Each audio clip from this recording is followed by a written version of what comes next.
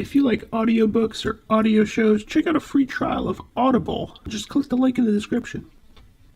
Welcome to MINDSHOCK. This is your host, Bruce McGuire, here with fellow podcasters. Hello there, everyone. This is Sid Irwin here. This is Johnny Mills. Johnny Mills is our computer specialist, engineer of various kinds of internet technology. Sid Irwin, too modest to say, is a Mensa member, probably one of the smartest people in the world, helping us decipher the greatest mysteries of true crime and the paranormal, coming into a bizarre mix tonight on our episode covering Elisa Lam.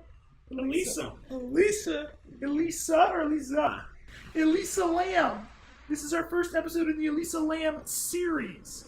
This has been called the most mysterious case of the 21st century, and after looking into it, I must concur.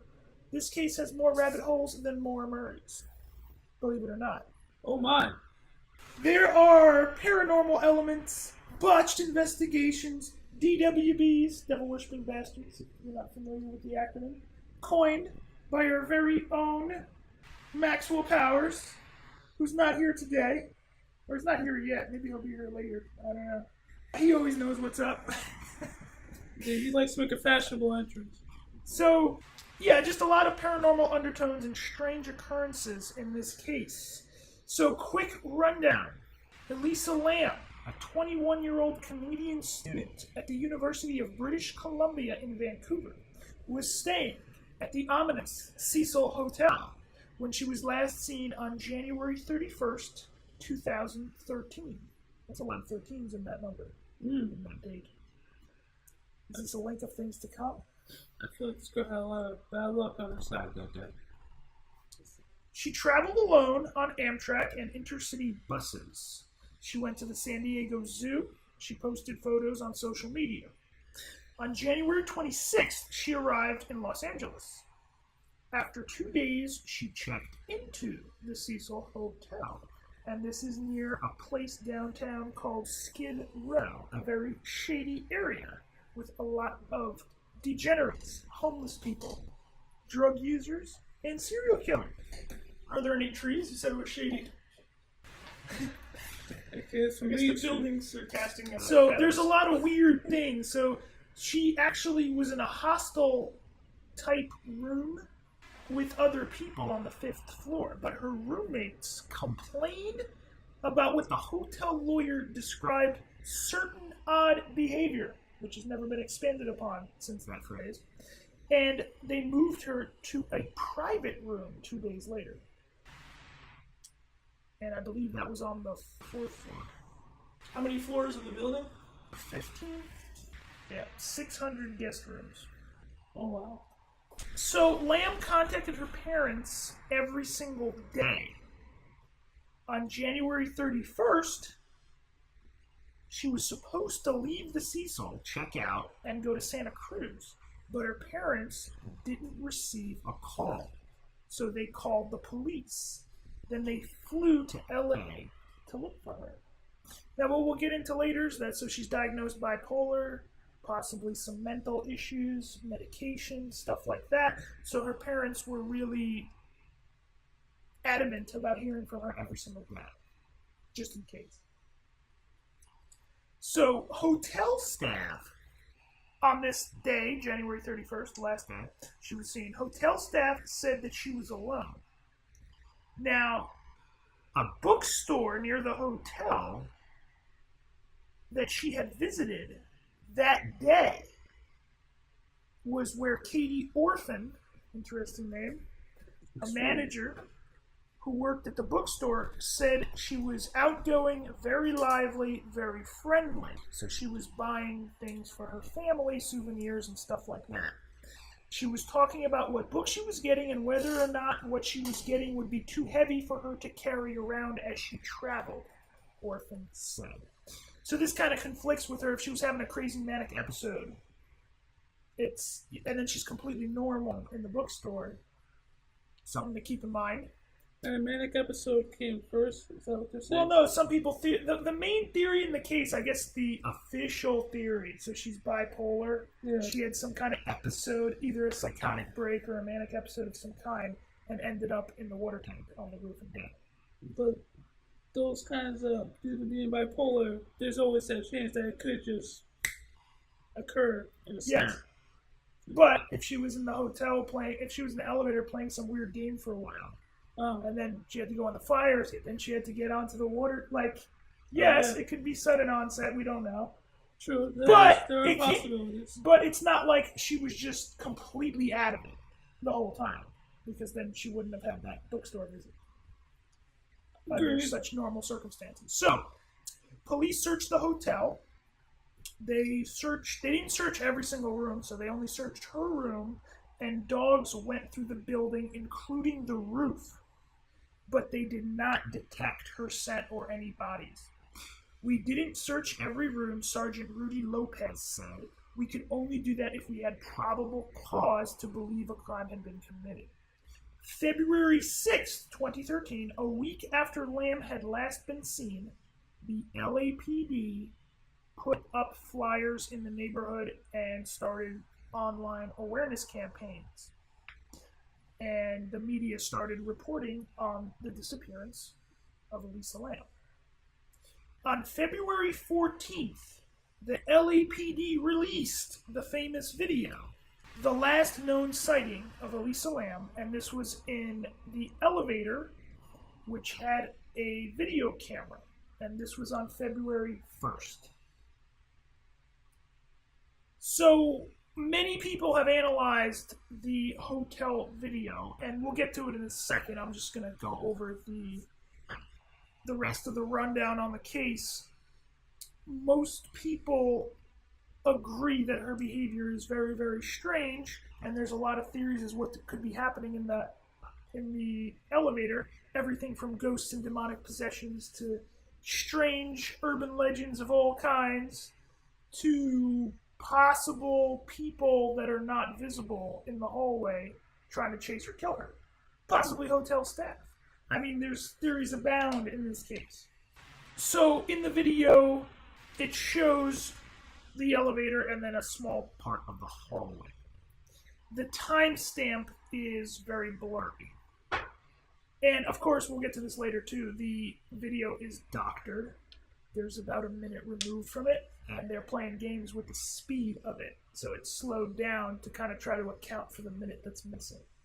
And we don't know if it was the police that doctored the video or if it was the hotel staff.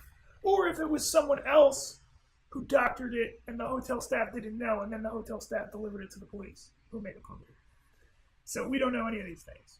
So she's wearing a red hooded sweatshirt, a gray t-shirt, black shorts, and sandals.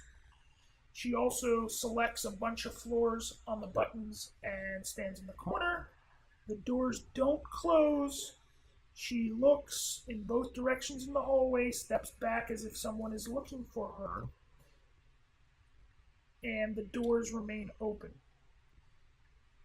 Then she goes into the hallway, steps into the hall, looks around, looks back in, makes strange gestures. She pushes a whole bunch more buttons, then she goes back to the wall, and the door stays open.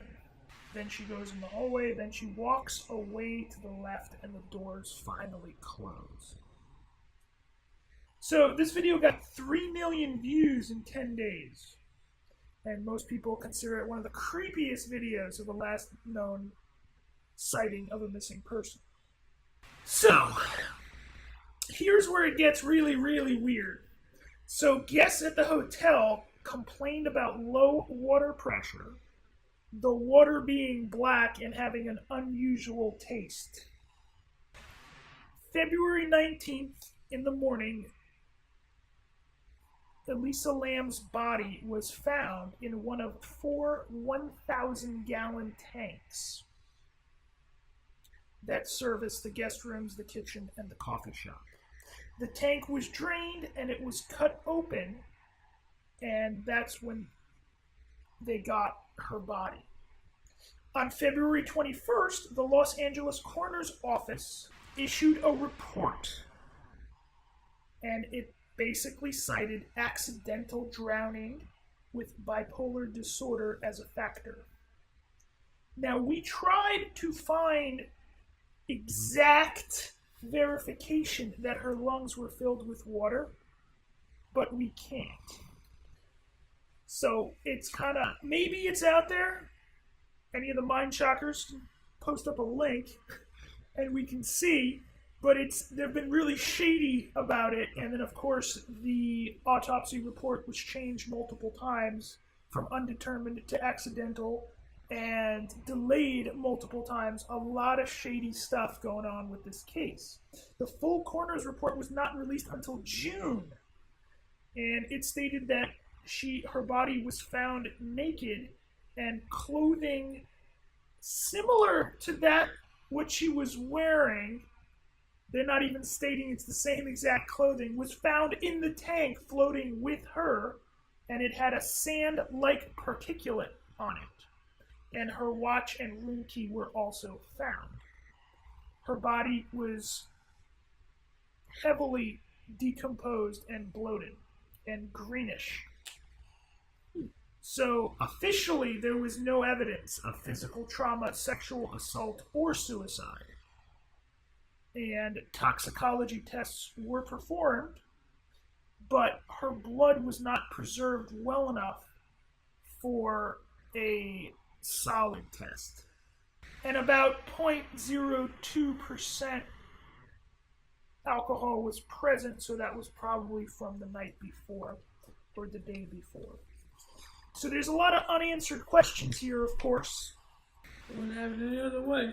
So how did she get into the water tank? Because the doors and the stairs that access the Roof's hotel are locked, and there's an alarm that would be triggered, even if they were open.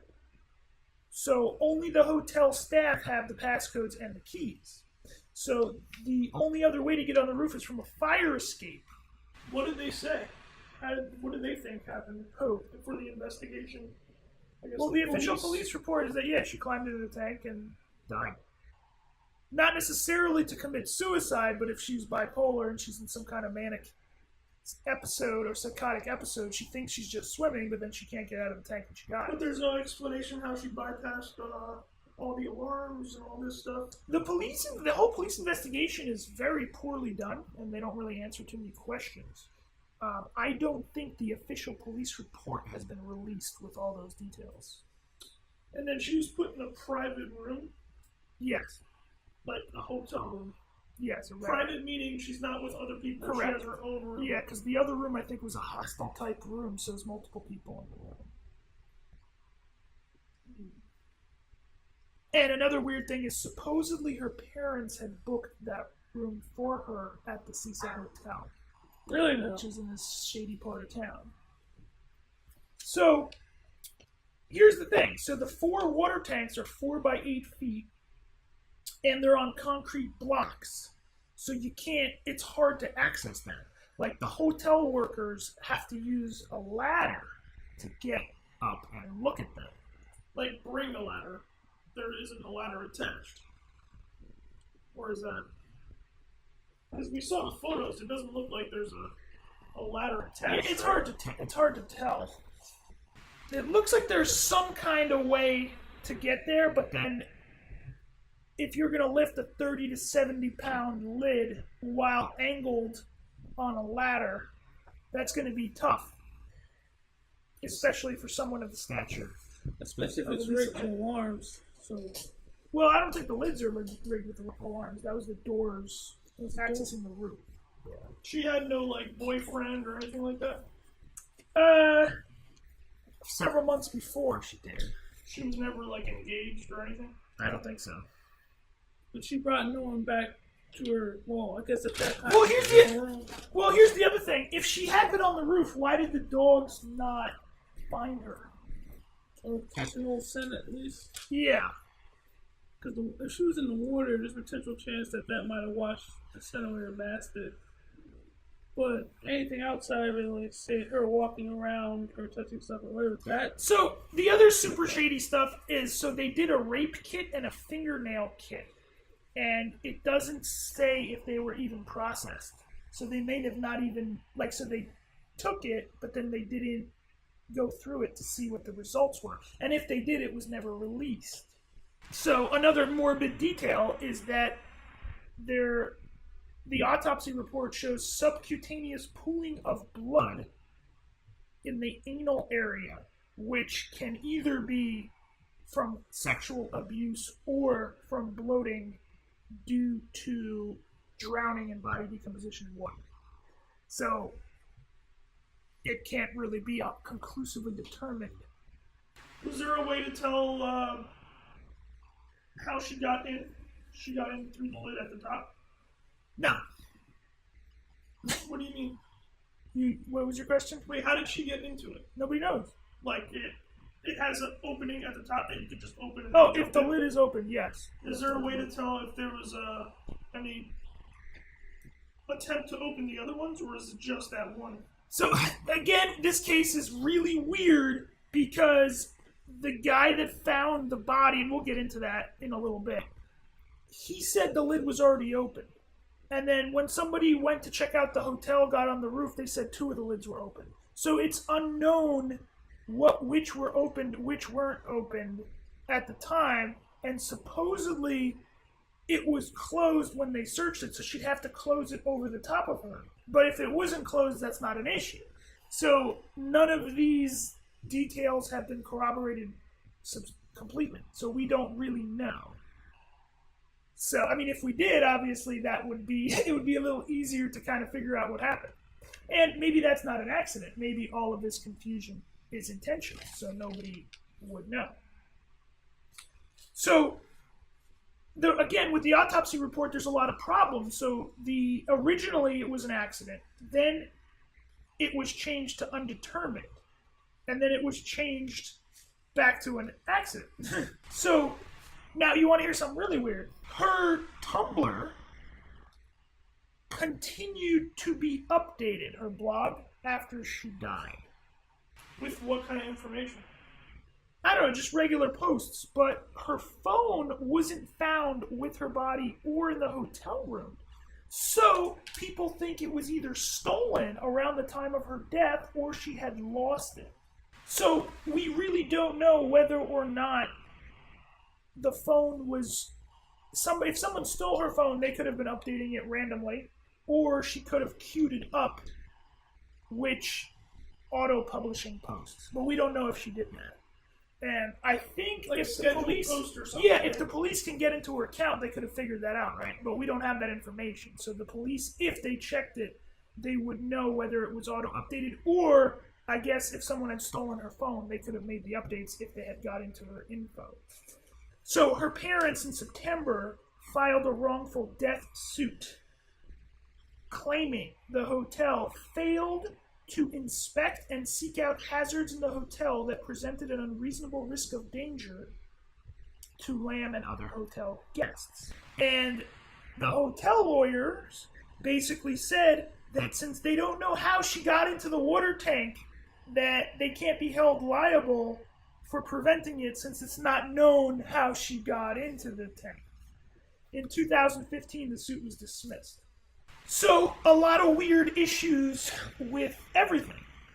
From the autopsy to the police investigation, there's so many unknowns, and the main theory that she just had some kind of episode and got into the tank, I think there's too many problems with it to just say, oh yeah, it was definitely that. No need to look into anything more. Yeah. So on her background, she was diagnosed with bipolar disorder and depression.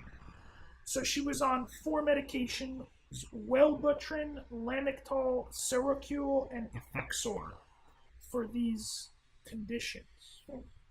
And she had no history of suicidal ideations or suicide attempts. There was one report that said that she had gone missing for a period of time beforehand. Now, we'll get into all of the online social media strangeness later, but she had a couple of accounts on different social media sites. She had a blog she started in 2010 called Ether Fields, on Blogspot. Ether Fields. Yeah, and she posted fashion-related things and personal things about life and her struggle with mental illness. In January 2012, so this was 1 year before her death, she said that she had a relapse at the beginning of the school term and she dropped several classes, leaving her feeling so utterly directionless and lost. The title of the post was, "You're always haunted by the idea that you're wasting your life." She was also worried that since she dropped so many classes, it wouldn't look good on her transcript because if she wanted to do graduate school. And then she switched from that blog to Tumblr, which was, she called it Nouvelle Nouveau. And mostly the similar content, which is fashion-related photographs, quotes, and some of her own words. And she was also a fan of Harry Potter. And she made also Sherlock Holmes references in some of the posts. Alright, so that's the breakdown. So there's all these different theories. So serial killer at the hotel, which several have stayed there in the past. Hotel staff involved, so they would be able to have access to the roof, whatever. Ghosts or demons? Is this a popular theory, Sid? Ghosts and demons have been mentioned.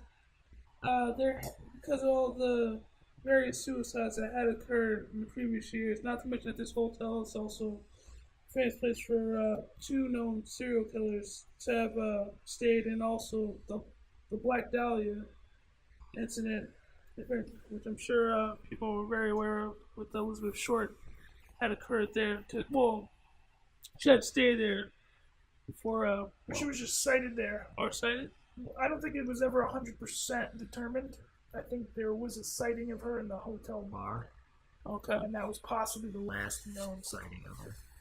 But still, though, that puts the hotel connected to yet another unsolved murder. Yeah, there's been a ton. Or, let's say, unsolved case. So, yeah, and especially some people point to the strange elevator footage, which we'll go over in a second. But then we also have people theorize weird government experiments in mind control. Could occur. An assortment of urban legends. Got the elevator game. We got a whole bunch of other strange things that we'll be covering. Very popular. No, this elevator footage, is this like right before this happened? Or is this just a week prior or a month ago? Like how far back can this case be? On the day of? Or the day of? Or could there be... Most of these hotels, security systems, they record for a week and they store it. So can they go back? I'm sure they could. This is the only thing released. And I'm actually going to mention there is other footage. But with this elevator, so this supposedly occurred either January 31st or late at... the footage of the elevators from January 31st, supposedly. Unless that is also incorrect. Yeah, when did she go in again? When did she check in? It was early January, wasn't it? So, because that could be like the first day she got there. The elevator footage? Yeah, it could be. Because I would immediately think watching this like, oh, this is right before she killed herself. That's kind of how it makes it seem. But it's just elevator footage, which is acting strange. So on January 26th, she arrived in Los Angeles. 2 days later, she checked into the Cecil Hotel. And there's no way to verify whether this was closer to her private room or, or the other room, hostel sort of room. So I think she was in her new... Oh, where that hallway is? Yeah, there's no So, supposedly it's the 14th floor. That's what people say that have been there. That's the 14th floor. Coincidentally, that's where Richard Ramirez, the serial killer, also happened. So, unless it's not the 14th floor. But... Is that really the 13th floor, then? Yes. Okay. So there is no 13th floor in hotels. We'll go over that a little bit later as well. So the other theory is time travel. I actually kind of like this one. Just going over the case. this is one of my leading theories. Not that I think that this is what happened, but based on the available information, it's the most likely. Because there's so much insanity with this case we haven't even gotten to. Once again, not that I'm saying it was she's a time traveler, but it fits the puzzle pieces a little bit better because of how badly they fit the other theories. So the elevator was like a DeLorean. No. And the buttons on No. it were like, okay. No. She was just a time traveler that happened to be at that hotel. And some people think it's some kind of weird, crazy Illuminati thing. Tila Tequila actually posted about it and said she knows all about it. The other thing that's just absolutely bizarre and mind-bending is there was a tuberculosis outbreak in the Skid Row area this February of 2013. And the name of the test used to test for tuberculosis is called the Lam Elisa. Now, where on your list of what are the possibilities? Now, if there wasn't a tuberculosis outbreak in that area, okay, that's fine. But there was. So, and we'll be getting into that as well, because there's a lot more to that story. So, let's go over the video, and we can kind of see what we think about it. So you want to commentate? Yeah, she walks in and she's hitting all the buttons down the middle row. And then she's standing in the corner. So we're looking at the same footage. One is sped up to actually match the seconds. Yeah, so on your screen, you'll see on the right the actual video that was released, which was slowed down to cover for the minute. On the left, it'll be the real time. Okay, so she's looking out as if maybe somebody's there. She creeps out. Or to check and see if Yeah, so she's looking if someone's in there. She hops out kind of quick.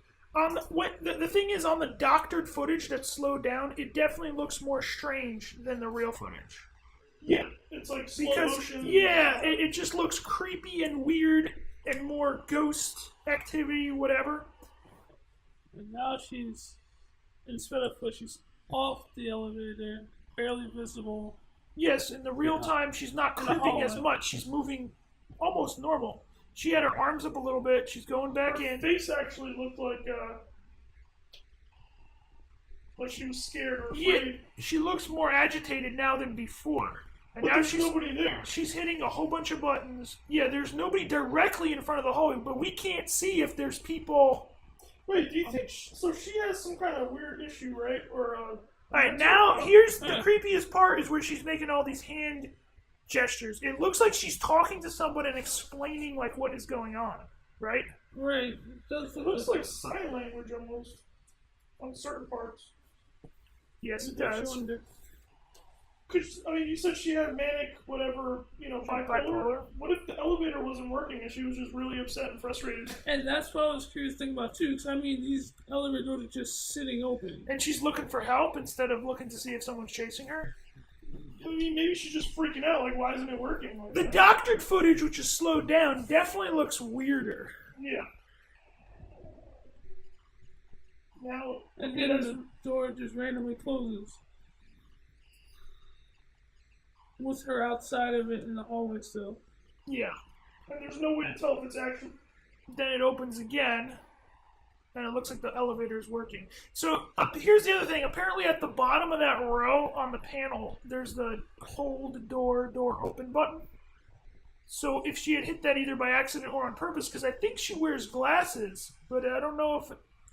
She doesn't look like... She's not wearing the glasses in this video. So technically this is her pushing the button outside?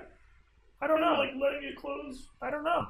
We don't see her at the end of the video, so she could have completely left the entire area, or she could still be right outside the elevator. Because elevators don't do that unless somebody's sitting outside pushing the button, messing with it. Well, if you believe one of the hotel staff was involved in this, they could possibly, if they knew how to control the elevator. You know what's really bizarre? If there's some serial killer who's also on the hotel staff and he's got the elevator rigged to do what he wants and not function properly. So she's like stuck on that floor or something? Or... Yeah, we don't know. Yeah. So I have come across elevators in the past that if they're malfunctioning, they do. You can press the buttons to go up or down wherever you want to go, but the door could just continuously open, close, and not go anywhere. You worked at a hotel, right? Yes. When I was younger, I did work at a hotel. So what are your thoughts? The funny thing is, at the hotel I worked at,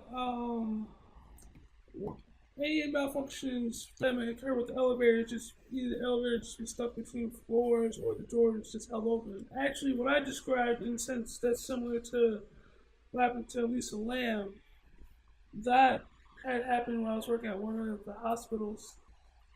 That the door just kept opening and closing but not going anywhere, despite pressing whatever buttons I pressed. And I wasn't pressing the door hold, or I was doing my best to press the door close, hoping it was closed, but didn't.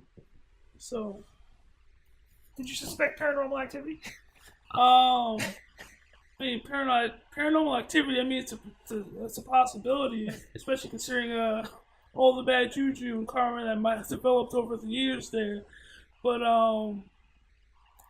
I couldn't say for sure. I'm just throwing out a possibility. So a lot of these body language experts have said that she's playful in the video. Now, once again, they're watching the doctored slow down video, which is a big factor. Because that video just looks so much weirder. Like, I don't know what's going on in that one. The one that's regular speed, regular time, it looks a little bit less strange. Well, a lot less strange, actually. It's still a little bit strange because we don't know if there's a person there, or possibly two people, if there's a person on either side of the hallway. Right. Kind of like, and if they know there's a video camera in the elevator, I mean, this could be really creepy. She could be in immediate danger, and if they know there's a video in the elevator, they're not going to follow her in the elevator. Very true. Like, look at the way she's hitting the buttons, too. It looks like she can't see them very well because she's not wearing her glasses. Of course. Unless she's wearing contacts, we don't know. But she gets really close to the buttons. But if she's... When she darts in and out that first time, I don't know. She doesn't really seem playful to me. Like, she seems a bit concerned. Which I can understand. Yeah. She's not... She also doesn't seem like 100% panic mode either. So well, I feel like somebody's... Like, she tried to scare somebody there. Like jumping forward, but nobody's there. Yeah. You scared her to just jump in the hallway, maybe feeling that she might. Because if theory. I mean, I keep going back to why is the footage doctored? Why is there a minute missing? So one of the theories is there's another guest possibly goes in the elevator. They don't want to reveal their identity, but the thing they always do is they just blur the person's face out. Exactly. They don't doctor the whole video. That doesn't even change the speed and pretend it wasn't doctored. Yeah. And if it's just another guess, I imagine Elisa would have told her that the elevator isn't working after pressing all these buttons and nothing's happening. I think the most interesting moment is the second time she goes after the hand gestures. It's hard to tell if she's in an explaining mode or if she's trying to touch something that's not there. Does she maybe... Is there any way to know if there was a security camera in that hallway also? No. I mean, you could ask the hotel staff, I guess, but, I mean, you would think it would have something. It looks like she's looking at something in the corner up top, and maybe she was doing some sort of, like I was saying before, kind of like a sign language to the camera. The security camera, maybe she didn't know there was someone analyzed the sign language. I'll get to that. But yeah, so I will give a detective's analysis on this, and we can see what we think about it. So, a supposed detective, posted this online. I know the quickest dismissal is drug-induced behavior, but I disagree. I've watched the clip many times with various narratives, and I don't think she is drugged at all. This is the narrative I believe that happened. She's on the 15th floor, and something has happened to scare her prior to getting into the elevator. When the door opens, she immediately begins pushing all the center buttons on the elevator panel, starting from 14, 10, 7, 4M, B, door open as seen here to throw off anyone who is following. This is the actual elevator panel. Because she's not wearing her glasses, she can't see clearly and accidentally hits the door hold button. She hides in the corner and waits, but the door doesn't close. She starts to get frustrated when the door isn't closing and doesn't want to be caught cornered in an elevator that isn't going anywhere, so she waits in the hall. She comes back in the elevator and presses all the buttons again to try and activate the elevator. She's frustrated and wants the elevator to close, but not with her outside. The weird hand movements is her trying to activate or stimulate the infrared sensor that prevents the door from closing when someone is in the way. Is that what you saw? I don't know. I think her hand didn't really cross that threshold. And I also think people kind of just make that waving action when they try to do that, as opposed. She looked like she was trying to explain something, but she would be, I think, facing the elevator if she was doing that. But, I don't know. So then he says she is clearly being asked by someone to step out of the elevator doors and move to the left side and against the wall. I think. Okay, so. That's pretty weird, right? Yeah. So there's also 2 elevators there.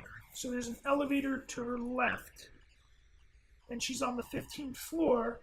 So so he's saying the walls of the hotel are green on the 14th floor.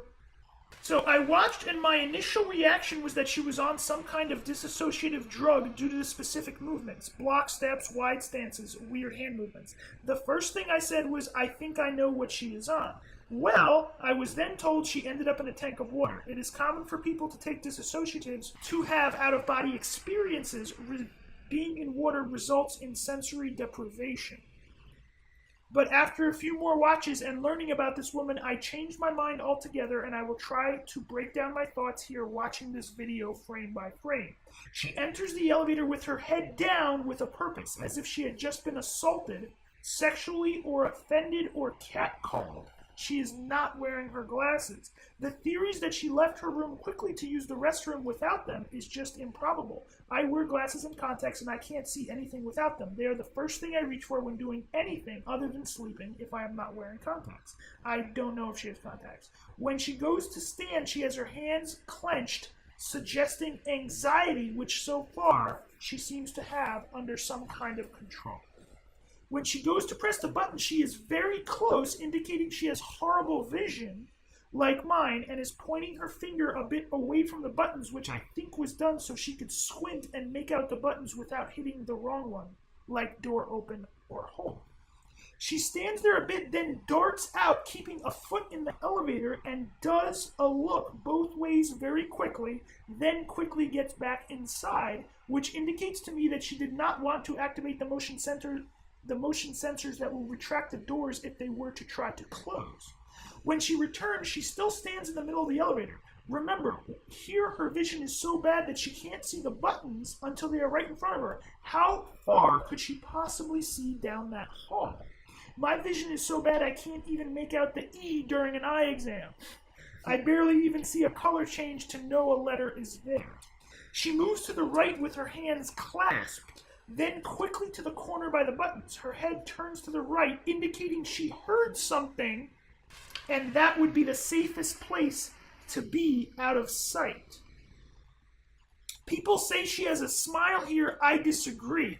I have been in a few shady situations in public and at home. When I am trying to hide or be quiet, I breathe out of my mouth to control my breath and avoid any accidental nose whistling or stuffiness. She creeps to the precipice, still safely inside the elevator, but her head goes left to right to hear or see, which indicates to me she determined the sound came from the left. Then there is the odd hop. If she heard someone or something, the hop could have been to make a noise to indicate to whoever that someone is on that floor to maybe scare them away. I considered momentarily it was shock at seeing someone, but if you jumped out of shock, your hands would come out of your pockets. It would not be a specific stance you jumped into. I believe that stance was chosen by her to make the loudest noise. She steps to the side again into that same stance as if she's going to make the noise with her feet again, but thinks twice.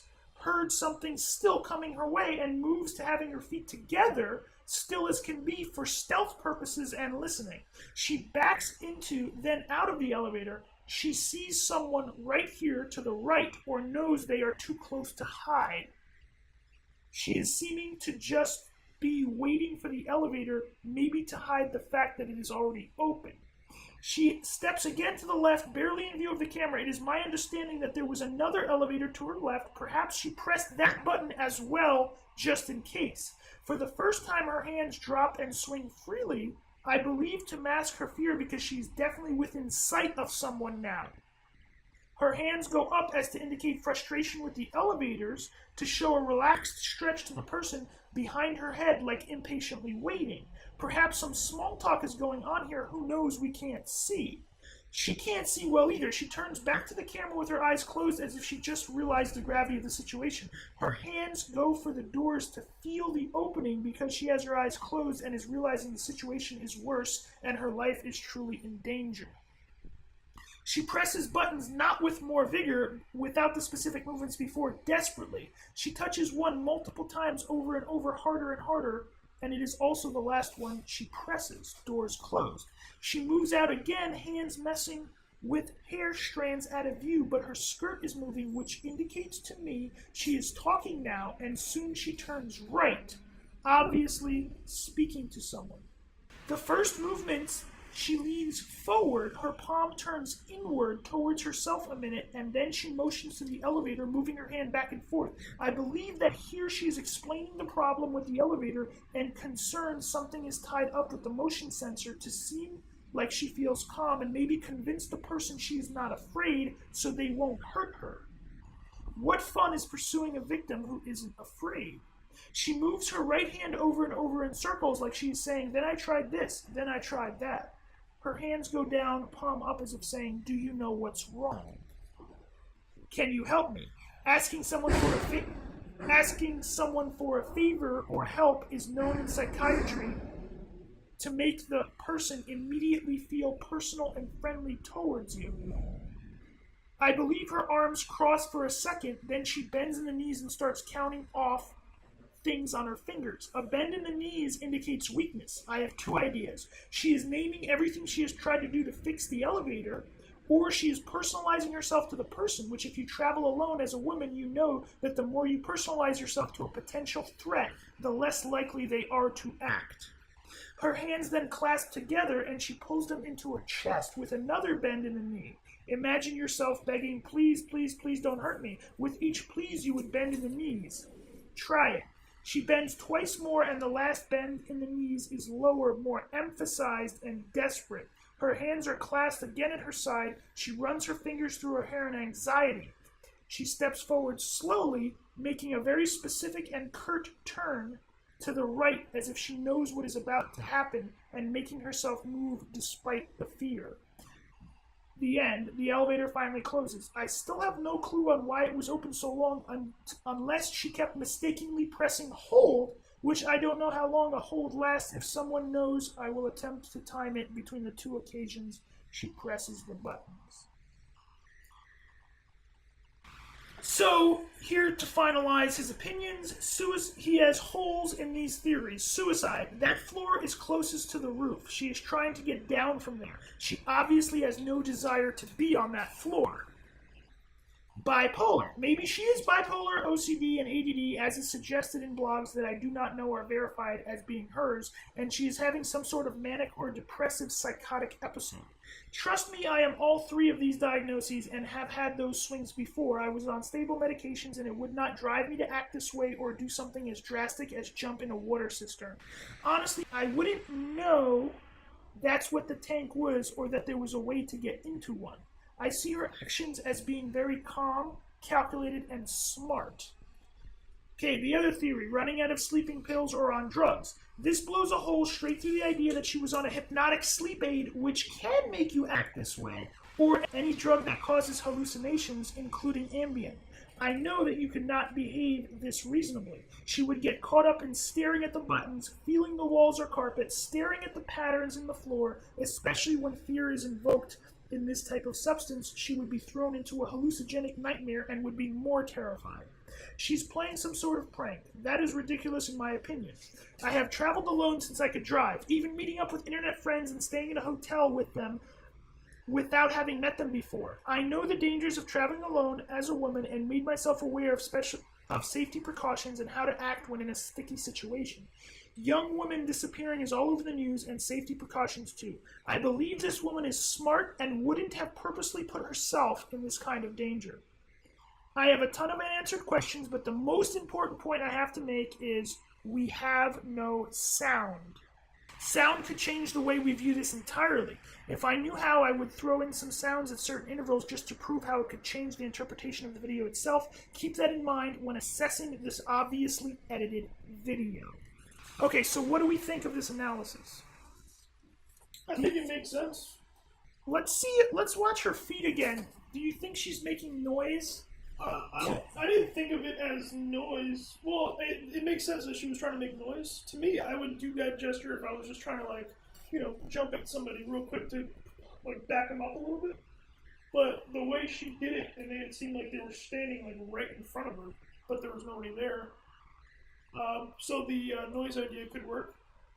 And then when he said that she was bending to her, bending her knees right here, Yeah. that makes sense. It's like she's pleading, like, please, like right there, she's bending her knees right there again. And She then, does look like she's going like this, like she's counting on her fingers. I know, but I think he was saying, like, But look, she turned her back. If that person is on the right, she just flat out turned her back. True. That's kind of weird, right? It is weird. It's in the middle of a sentence. I feel like you wouldn't really turn her back. You'd probably And then walk backwards. this part of the video.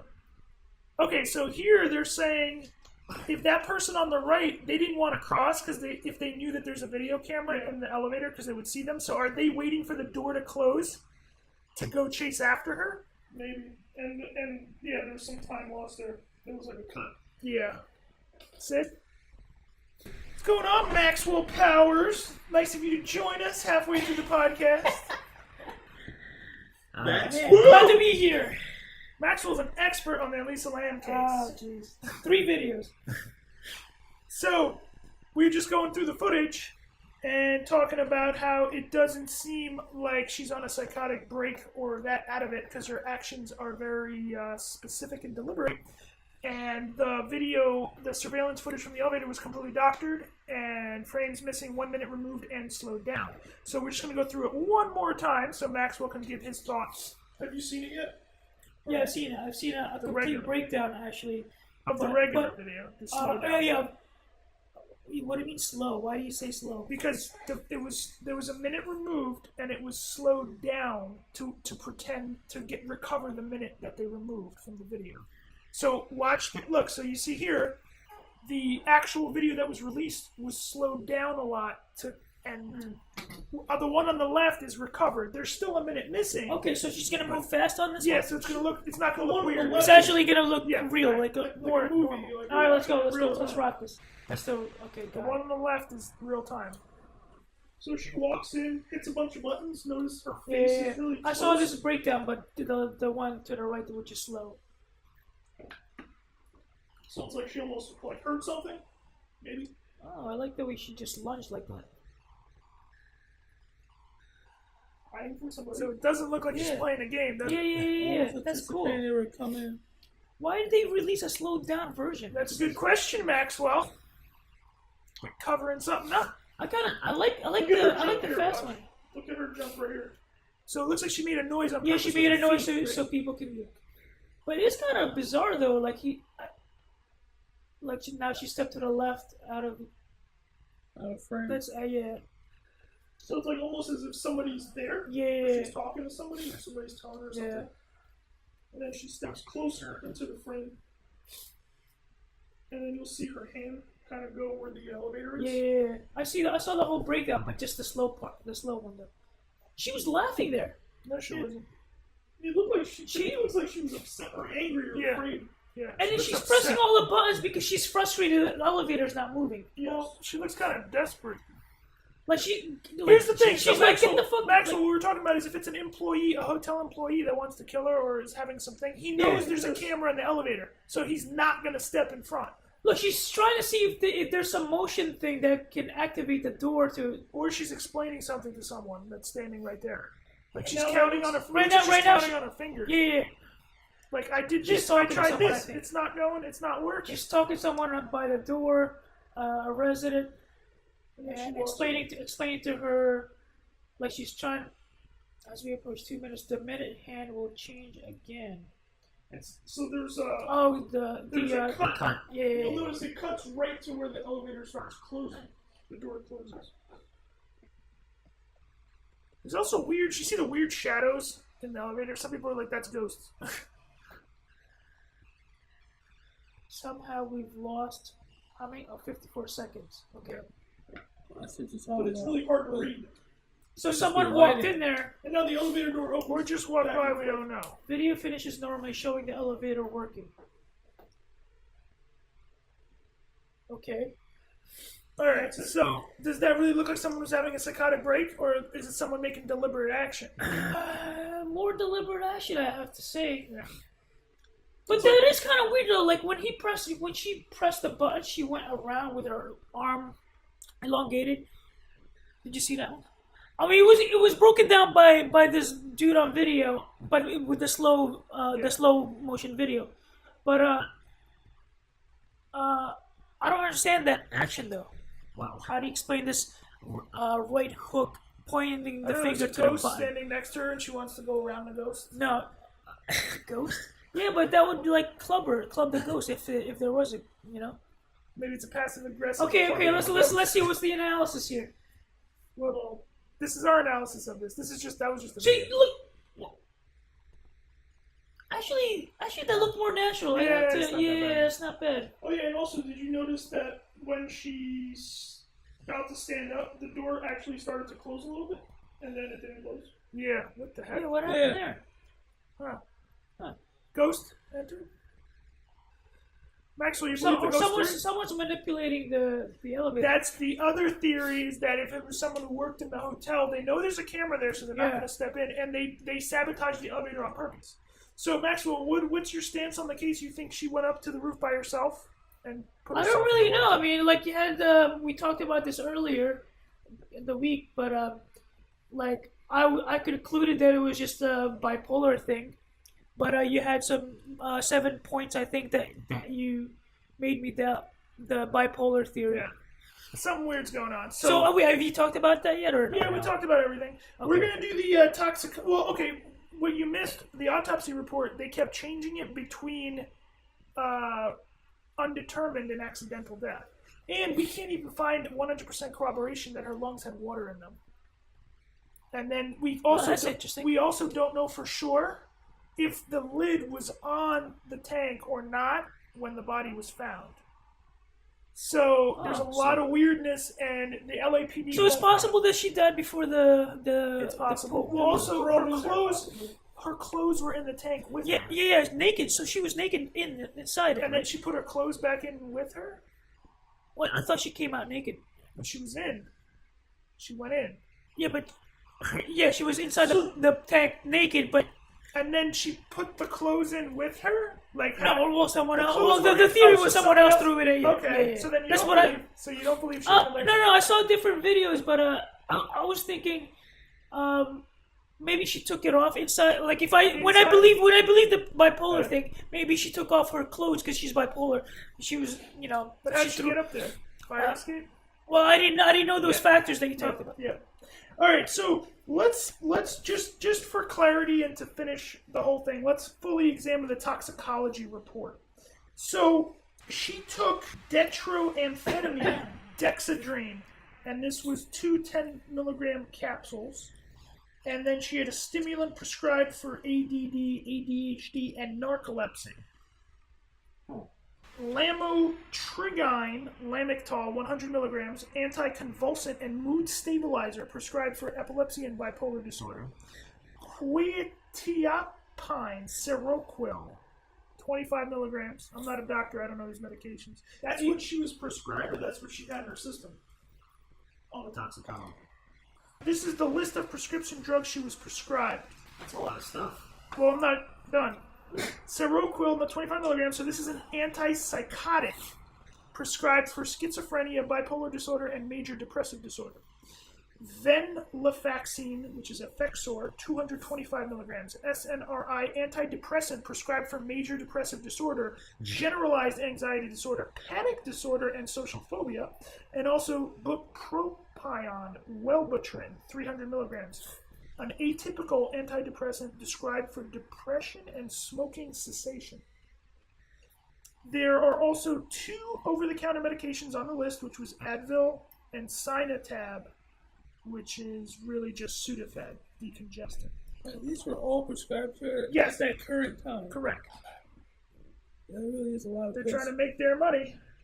I imagine so, but Big still, Pharma raking it in. that's still a lot of drugs to be taken So off. this information is a post on Reddit from someone who claims to have solved this. So they call this mystery resolved. The official conclusion that she had a manic episode and accidentally drowned is supported by a breadth of physical evidence as well as established medical opinion, which is outlined here. So the American Psychiatric Association recommends an antidepressant in conjunction with a mood stabilizer and antipsychotic for bipolar disorder treatment. So it seems this is regular. Check, check, and check. Based on the statement from her family and her prescription list, I think it's safe to say without a reasonable doubt that Elisa? I think it's Elisa. Elisa Lam. Elisa or Eliza? I'm thinking Elisa. Elisa? Elisa Lam. Okay, Elisa Lam. Elisa suffered from bipolar disorder, which entails cycling of manic and depressive moods. Severe mania can include psychotic features such as hallucinations, delusions, paranoia, catatonia, and lack of insight. The first primary observable suggestion that Elisa was suffering from a manic episode is the psychomotor agitation she displays in the video, especially with her hands.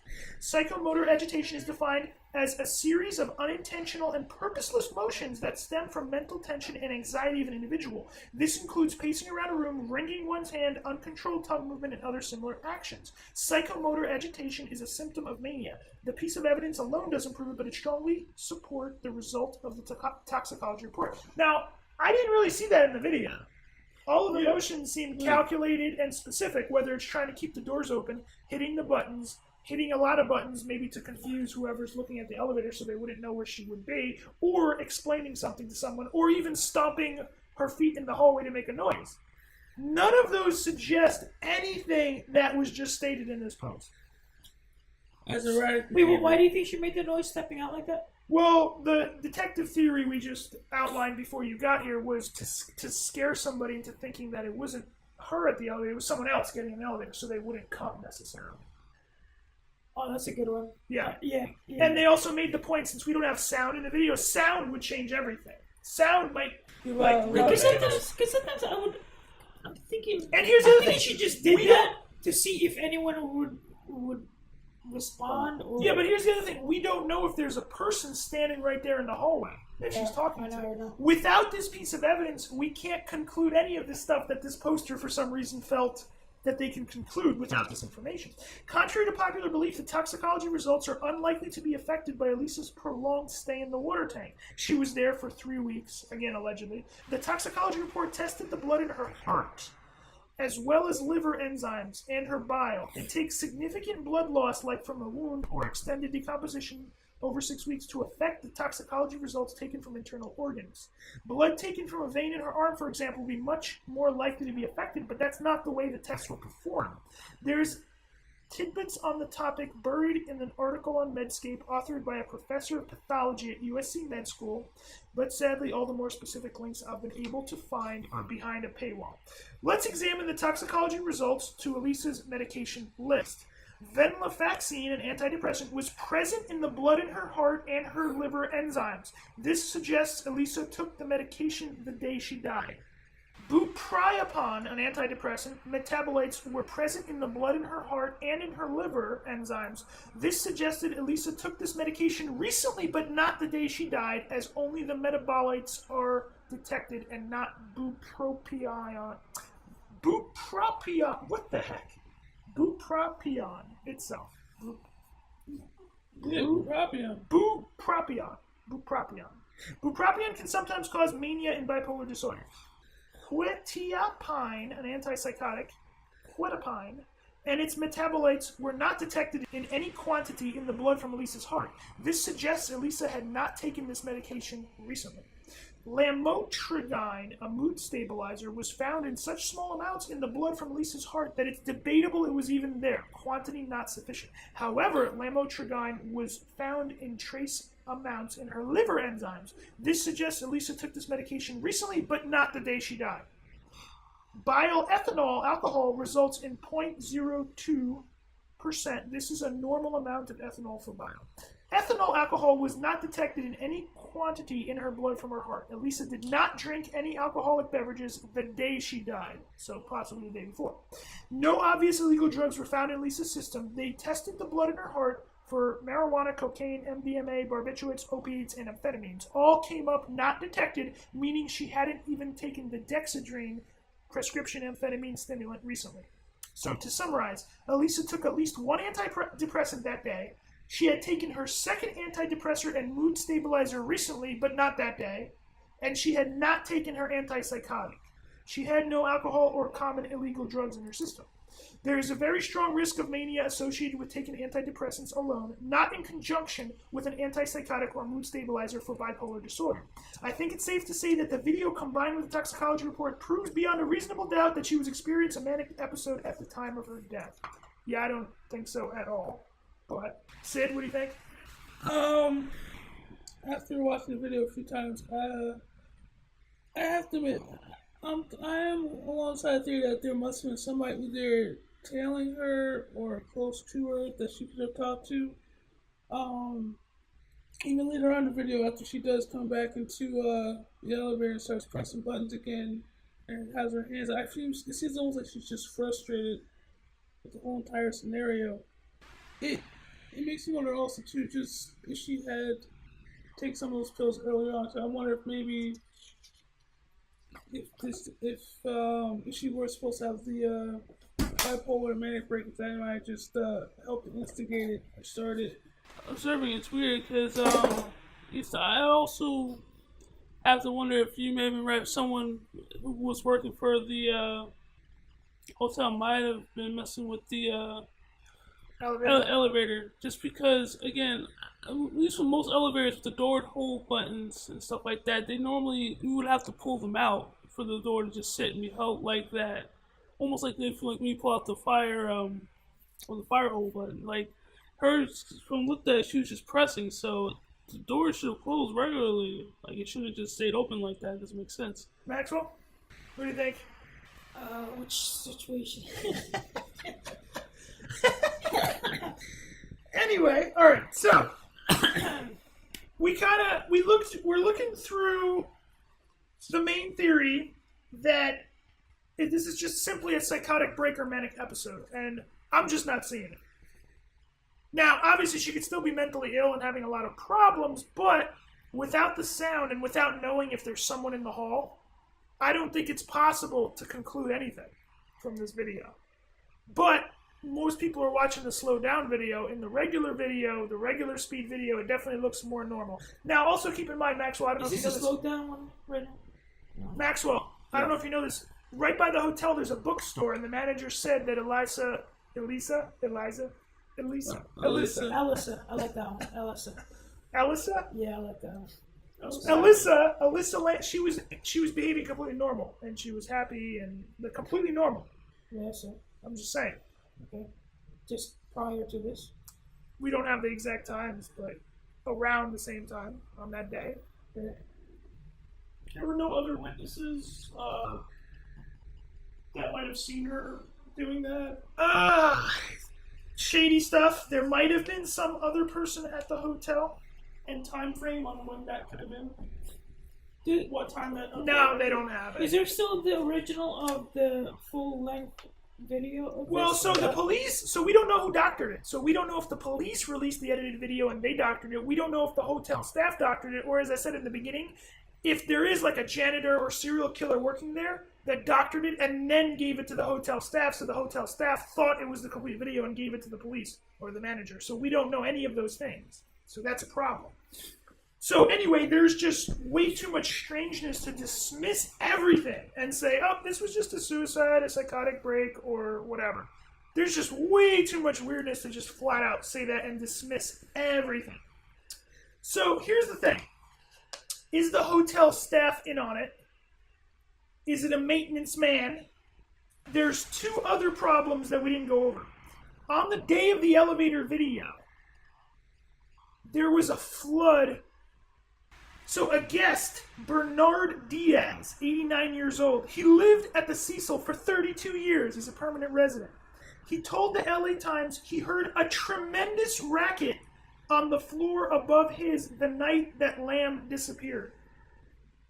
He said that the floor also was flooded that night. Now, this information nobody wants to talk about for some reason. Wait, you said his floor in his room? So he was living on the 3rd floor. At that time, Elisa, I like that one. Elisa, I like that. We'll go with that. Elisa's room was right above him on the 4th floor.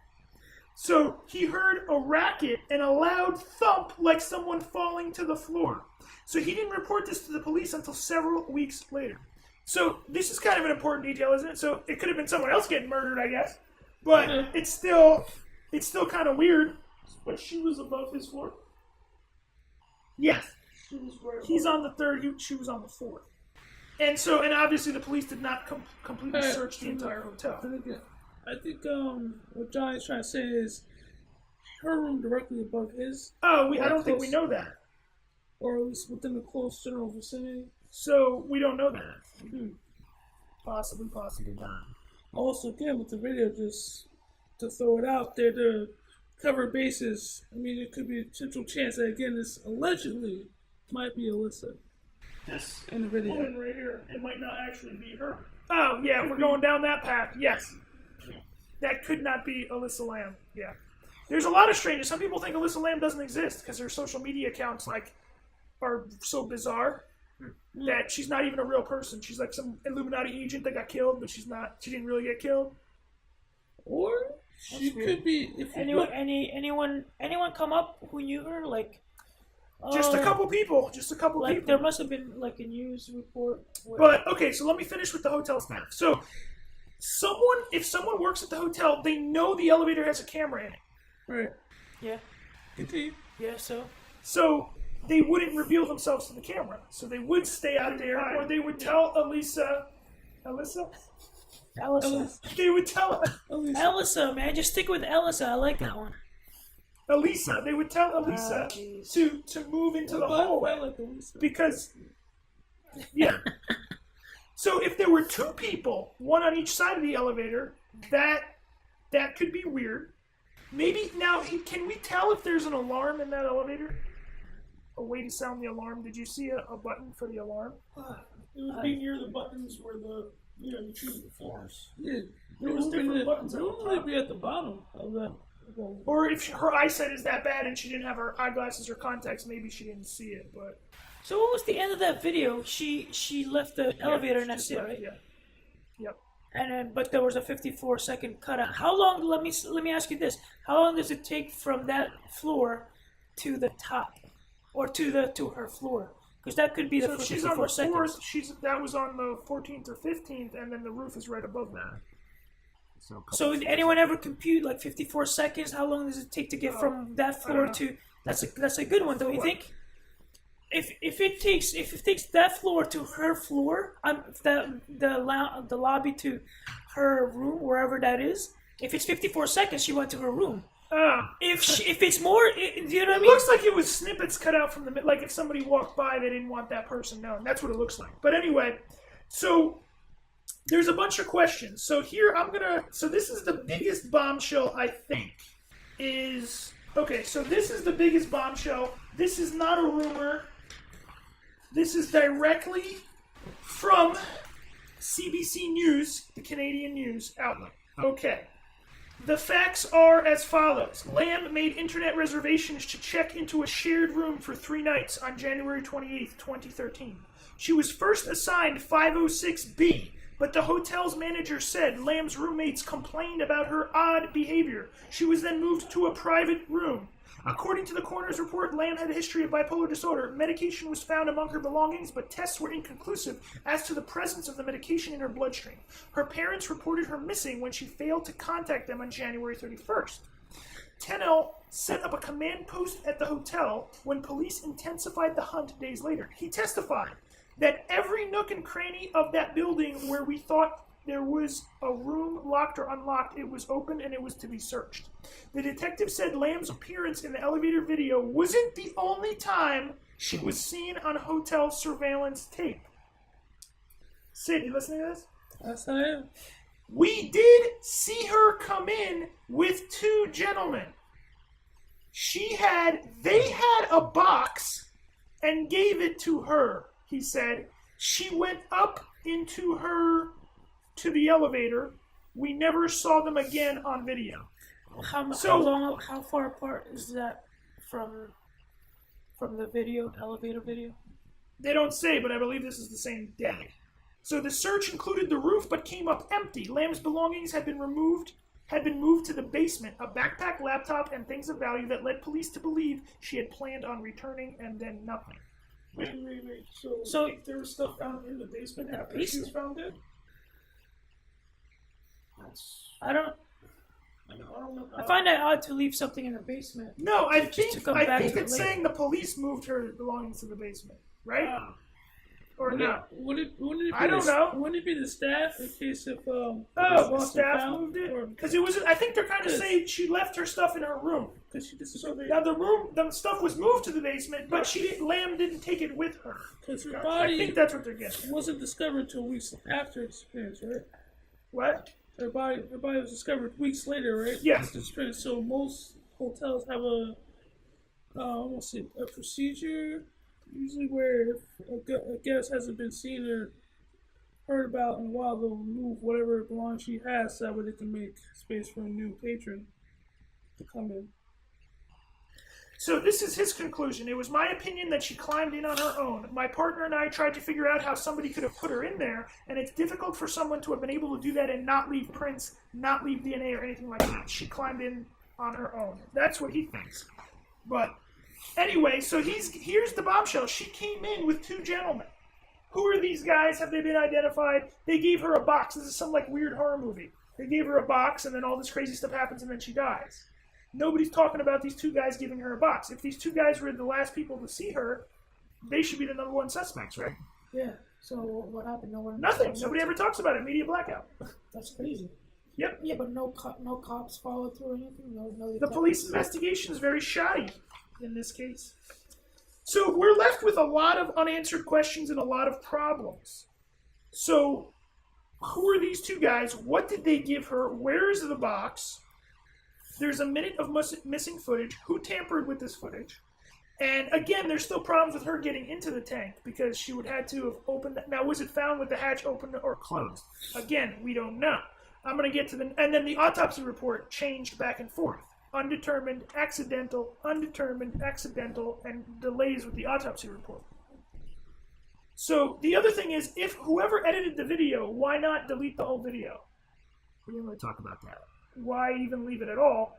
Unless the doctored slow motion version makes it look like she's so mentally ill that it would just be explained away and nobody would look closer at the case, which seems like it worked, sort of. Other than the crazy conspiracy theorists looking at this case and trying to figure out all these things. Or are the police covering something up and the police doctored the security video?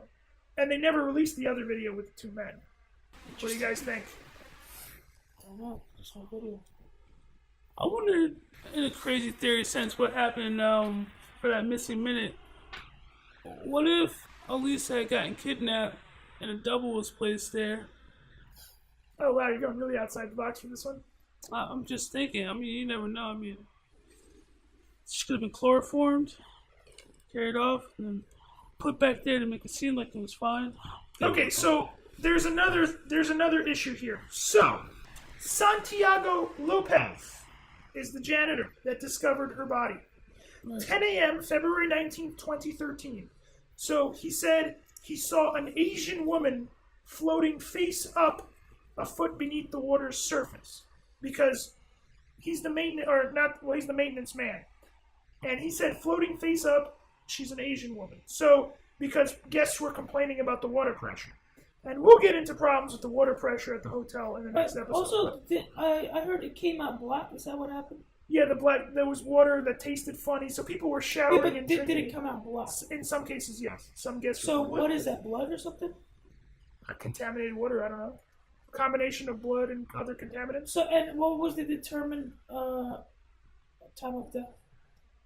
They don't really have one. But blood. It was decomposed for weeks. So it was for weeks. So yeah, she had been in there for several weeks. 3 weeks, I think. So she would be floating? Here, okay, so now the point I'm getting to now. The FBI said she was upside down, feet up. So her head is down by the bottom of the tank. And that's actually a normal position to find drowning victims. Well, so how... That's not bad, too, because, there's also the drain, right? Well, here's the problem. How did Santiago Lopez know it was an Asian woman if he can only see her feet? Well, I'm thinking she was like that, and when he called the police or something, he called the police and told them there was an Asian woman. Yeah, I know. Touch her. Yeah, I know. So he looked down, he saw the Asian woman's face, and then he called the police. Wait, how could he see her face? Wait, hold on. So he called the police.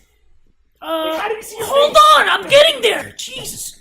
Look, his face up, the face is up. He's looking at it. Oh my God, Asian. And then he calls the police, and then people started using the water. The water made a little swirly thing, and her face went down. Water storage the water doesn't swirl. It's a storage, so the water. Yeah, but it's a water tank. People drink from it. It moves it's 4,000 gallons. There's no real effect. I don't know. It could be that there was someone took a bath or something. They filled up their bathtub. It started swirling, and her face went down. No, it's possible. I don't know. I'm just guessing. It's not a toilet bowl. It's a okay, storage. It's a water storage. Then you're saying that he's a culprit or something. Not necessarily. Or if the normal position, because if her body got kicked around that much. So what happens to the body? It floats after a while, or what? Is that what happens? It goes upside down.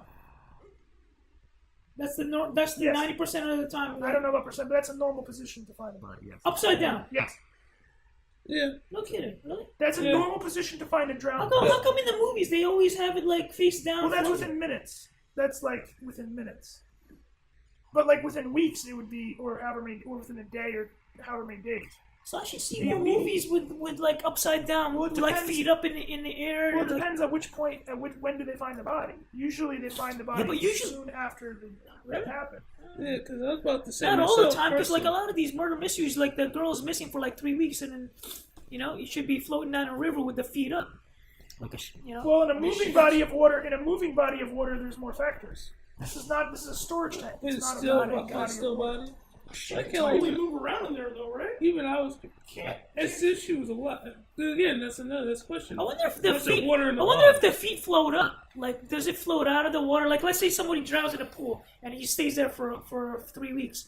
Would the feet float out of the water? He said it was just at the top of the tank. I don't know if he said it was sticking out. In the autopsy report, there was no bruising or anything on her body, correct? At first, they said they did not release that information. Eventually, on the official delayed report, it says no. Yes, so that we can't trust it anyway because there's too many problems to report. But correct. There is no bruising on her. Because if there was no bruising on her body, that would more likely explain at least potential chance that she was dead beforehand. By whatever means, who knows? But if she was alive to drown, she would have probably banged. If it was a crazy mind control experiment, and they told her to go in the tank. Then they wouldn't need to physically touch her. They did a mind experiment in a hotel. In a water tank. Hey, that's a good possibility. I like that. I just think that at a certain point, we gotta throw it out there. So I agree. But one more oddity that I'm gonna go over is the dogs did search the roof, so there was a canine search. Cool. Did it go up the pool? Didn't find her. Did the dog try to bark up the tank? No, they didn't find her. So wait a second. Oh wait, she was reported missing for a while. Yes. And the dogs went up there and they didn't smell. So it's possible you're telling me that when she went missing, she wasn't there yet until later on. Correct. That's very And the interesting. maintenance When man- was the K9 called upon to search? So the days following February 6th, so it was either the 6th or within several days after the 6th. On So the 19th, 779, whatever it and was. then February 19th was when the body was found, yes.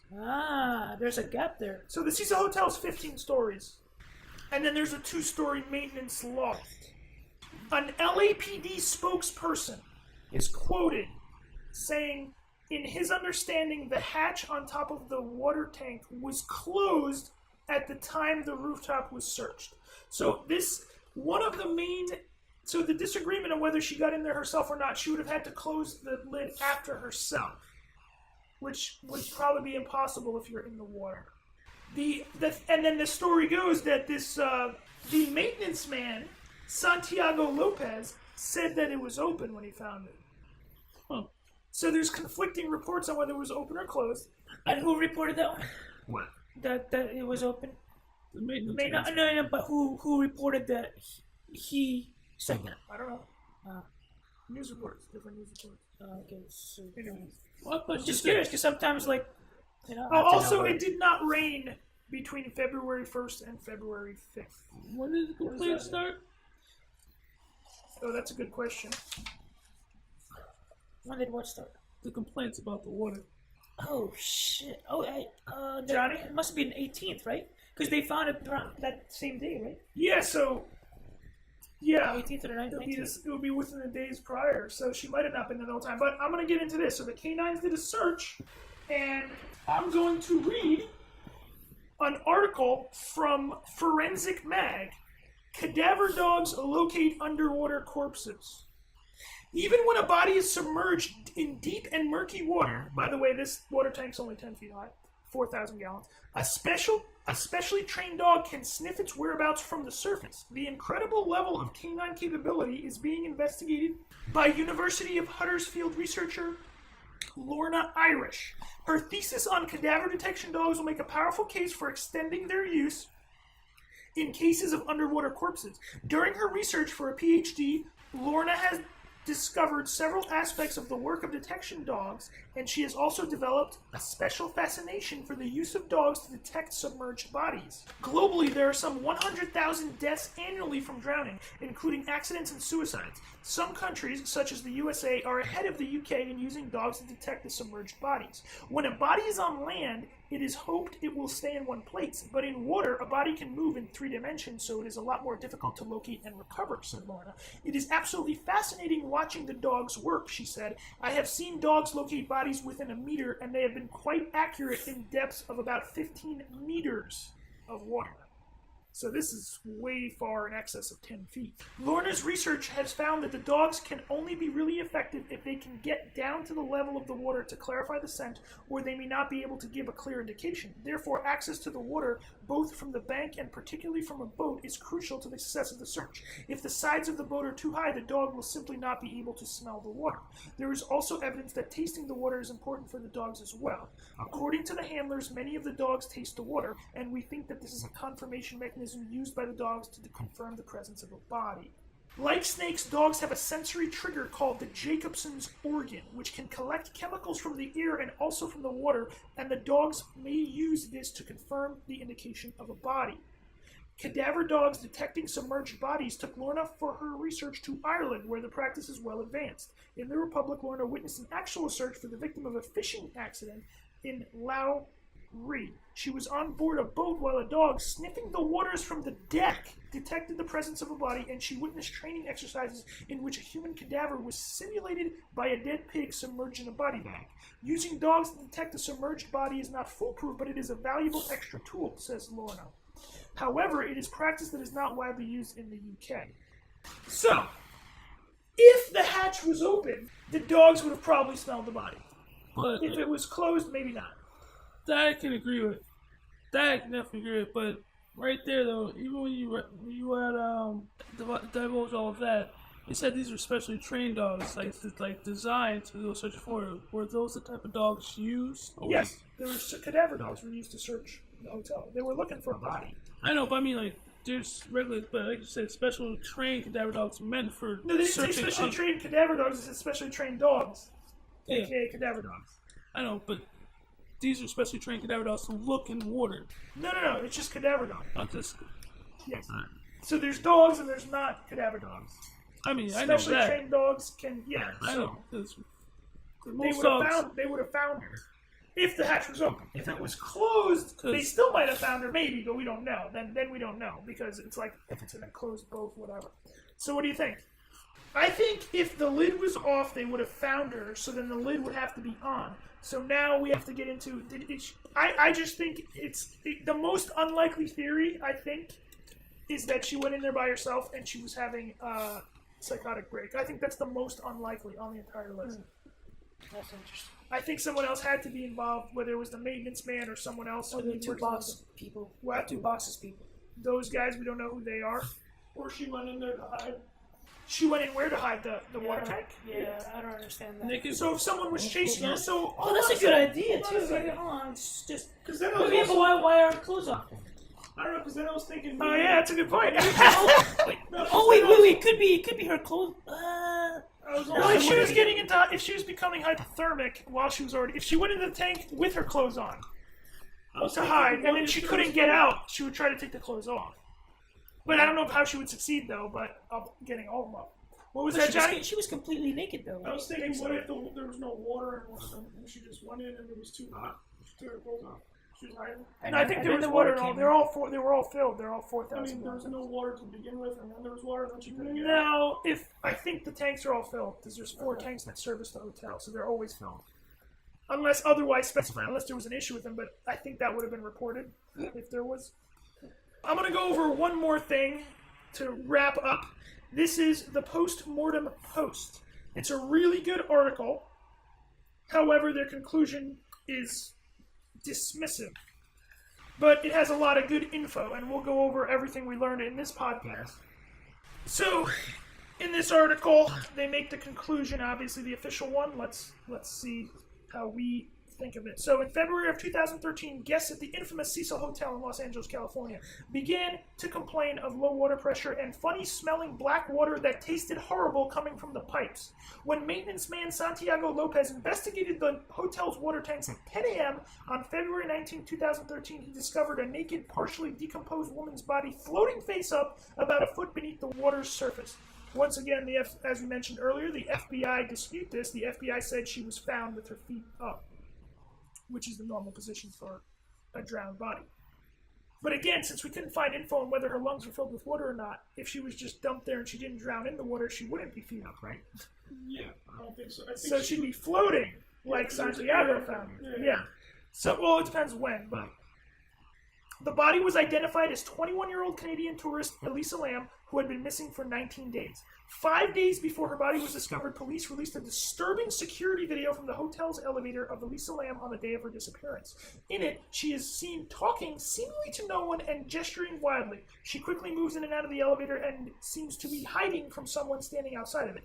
The elevator itself appeared to be malfunctioning as Elisa continued pressing buttons on the panel, presumably in a failed attempt to force the doors to close. The video went viral, and many who have watched it described it as unsettling. Several theories have popped up, some far more fantastical than others, in an attempt to explain her odd behavior.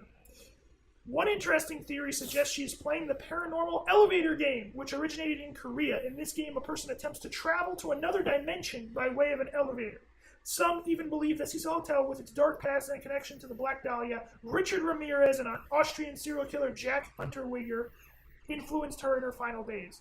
Although Richard Ramirez was actually still alive at that time, so it couldn't have been as ghost. Nearly 4 years later, the events surrounding Elisa Lam's death remain shrouded in mystery. By the way, we also dispute that her actions were that unusual in the video, because in the non-slowed down video, in the real-time video, she actually does not appear, it doesn't appear as strange. Especially if someone is standing there, and since we don't know if someone's standing there or not, we can't really make any final conclusions on that. Elisa Lam, also known by her Cantonese name, Lam Ho Yi, was the daughter of immigrants from Hong Kong. Her parents owned a restaurant in the suburbs of Vancouver, British Columbia, Canada, where Elisa was born and raised. She had been attending the University of British Columbia but was not yet enrolled for the upcoming semester. Elisa suffered from mental illness and had been diagnosed with bipolar disorder and depression. In 2012, on her blog, Ether Fields, she revealed she had relapsed and dropped several classes. She worried that dropping classes would adversely affect her future education and specifically to diminish her chances of being accepted to grad school. Because of this, she said she was feeling so utterly directionless and lost. The post on her blog gave an incredible insight into her mental state. In April 2012, she wrote, "I spent about 2 days in bed hating myself." Elisa talks about how difficult it was for her to leave the house due to her depression. She chastises herself for being lazy and having poor sleeping, eating, exercise, and hygiene habits, saying she is very disappointed in herself. She also appeared to have difficulty maintaining relationships, but praised the internet for providing her with an outlet to express herself. By the way, quick side thought, if she did, I don't know if the people she shared the original room with were even properly investigated. Like, they should be investigated as well as the 2 men who gave her the box. There's so many unknowns. And was she meeting people there? Did she know people online that she was meeting at that hotel? Because why would she stay at that hotel? And then supposedly her parents were the one who booked the hotel, but we don't know for sure. We don't know for sure. On her Tumblr blog, Nouvelle Nouveau, she would be going on what she referred to as a West Coast tour of the United States. She left for the trip in January 2013, planning to stop in San Diego, Los Angeles, Santa Cruz, and San Francisco. She mentioned she had also hoped to have time to visit San Luis Obispo, but was unsure if she would. She traveled alone on Amtrak trains using intercity public transportation at her destination.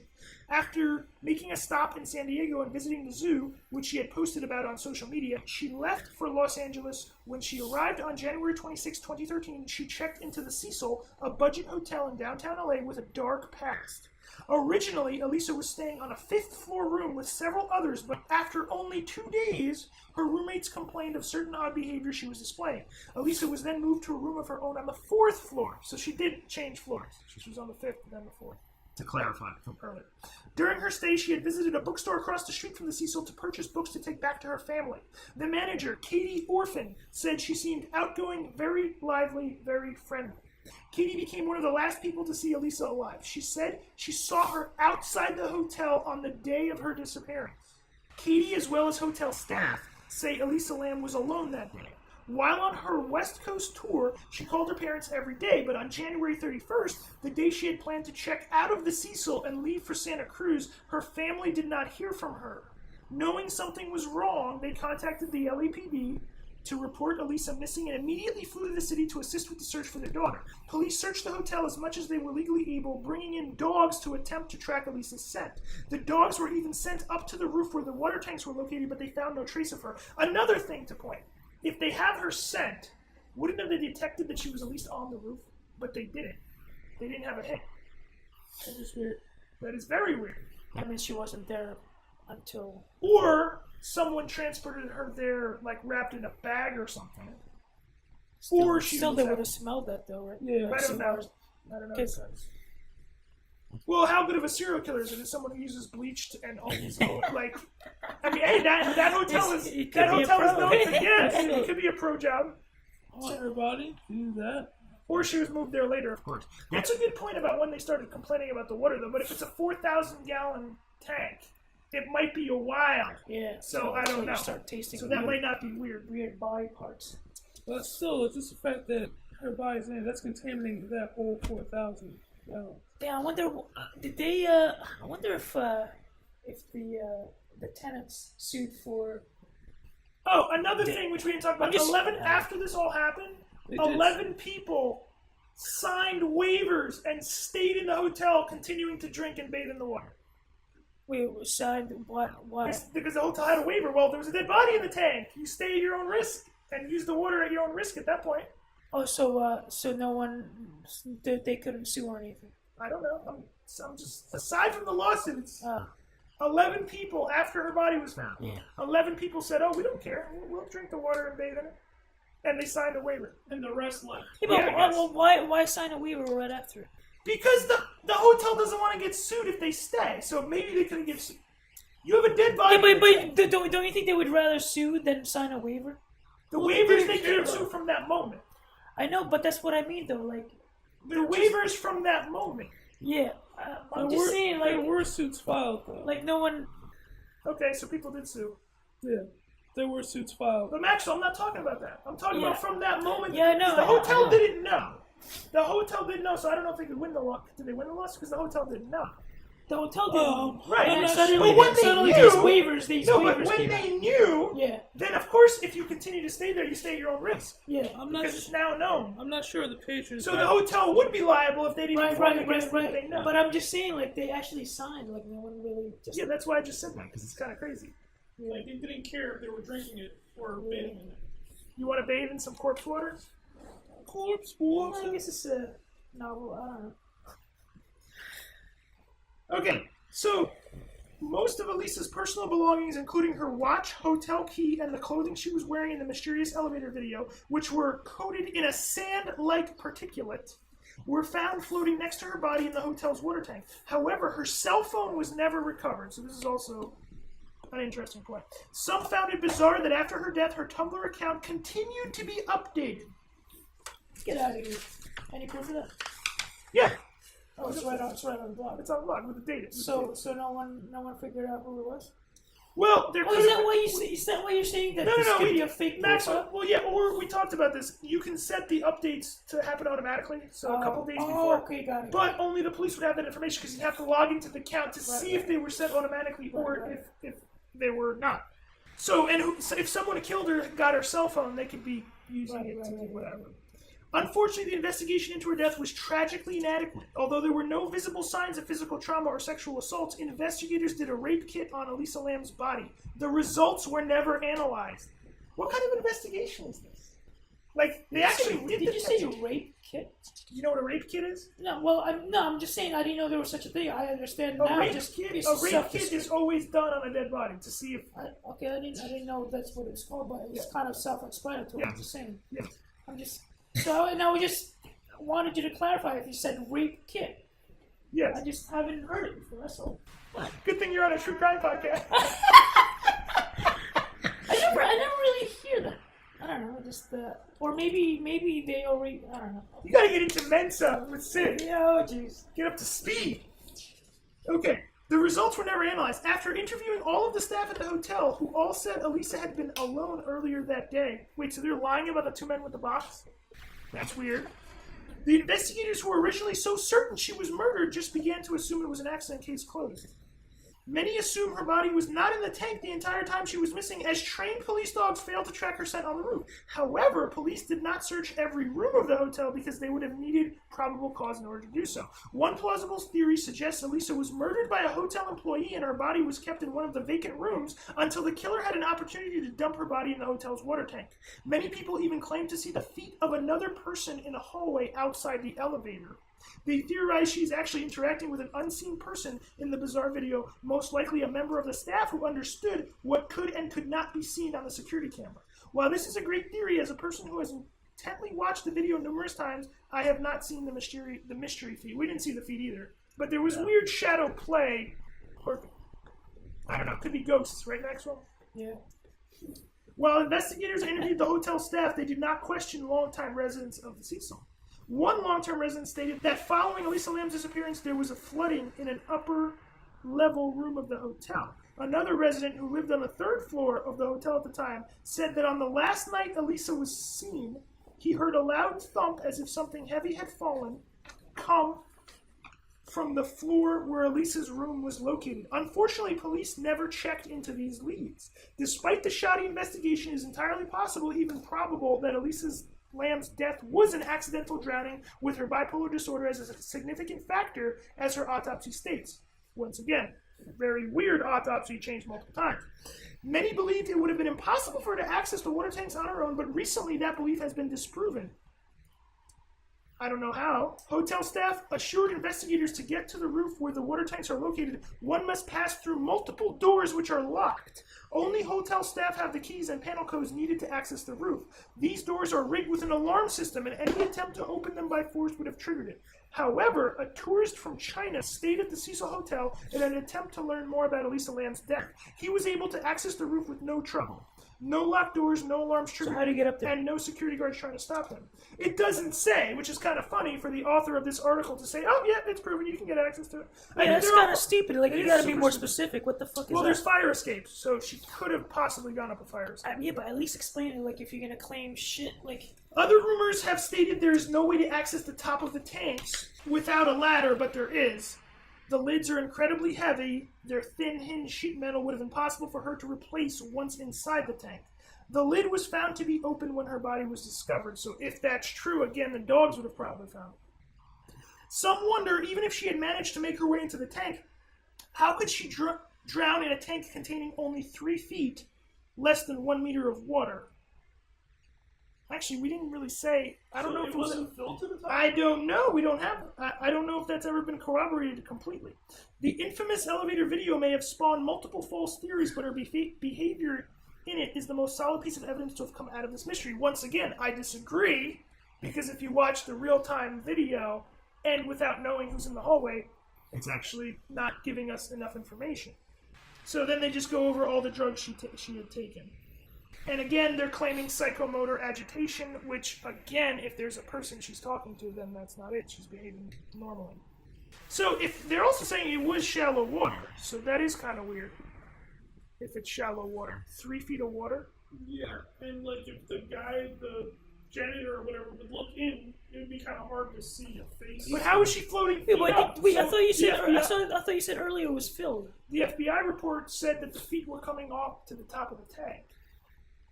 Yeah, well, I guess that makes sense. Somebody's because if it's 3 lying, feet. obviously. Or did they mean 3 feet from the top down? So there's 3 feet of air and water. Well, in this article, it's saying it's shallow water, so just 3 feet.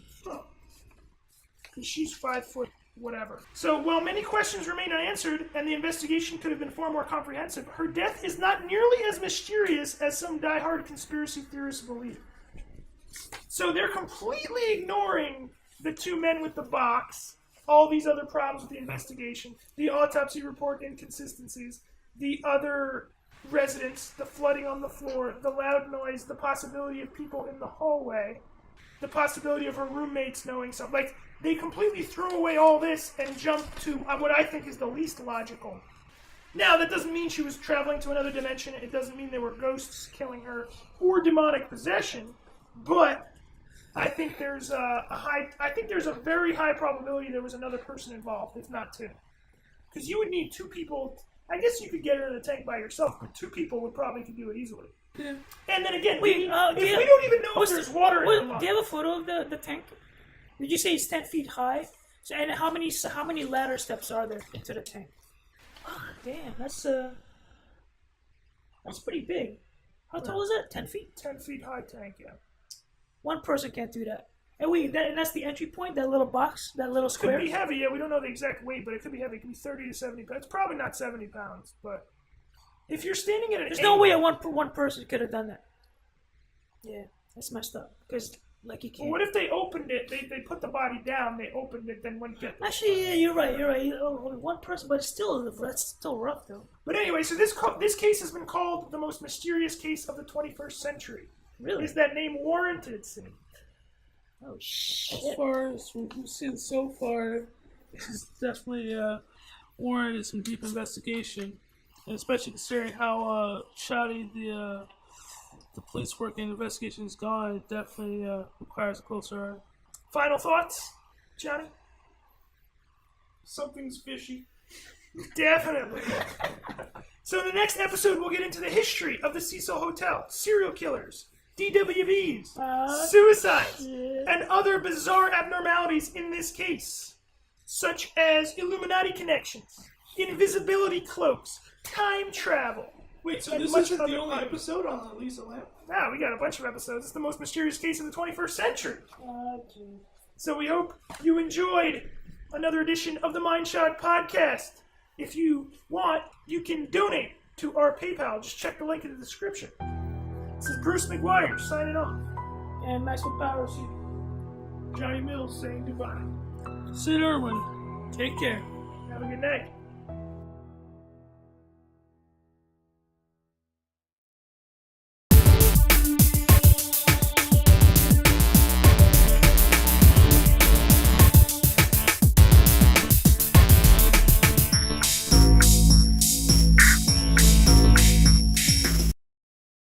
if you like audiobooks or audio shows, check out a free trial of Audible. Just click the link in the description. Welcome to MINDSHOCK True Crime. This is Bruce McGuire, and you are listening to the Elisa Lam series, what has been called the most mysterious case of the 21st century. This is Part 2, Enter the Cecil. Hi, this is Sid Irwin here. And this is Johnny Mills. So we have a Mensa-minded individual here, Sid Irwin, and computer specialist, and software engineer, and augmented reality specialist, Johnny Mills. We are going to attempt to decipher the Elisa Lam case. In this episode, we're going to focus on the Cecil Hotel, which is almost like a character in this case because it is so mysterious, and it is home to so many mysterious disappearances, murders, and otherworldly activity. Comment, Sid? Yeah, I'm just looking forward to this. I'm really excited to dive into this one. So. Johnny? I just find it interesting because it might have some similarities to that TV show, American Horror Story, where one of the seasons took place in a hotel. I think that's what it's based on, actually. I haven't seen it, though. Interesting. So, let's start with a basic overview.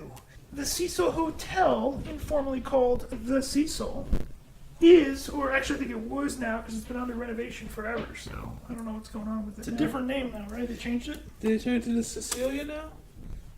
Well, let me go through. Well, they called it the Stay on Main. It was actually two parts. Part of it was was Stay on Main, part of it was Cecil. Now it's all been under remodel. But so it's in downtown Los Angeles, budget hotel.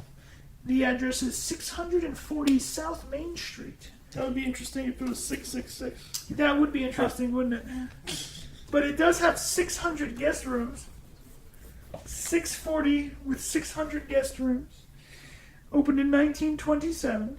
The hotel has a checkered history, but is currently being renovated and redeveloped into a mix of hotel rooms and residential units. So, the history of the Cecil, it was constructed in 1924 by hotelier William Banks Henner as a destination for business travelers and tourists. Designed by Loy Lester Smith in the Beaux Arts style, the hotel cost $1 million to complete and boasted an opulent marble lobby with stained glass windows, potted palms, and an alabaster statuary. Henner had invested confidently in the enterprise in the knowledge that several similar hotels had been established elsewhere downtown. But within 5 years of its opening, the United States sank into the Great Depression. Though the hotel flourished as a fashionable destination throughout the 1940s, the decades beyond saw the hotel decline as the area nearby, the sketchy Skid Row, a lot of homeless people, drug dealers, street gang members, graffiti artists, a lot of shady characters in that area with a lot of crime and drugs, became increasingly populated with transients. As many as 10,000 homeless people lived within a 4-mile radius. By the 1950s, the hotel had gained a reputation as a residence for transients.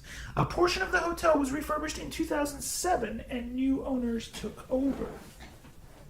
In 2011, the Cecil Hotel was rebranded as Stay on Main, complete with a new website. Its old website, thececilhotel.com, expired at the end of 2013. The hotel was sold in 2014 to New York City hotelier Richard Bourne for $30 million, and another New York-based firm, Simon Barron Development, acquired a 99-year ground lease on the property. Matt Barron, president of Simon Barron, said he was committed to the preservation of architecturally or historically significant components, such as the hotel's grand lobby, but that his company planned to completely redevelop the interior and fix the hodgepodge work that had been done in more recent years. Beyond renovating rooms, the developer also plans a rooftop pool, gym, and lounge. Construction is projected to be complete by 2019. As the area where the Cecil Hotel is located began to decline, suicides and other violent deaths on the premises became more frequent. The first documented suicide at the Cecil was reported in 1931 when a guest named W.K. Norton died in his room after taking poisonous capsules. Throughout the 1940s and 1950s, more suicides at the Cecil occurred. By the 1960s, longtime residents had begun to call the Cecil the Suicide. In addition to suicides, the Cecil's history includes other kinds of violence and salacious happenings. It also became a notorious rendezvous spot for adulterous couples, drug activity, and prostitution. Right up your alley, Sid Irwin. In 1947, Elizabeth Short, dubbed by the media as the Black Dahlia, was rumored to have been spotted drinking at the Cecil's bar in the days before her notorious and to-date unsolved murder. You brought this up, actually, on the previous Elisa Lam podcast. Oh, yes, I did, didn't I? Would you like to expound on that? With the Black Dahlia case? Yes. Well, it's a case I did hear about, but mainly just it's the focus that she was found piece. I forget how many pieces, if not just in half, not too far from there, and that I believe that she had come there. She was found at Laymart Park. Oh, Landmark Park? January 15th, 1947. But she had stayed there at the Cecil, right? She was spotted. seen her. Yeah, she was spotted in the bar of the Cecil. I do It remember is that. unknown if she actually spent nights there or not. If I remember correctly, I think she had come there to I guess try to find fame and fortune as an actress. To Los Angeles, yes. Yeah. What's with the Black Dahlia? What's with that name? Wasn't there a dahlia found there? Or she had a dahlia in her hair? Well, in 1946, there was a film noir murder mystery film called The Black Dahlia. It was released in April 1946. So I guess... So, she got the nickname of Black Dahlia posthumously. So the owner of a drugstore in Long Beach, California, told reporters that male customers had that name for her. And so it was popular for newspapers to give nicknames to crimes at the time, so they chose... The Blue Dahlia was the film noir murder mystery. Oh. The Black Dahlia is what the drugstore owner referred to her as, or said that customers referred to her as. So they mixed the two. Interesting. And there were over 150 suspects in her case. Very mysterious case. We might cover that on another podcast, but this is just a quick mention that she was spotted in the hotel lobby bar of the Cecil Hotel. Well, look forward to that, viewers. I think Sid Irwin's going to solve that one for us. There were recently some new developments in the Black Dahlia case. Really now? Anything specific? There was a new book released with more sources, including the son of a police officer who worked the case. The book is called Black Dahlia Red Rose, and it covers the life and investigation of her death. You think they got that book on Amazon? Yeah, just check the link in the description. So, anyway, moving on from the Black Dahlia, in 1964, a retired telephone operator named Pigeon Goldie Osgood, who had been a well-known and well-liked long-term resident of the hotel, was found dead in her room. She had been raped, stabbed, and beaten, and her room was ransacked. A man named Jacques B. Ellinger was charged with Osgood's murder, but he was later cleared. Her death remains unsolved. That's another one for us to cover on a different podcast. Oh, the Cecil's providing everything. Yeah, the Cecil is a very mysterious location. A lot of deaths. We might have to do a podcast on location there. So Sid Irwin can look for clues. What things they miss? So it's also what it's really famous for is Richard Ramirez, the Night Stalker. In the 1980s, he lived there. And in a strange twist of fate, he was paying $14 a night living on the 14th floor. Coincidentally, the 14th floor is where the elevator video is shot. Elisa Lam is on the 14th floor, even though her room was on the 5th floor. So she might have known somebody on the 14th floor. I don't know if we talked about that I don't in think the we first did. episode. It was never clear where her room was when she was with the random people. Well, yeah, they moved her. Yeah, so Elisa was on the 4th floor, and then she was moved to the 5th floor, where she had her own private room. Privat. Yes. So, Richard Ramirez was on the 14th floor, and the Skid Row area is where he prowled. According to a hotel desk clerk who had spoken to him at the time, he stayed at the Cecil for several weeks and supposedly engaged in part of his killing spree while there. Another serial killer, Australian Jack Unterweger, stayed at the Cecil in 1991, possibly as an homage to Ramirez. While there, he strangled and killed at least 3 prostitutes for which he was convicted in Austria. He hanged himself shortly after his conviction. Did I say Austrian Jack Unterweger or Australian when I said it? Australian. I said Australian. Yeah, it's Austrian, like Arnold. Okay, so Johann Jack Unterweger, born August 16th, 1950, died June 29th, 1994, was an Austrian serial killer who murdered sex workers in several countries. First convicted of a 1974 murder, he was released in 1990 as an example of rehabilitation. He became a journalist, a crime journalist actually, and a minor celebrity, but within months started killing again. After being convicted of an additional 9 murders, he committed suicide by hanging himself in prison. So I think he was actually a crime journalist, so he would show up on crime scenes, so he had access to a lot of personnel involved in investigating these cases, and it was a whole debacle. I imagine it would be. All that insider information. So in 2013, the Cecil, now rebranded as Stay on Main, became the focus of renewed attention when surveillance footage of a young Canadian student, Elisa Lam, is it Elisa, Eliza, or Elisa? Elisa? Elisa? Behaving erratically in the hotel's elevator went viral. The video depicts Lam repeatedly pressing the elevator's buttons, walking in and out of the elevator, and possibly attempting to hide from somebody. It was recorded shortly before her disappearance. Her naked body was subsequently discovered in a water supply cistern on the hotel roof following complaints from residents of odd-tasting water and low pressure. Why and how she got into a cistern, which was atop the roof and could only be accessed by taking a stairway to the roof and then climbing a ladder to the tank's covered top, remain a mystery.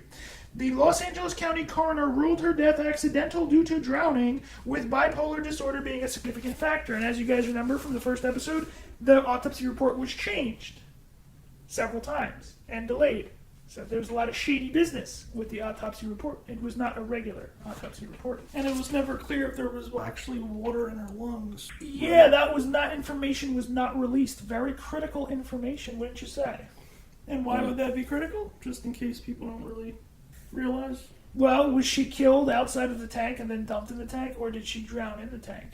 And that if she drowned in the tank, she would have water in her lungs. Yeah. Well, the other significant factor is, although there was no sign of sexual abuse, that is if it was a drowning victim. So if she was killed outside of the tank, and she did some have of that decomposition evidence that was attributed to drowning could actually have been due to sexual assault before death if it wasn't a drowning. So very critical pieces of information. And she didn't have her clothes on. So, Correct. And she was supposed But to her be clothes floating. were in the tank. Yeah, they were in the So tank. they were and her in the phone tank. was missing. Correct.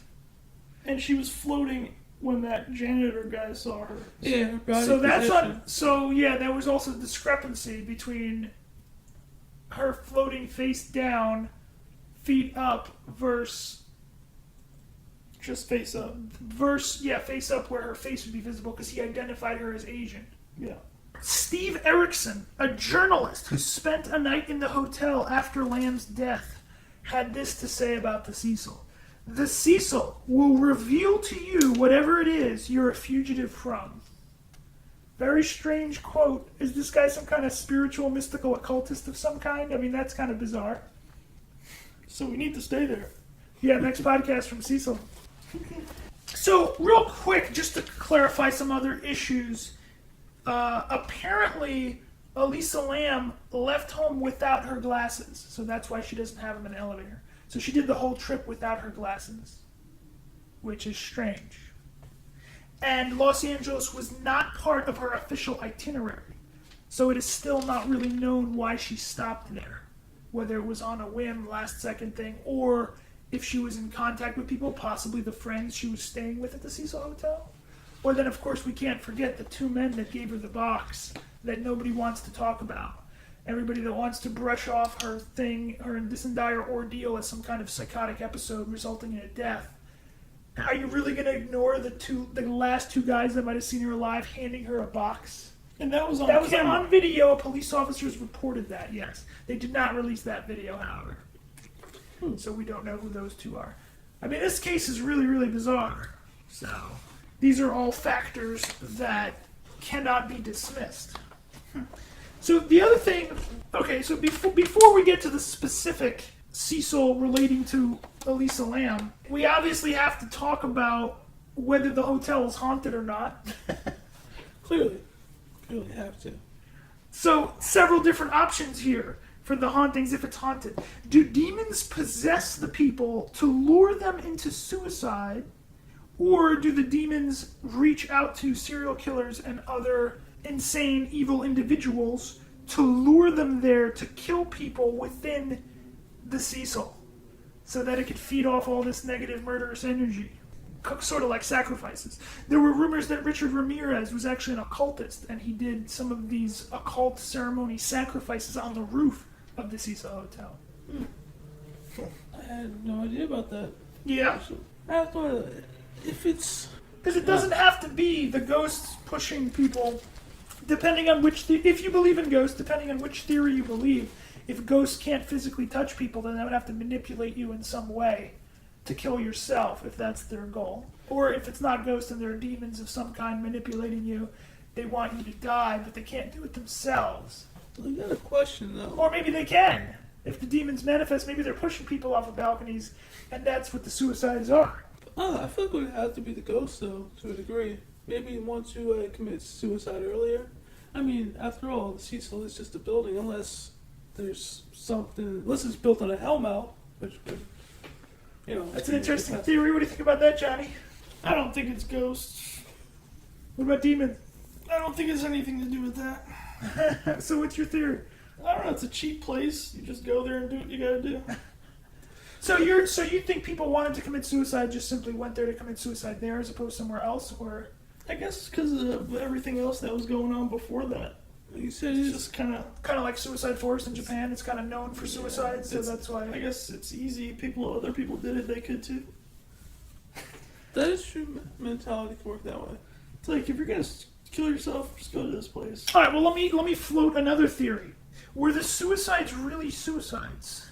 So other than some kind of supernatural guiding forces, what if it was some lunatic janitor who was killing people or pushing them off of the balconies, making it look like suicide, and he's continuing his death spree, his killing spree to today, and he was responsible for Elisa Lam? Because that's one of the theories. If he had control of the elevator and he knew where the cameras were, he knew where to stand, then the video was of course edited, so if he edited it out, or he would have the keys to the roof, he would know what to do with the water tank, so Maybe he would tell him like, "Hey, you can get a great view from the of the city if you go to the roof and Oh, have access man. to it.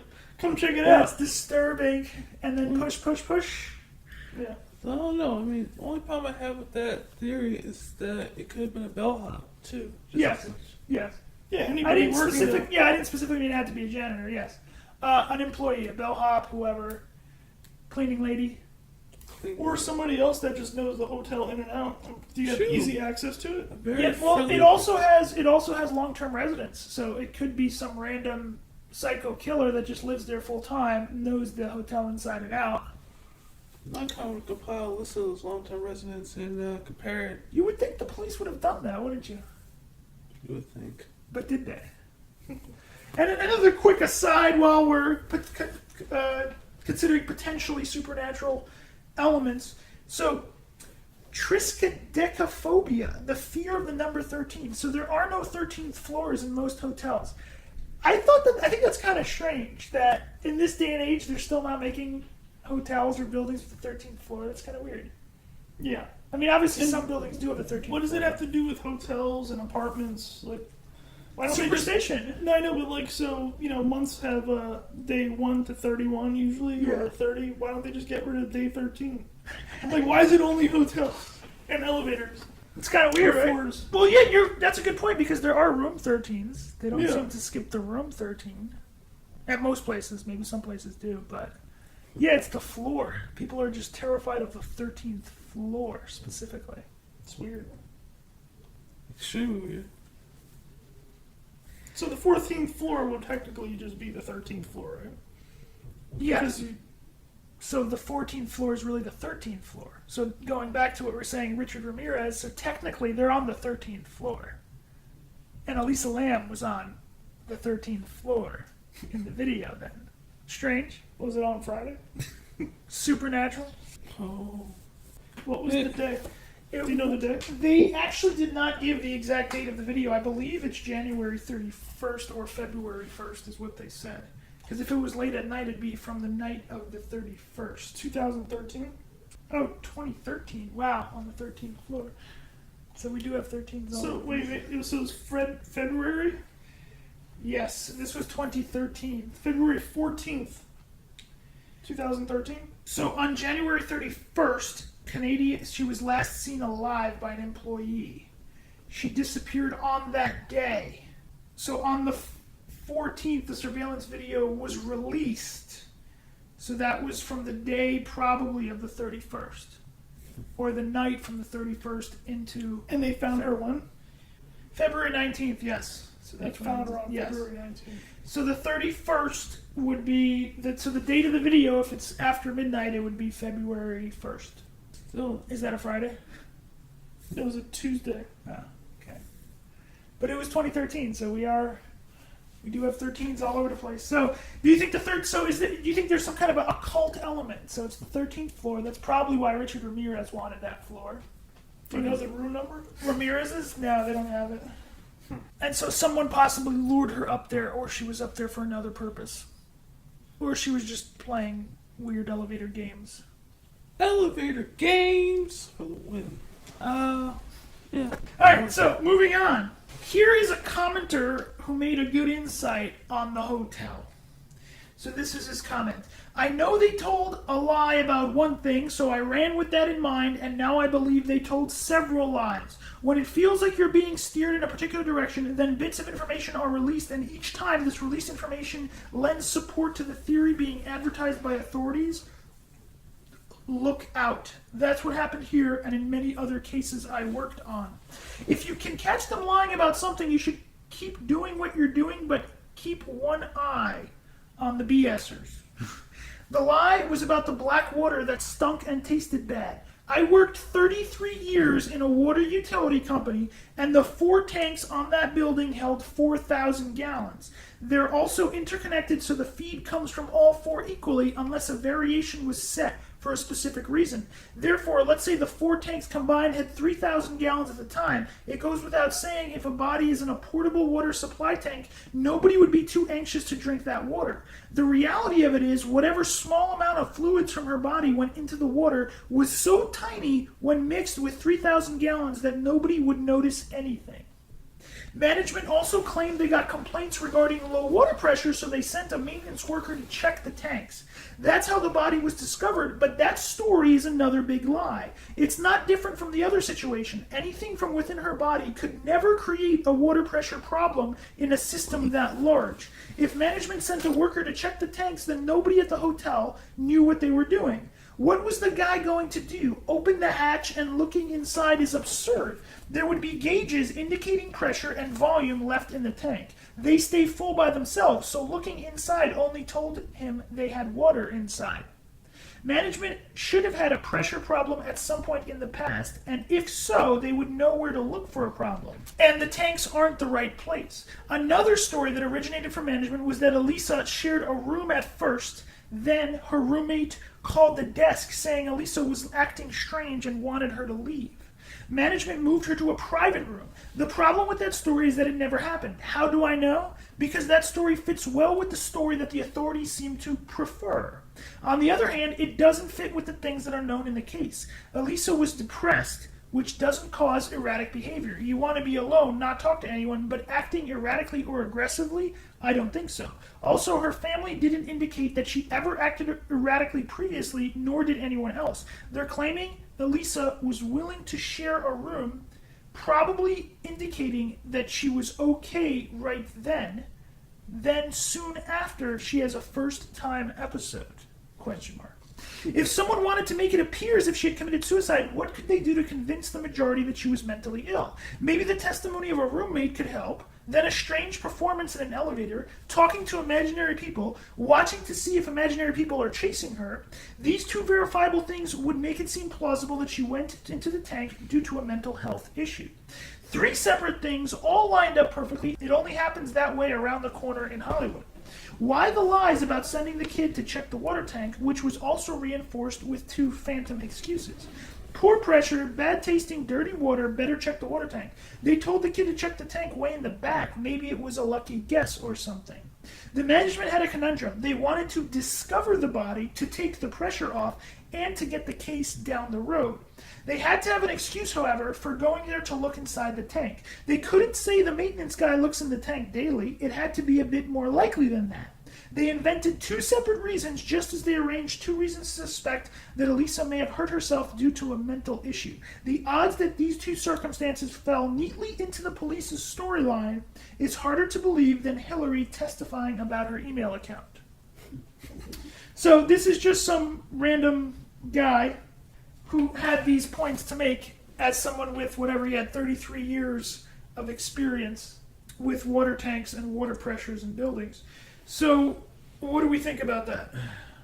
I actually thought about that initially. Like, would a body be enough to cause some kind of issue with the water with that big of a system? Yeah, because like, how would it affect the water pressure? Right? It's like, is she clogging up the bottom of it? Like, she's not. It isn't like her entrails came out and went down to the bottom. And supposedly, if she was floating, then it didn't block it. And even if it did, you have 3 other tanks. So the clothes can actually sink, go down wherever they go. Yeah. So if the clothes might have blocked something, but that wouldn't have caused anything anyway. Like that wouldn't have caused. Why would that cause the water to taste bad? Not especially when there's the other tank. Like that whole system. If anything, the clothes would have filtered a decent. Yes, I'm thinking that too. Yeah. So. But if she was and if it was the body slowly decomposed throughout the time, however long she was in there. So if she was there for a while, there would be such a small. It'd be very difficult. And they said that the water was black, right, or like a dark color. Some of the reports said that some of the guests said that. I don't know if that's been 100% corroborated. Just like anything, this poster talking about all of this stuff is saying, technically, if the information came from the hotel that her friends in another room complained about her, can that be verified? Because no interviews with those friends have ever been released. Their names have not been released. Do they even exist? I mean, can we verify that with 100% certainty? If we cannot, then this guy's theory is kind of interesting that they made that story up to line up with everything. We have to take another look at the video. Alright, so we're looking at the elevator footage again to see if we missed anything. There is one other very interesting point that people have found. It is the angle of her foot and the possibility of a second foot that she's stepping over after she steps into the hallway. So let's watch. At what point again? Towards the end. So, right somewhere here. So let's watch the angle of her foot. You said she's stepping over somebody else's It's foot? strange. So it could possibly be the shadow of a second foot. It's coming up right here. Or is it possible that we're seeing the shadow of somebody else's foot? There. So it looks like she either twisted her left foot all the way out and then stepped over her own foot, or it was somebody else's foot. Let's watch that again. What'd you guys think of that? Because if it's her own foot, that means she twisted her left foot and moved it really close to her right foot just to step over it. Very strange. So it's right here. See that? Is it her own foot or is it somebody else's foot? It's like her own foot. If I had to guess, I would say it's her own foot. But That's what I'm thinking too. is the reason she did that because she's walking around somebody? Because look how far into the hallway she moves. She doesn't have to move that far. See, that's it. Well, I see it. It looks like she's walking around a person, right? You could see it that, or she's just making a wide turn. Yeah, but look how far she's all the way towards the middle. And the shadows do look a little strange. Go back to her step, though, from way earlier, when she first went out into the hallway. There. Back one. A little more. Watch the shadows in the hallway, too. It looks like there's shadows. Look at the light in the hallway now, and let's compare it to the end of the video to see if there's figures that could have possibly been blocking light. See how bright the hallway floor is right now? Yeah. I think that's her own foot. She was just stepping away. She was stepping over her own foot in a weird way. I don't think entirely weird. Just the angle itself makes it look like it's weird. Because she did kind of make a turn as if she was walking around somebody. But Let's see it on the slow-mo one. She takes her first step with her right foot then left. that is a weird way to step, isn't it? That looks pretty strange. Well, she was doing some strange things earlier in it, so... Yeah. So, final verdict on that? Nothing there? Or is it possible she's walking around a person? I think that's just her own foot. But why is she doing that? Is she walking around a person or no? I don't believe so. So if she's not, so then there's nobody there, or is there somebody across that she's talking to across the other side? Because if somebody was standing there, that would have been someone that was... Or if she's talking to somebody across and somebody else walks behind her that she doesn't notice. And then she's slightly startled when she turns around because they're there and has to make a quick circle around them. Because now she's afraid and she wants to get away. See what I mean? You know what? I found something weird. What? Really freaking weird. Really, really weird. What do we got? Alright, so pay attention to the color of the walls, right? Is blue? Or black, dark, Brownish? Yeah. Alright, ready? Watch this. When the door opens, It goes to another floor? actually, it opens now, it's the same color, but when it closes, it opens again. Now when it opens, it's this color. Oh yeah, it's a different floor, yeah. Yeah, So it went to a different floor? Yeah, that was known. Yeah. Oh, okay. I didn't know that. Yeah. But after she's gone, she's gone. So the question is, was she talking to somebody across the way? Did a second person come? Or is this really she's just or having a psychotic episode and behaving strangely all around? But any final thoughts on the video? I think it's just her own foot. No thoughts on why she did that? I mean, I feel if someone was there, I wouldn't they would just appear out of nowhere to saw her like that. At least get that close to someone. Well, if she was that scared of the person across the way she was talking to, and a second person snuck up, walked quietly up to her while she was kind of frantic and emotional with the person in front of her, that could easily be done. Yeah, but why would they? I don't know, planning to do something to her. If she's gonna run, if it's more than one hotel worker, which if you believe in the hotel worker theory that they killed her, there would probably have to be more than one to pull it off. Potentially, sure, but then, I mean, why do that? Even suggest the possibility by doing it near an elevator where they know the camera would be there. Yeah, but they're specifically standing where the camera can't see them. Indeed, they are. And But- then there were frames removed from the video, so if that person that was across walked across and they removed that from the video before it was released, that would explain that. But still, though, it just doesn't make sense to sneak up on her right then and there. I mean, like, with a second person like that, just seems odd. Well, the whole thing is odd. The whole case is strange. Yeah, the case itself can be strange, but I mean, the So what's your assault, theory? the taking. So what? My theory, at least for that, it's just that she just happened to walk in general. So she's having a psychotic break. She found her way up to the roof by herself and drowned in the tank. Like what? That I don't believe. So you believe she could have been taken and killed by a hotel worker, just not right after the elevator? No, just not that. Not the way you described. No. How do you? You can't really say if it was a hotel worker. It could literally be anybody. But the hotel worker would have the keys to the roof and possibly the means to edit the video before giving it to the police. But somebody that's familiar with the hotel, that's just local to the area, probably knows how to get to the roof. Possibly, yeah. Without actually even staying at the hotel. Possibly, yes.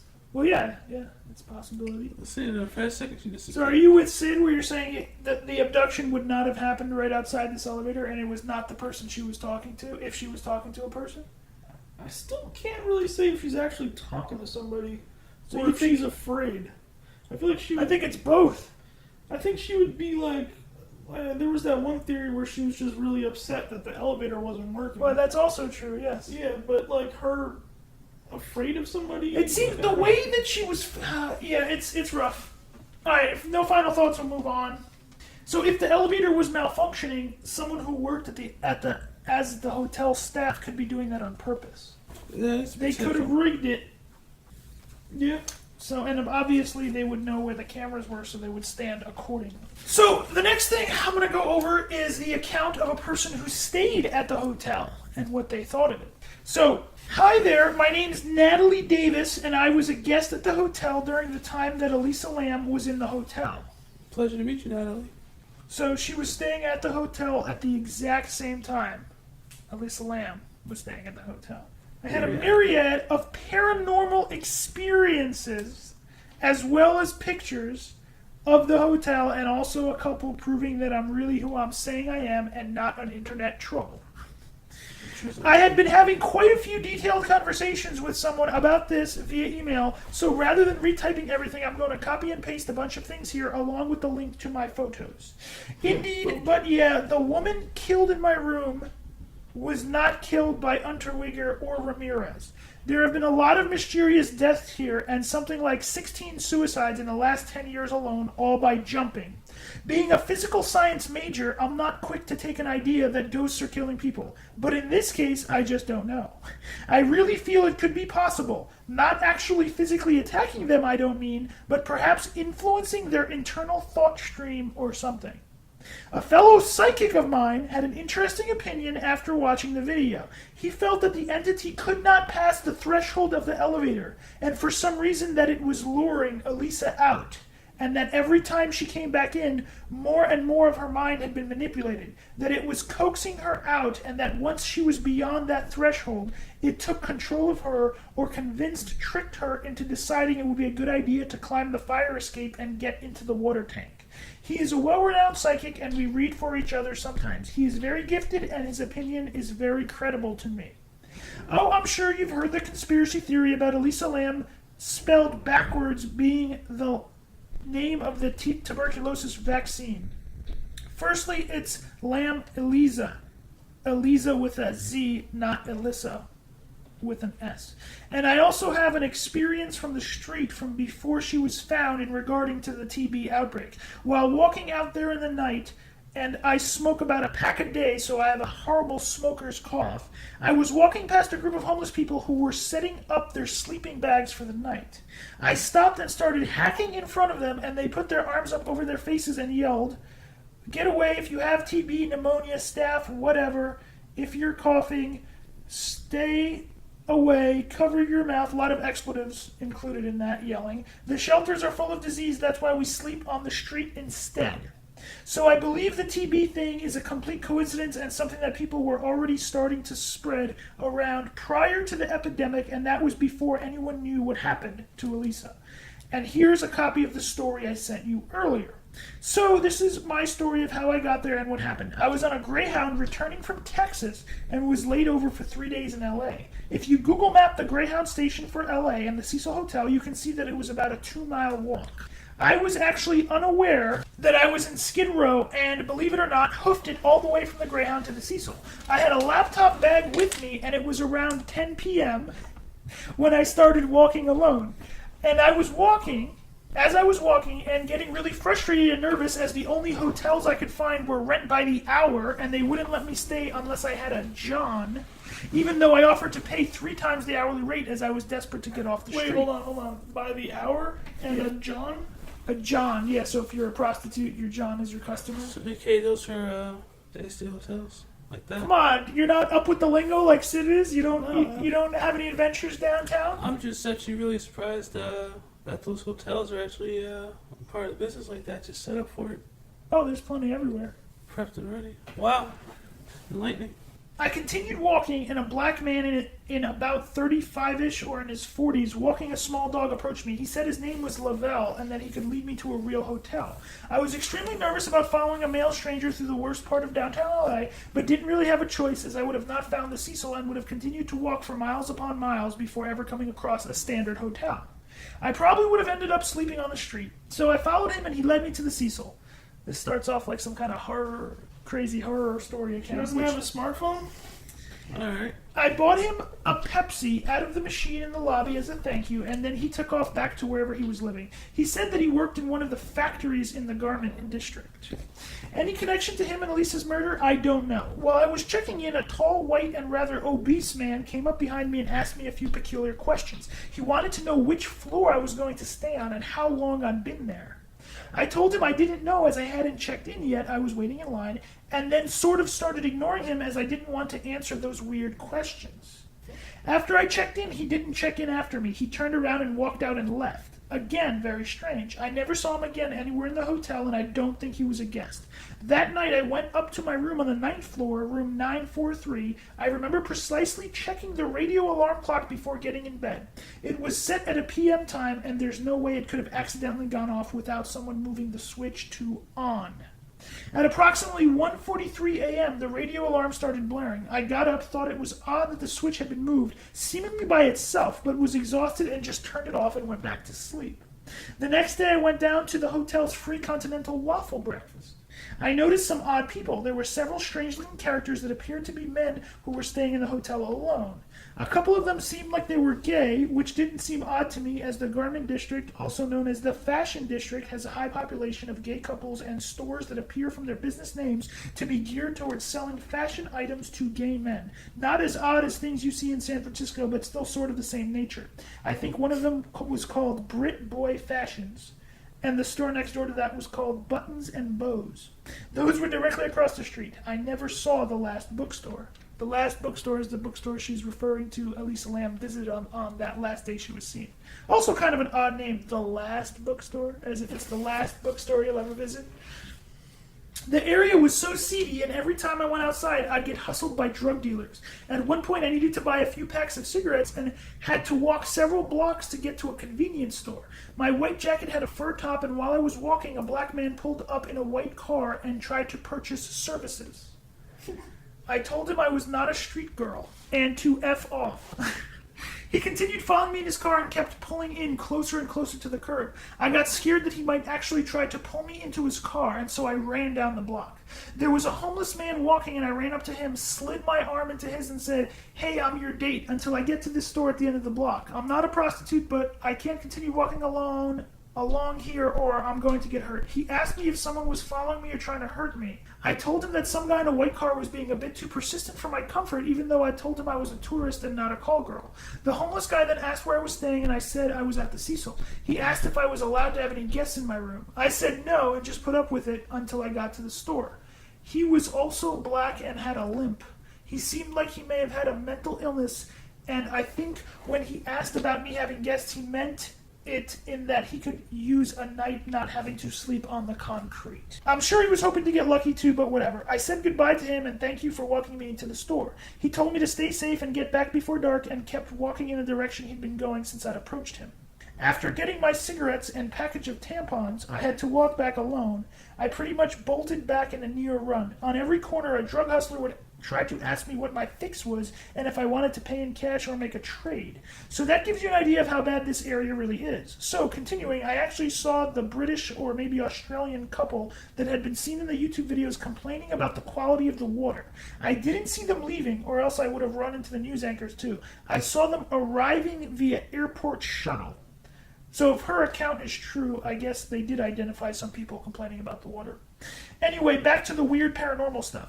There was the radio alarm incident, but later that day while I was resting in my room, the hotel room phone rang and there was nothing on the other end but a crackling sound. I hung up and called down to the desk to ask if they tried to transfer a call to my room, and they said no one had called for me. From the time I first checked in, I had a very uneasy feeling. This isn't exactly necessary to be mentioned, but I'm a professional psychic with certifications in Certified Angel Therapy Practitioner. Sid, are you involved in angel therapy?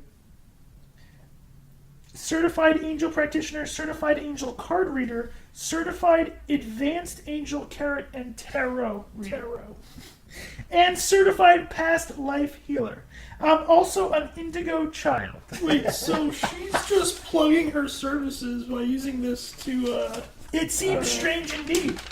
Also, at the beginning, she mentioned that she was a physical science major, which is interesting. What's an indigo child?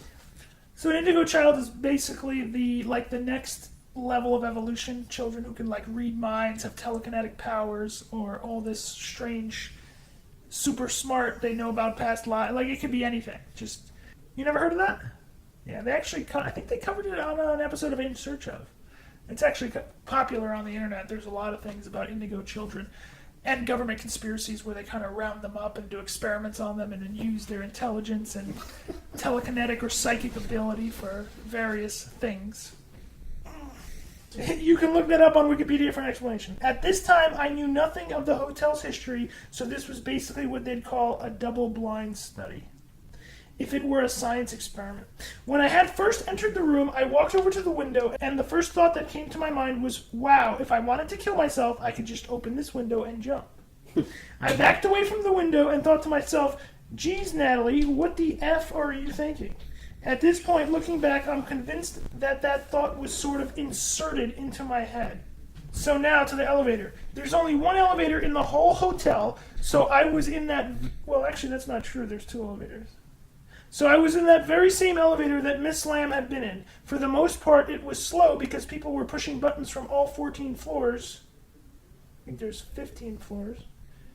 So sometimes you'd have to wait about 5 minutes. However, once inside, after pressing the button to take me from floor 9 down to the lobby, it was generally fairly quick, although there was a bit of a pause before the doors would close because it's just an old machine. But only maybe about 10 to 15 seconds.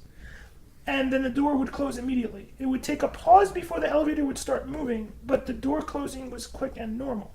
I spent a lot of time out front chain smoking, but because of that I used the elevator quite a bit. Upon returning to my floor, I went into my room and decided to take a shower. When I turned on the tap, a brownish and quite red substance came out. I noticed that I could see what looked like blood cells, round with a nucleus. What? I remember thinking, weird, the only way you'd be able to see blood cells without a microscope is if they've been so waterlogged that they've expanded enough to be visible to the naked eye. I went back downstairs and told the staff at the front desk. They told me that people frequently have bizarre visions in the hotel, even reported seeing ghosts, but that when the staff goes to check it, it's always gone by then. And that when I got back up there, whatever I thought I saw in the tub would be gone. When I got back up there, it wasn't gone. I ended up having to get a bunch of hotel washcloths and towels to wipe the residue in the bathtub. I then called my father on my cell phone and told him that I knew this sounded crazy, but that I thought blood had come out of the tap. It looked like the videos on YouTube. Not a straight pouring of blood, but a reddish-brownish tint to the water. I turned the shower back on and let it run clear and then took a shower. After getting out, the only time I drank from the sink was once or twice to swallow some medication as I was buying bottled water from the machine down in the lobby, just because I prefer purified water in general. I don't remember any sort of bad taste, but then the sink faucet ran clear. It was the bathtub faucet that the weird colored water came out of, with what I still think was waterlogged, bloated blood cells. Fortunately, I'm not a very squeamish person as I went to medical school. Wow, she went to a lot of different schools, and she's certified angel therapist. And had even thought to myself that if it was what I thought it was, the chlorine in the water was probably enough to sterilize it.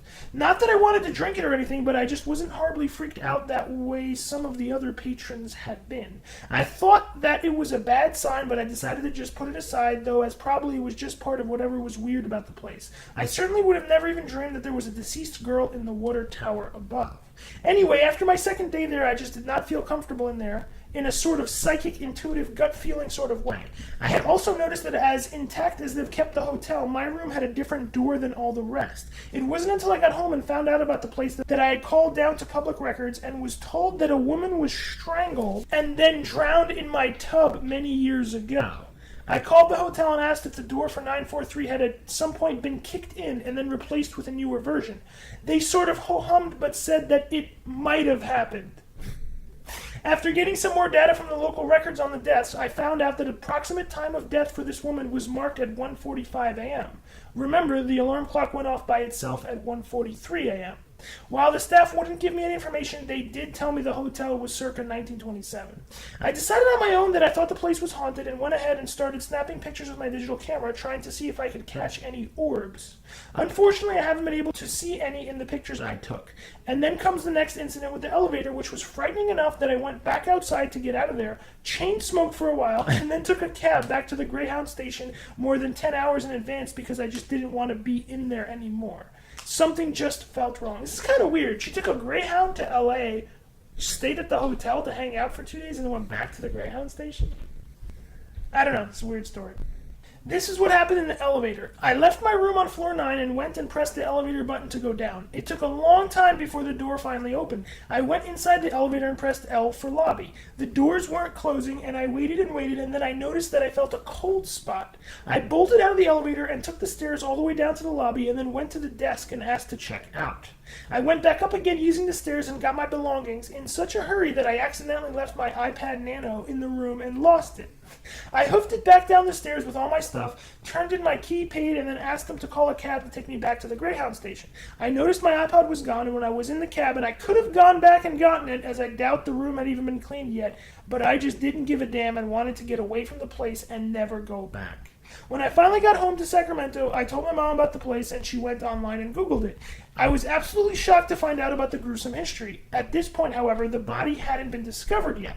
I don't think the body was decomposed enough yet for the water to come out black at that time.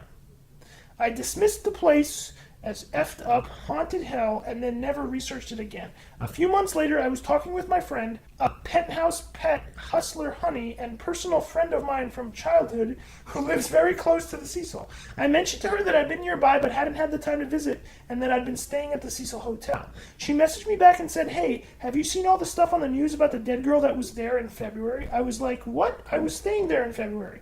I went on Google and found all the articles with the LA Times and was completely sideswiped. What a horrible thing to happen, and what a bizarre thing that I'd been there. I only just saw the YouTube videos of Elisa Lam a couple days ago, and I decided that maybe I should tell someone about my experience. As I was going through them, I stumbled onto your video and decided to leave you that comment, as I figured you seemed like someone knowledgeable, educated, and interested in the case. So here I am, and that's my story. So, there seem to be a lot of really strange things about that account. And also, what she said about the Lam Elisa tuberculosis test is not true. It is spelled with an S, not a Z. So it is exactly her name. And it's Lam Elisa. Yes. Not Elisa Lam. The test. Right. Lam Elisa. So she said it was the test, it was her name spelled backwards, which is also not accurate.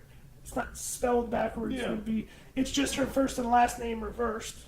And it is exactly her first name. So also, it's unclear what she was doing. She just went from Sacramento to the Cecil for 2 days and then went back. Unless she just left it out because it was something mundane, but... Yeah, all I got out of that was she's chain smoking, and she's possibly just seen things. She saw blood cells without a microscope. Just seems like a crazy person to me. Well, yeah, so I think she did take pictures of the door being different and a couple things and her staying there, so it seems like she has evidence that she stayed there. And as you said, I mean, if she's an angel therapist of some kind, she's just using that to plug herself. I don't know. Yeah. She probably shouldn't. I mean, it's kind of weird. Why would she mention that? That would make most people not take her serious. I know, that's what I'm saying. Not that I'm ready. Maybe she is a really good angel therapist Yeah. and a past life healer. That's possible. But then she also mentioned that she was a physical science I guess major. to back up what she was saying about getting a weird feeling about the place and all that. So she's certified. So if she's saying it, obviously it's true. That's what she's trying to come off as, I guess. Well, her description of the Skid Row area seems pretty good. Yeah. Really shady with drug dealers. Yeah, that's known. But seeing a blood cell just floating in your bathtub is kind of weird. Well, unless you believe that it was the haunted ghost experience that the woman that was killed in the bathtub. Yeah, I don't know. Also curious, her alarm went off at 1:43. The death was at 1:45. Unless she was trying, so if she was lying just to match it up, she would have said 1:45, right? Unless she's so smart that it was like, okay, well, it was estimated 1:45. Maybe she really died at 1:43, and that's why. I mean, she didn't say that, but I'm just thinking out loud about that. Yeah. Also curious, as you mentioned, so she did have a cell phone, and she didn't check it for other hotels. Yeah. 2013. That's beyond the age of those flip phones that didn't have internet. Unless she really didn't have internet, because she said she called her dad. So if that's all she could do is make calls, well, she still could have called 411. Yeah, and also her saying at the end that she left her iPod Mini. Oh, iPod Nano? Yeah, iPod Nano, whatever, and then she didn't go back for it. So they're kind of saying, like, oh, it's too scary, I'm not going to go back. Like, that's how sketchy it was. Like, Yeah. really? Sid, what do you think? How And it credible? was How weird credible that is she her said account? she looked at the window and she wanted to jump.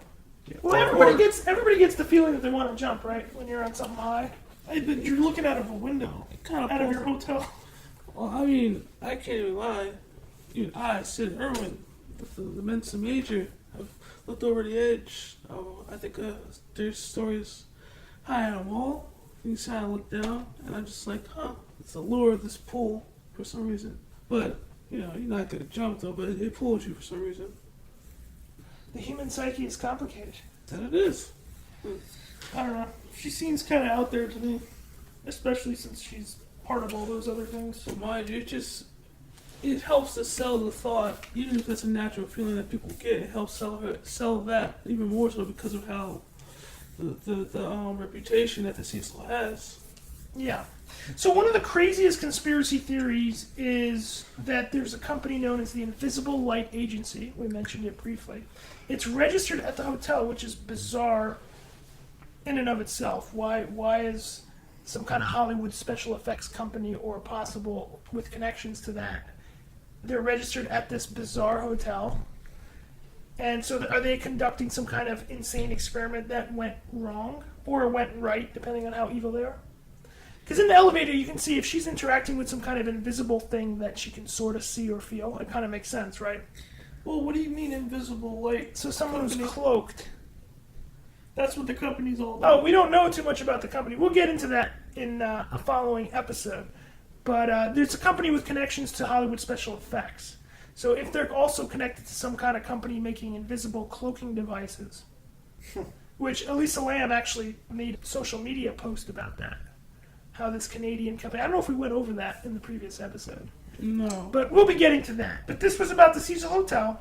So just quickly, why is there no more information on why Elisa had to switch rooms or interviews with those people? Is there any more info on those roommates and why she was even staying with them if her entire stay in Los Angeles wasn't even planned? Also, 11 people elected to stay at the hotel and signed waivers after the body was discovered. So they were happy to drink the contaminated water and bathe in it. Now, we discussed that in the previous episode as well. A little bit strange, but I don't know. And if we're going back to that water specialist, is her body enough to even cause those issues? Pressure issues, contamination? I mean, I'm sure it'd be contaminated to some extent. But if it would be diluted that much, I mean, I don't know. That's a good question. Would it be noticeable? So, did other issues that need to be addressed, did management of the hotel deliver the CCTV elevator footage already edited? Or did they give them the real footage and the police, for some reason, edited it? Or did an employee edit it, deliver it to the manager, who then didn't realize it was edited, and then he delivered it to the police? All curiosities that need to be addressed. If the police edited it, why did they edit it? Now, when you say edit, they cut out a part. Right. So they cut out A minute, was it? roughly. and then they slowed down the footage to cover up that missing time. So, is there other footage? If there is, where is it? Because other police have mentioned that there were the two men giving Elisa the box. Where is this footage, and is there more footage? So these are very critical aspects of the case that need to be addressed. I don't know how anybody could say it's an open and shut case. Oh, it was just a psychotic break, that's it, boom. When there's so much weird stuff about it. We went over in the first episode, I mean, there were guests at the hotel who heard the noises. They also reported that the floor was flooded in the hotel. Like, these are curiosities, are they not? Yeah. Definitely merit some research and investigation. So to write off the case, I mean, it just seems kind of weird to just say, no, but yep, it's all fine. There's so much weird stuff in this case, kind of like the murder case.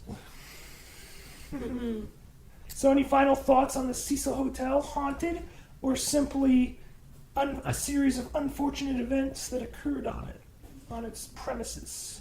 Suicides, murders, and possibly hauntings. So are we not going to take seriously the accounts of all the people who say it's haunted and they saw the ghosts or just weird issues? I'm going to take them to a small. I'm going to keep an open mind to it. That much I can say. How about you, Johnny? I mean, I could also, kind of say I have an open mind for that also, but I highly doubt it's haunted or anything like that. If I've never experienced anything like that, so that's why I'm just like, nah, it doesn't exist. If I have, I'd probably be like, you know what, that's definitely possible. But since I haven't, it's kind of hard to believe. My normal position, and I talk about this with Maxwell all the time, I think most witnesses tell the truth on what they believe they saw. So I don't think necessarily they're lying. So if they see a ghost, they really believe maybe it wasn't a ghost, it was something else, but they believed it was a ghost, so they're not lying when they're reciting their account. So if this lady who saw the red blood cells, maybe that's what she saw, but maybe that doesn't mean that's what it was. It could have been something else. It could have been a weird liquid, like it could have been clogged with something that came out that kind of looked like expanded blood cells. It's funny. Maybe it looked. I know, but maybe it looked exactly like that. I know. So Wouldn't you say something like, "Oh, it looked like it was that, but it definitely wasn't that"? Well, she's a psychic angel therapist. Still expanded blood cells. That's an interesting one to pick. Yeah. Well, I guess she's kind of later. She found out that the woman was murdered in the bathtub. So, yeah, just bizarre. I think she made it up. The whole thing. It's parts of it.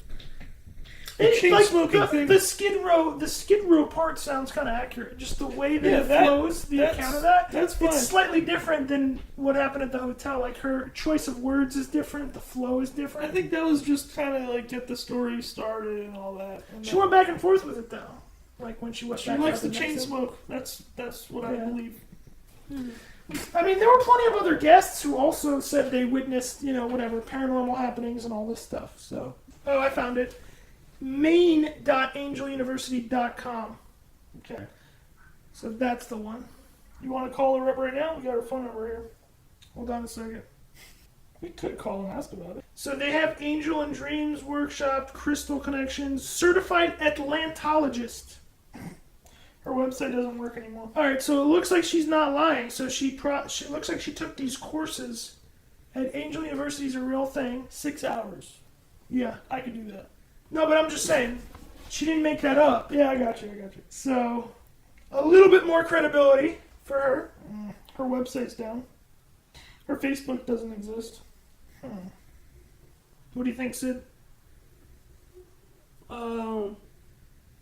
Is all this angel healing stuff real? I believe it's as real as the person wants to believe. So it is real if they believe. Well, a good portion of things that occur usually starts with the mind, and the way you believe it, how you see it. Just like how some people who go beyond their limits run like 5 miles when technically you only have the strength to run 3. So you're going into the mothers who lift up cars to save their children? If you want to go into that, yeah. I mean, people say the adrenaline, but it's just a state of mind too. It's a weird aspect to dive into. So any final thoughts? We need to do more research and figure this thing out. That, she's down for the money. That Natalie lady. Any thoughts, Johnny? So, ghost hunters and ghost adventurers have been to the Cecil Hotel. So it is indeed a hot spot. So what are we thinking? I think we focused a little too much on Natalie Davis, but yeah.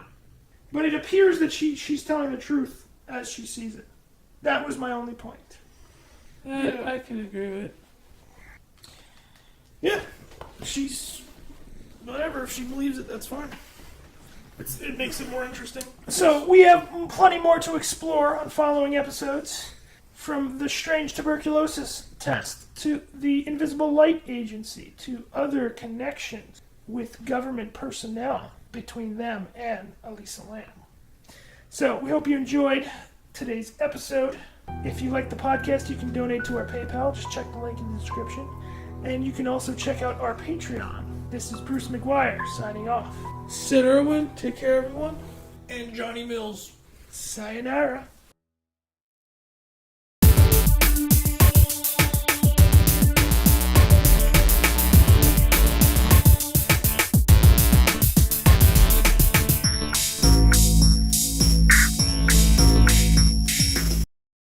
If you like audiobooks or audio shows, check out a free trial of Audible. Just click the link in the description.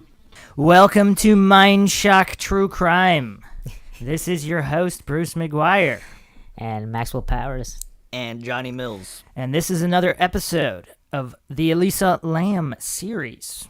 Episode 3, Jigsaw Pieces. We're going to be putting pieces of this mystery together from more of a Chinese viewpoint. There were Chinese tourists who investigated themselves, as well as strange posts of Chinese origin, possibly suggesting that someone knew Elisa Lam was in the hotel water tank before the authorities found her. What do you think about that? Ooh. My fellow podcasters? Ah, that's what you meant. Okay, got it. My fellow podcasters who are?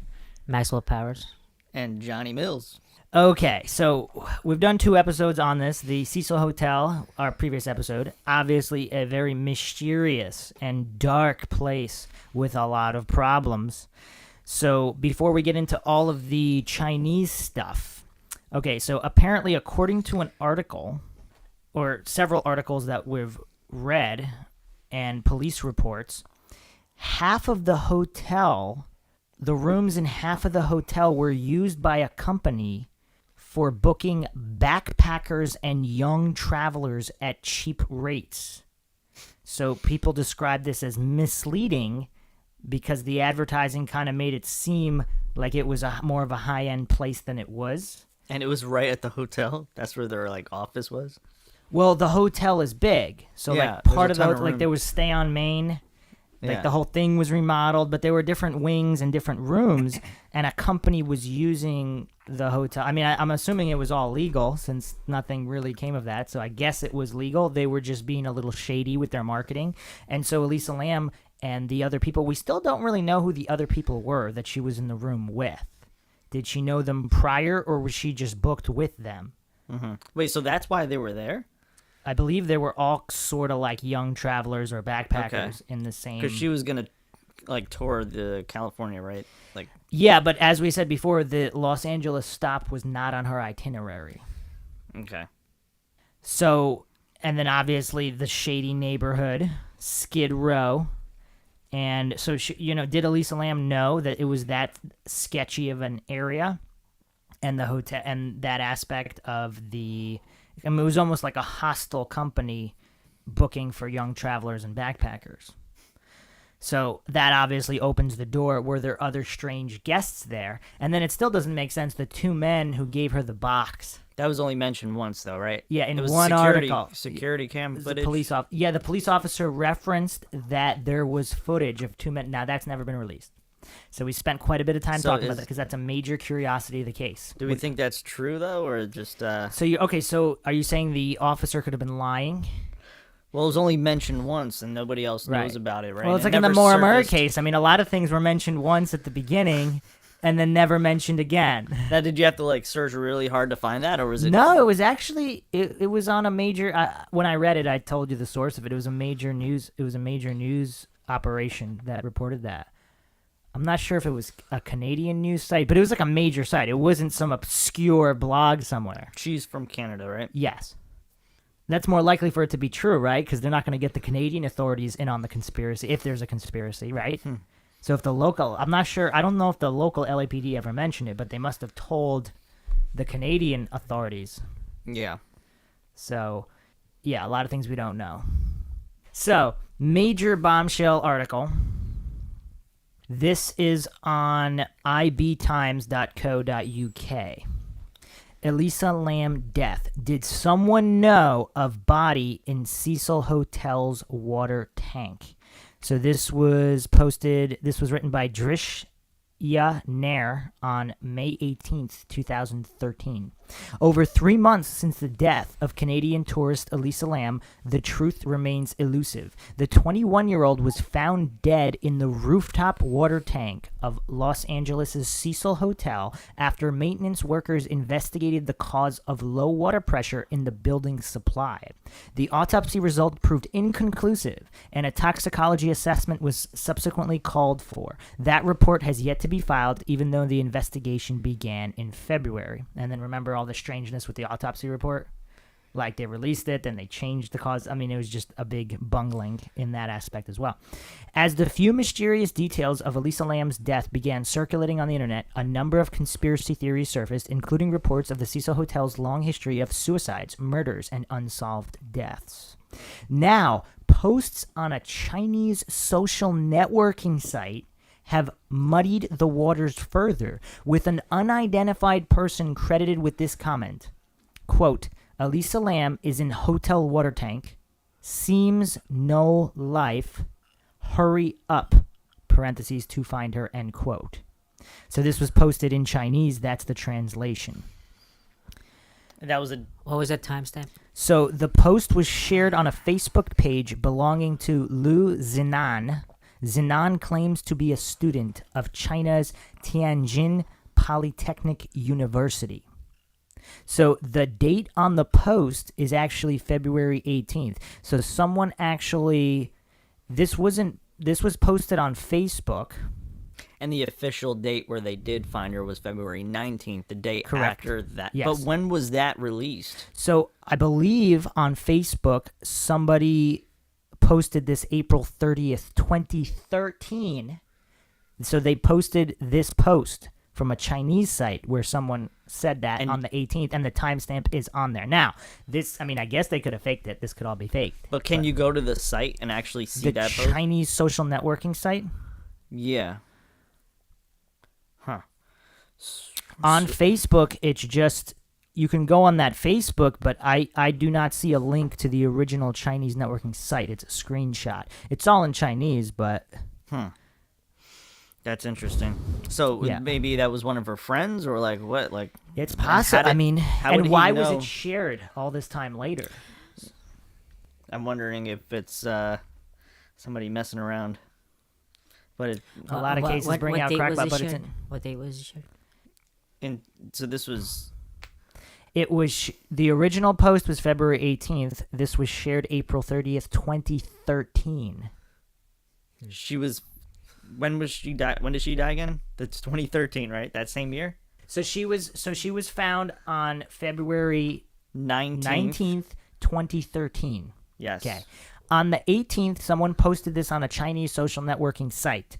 On April 30th, someone posted this on Facebook of the original Chinese networking post. And it's still on Facebook to this day. Like you're looking at the actual Facebook post. Yes, I'm looking yeah. at it right now. Yeah.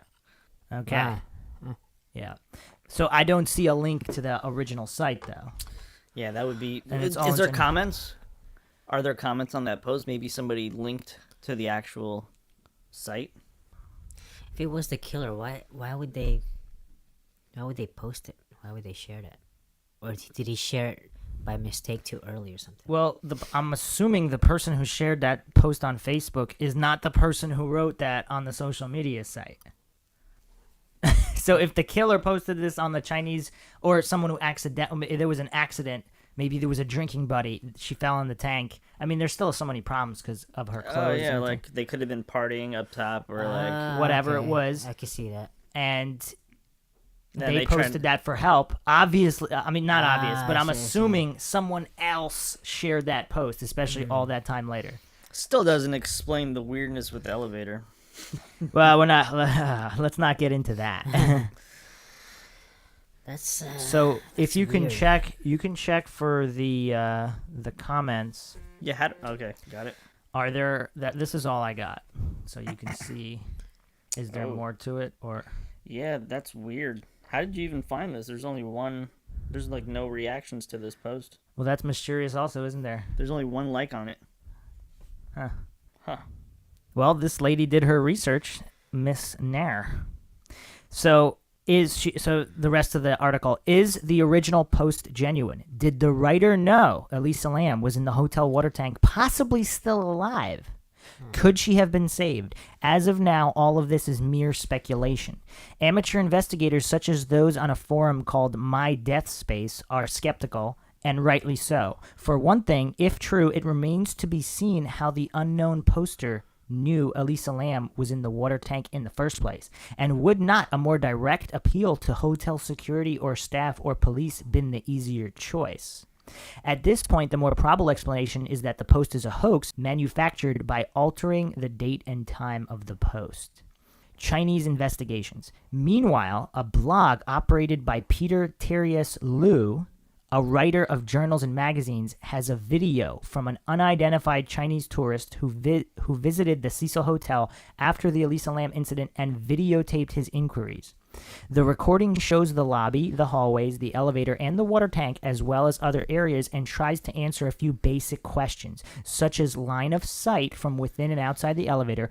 Footage from a security cam video in the elevator showed Elisa Lam behaving strangely on the last day she was seen alive. The young woman almost appeared to be hiding from someone or something. Okay, so I haven't heard too much about this post, so it would be interesting to run it through Photoshop or whatever to see if any of the layers were changed and to see if it was edited. Not that it would prove it, because, I mean, we're in 2018 now. I guess you could probably Photoshop it pretty good so it wouldn't be noticed, but... Well, that was posted 2013 though. Was that photo posted now though? No, 2013. That photo on Facebook. Right. No, but I'm just saying...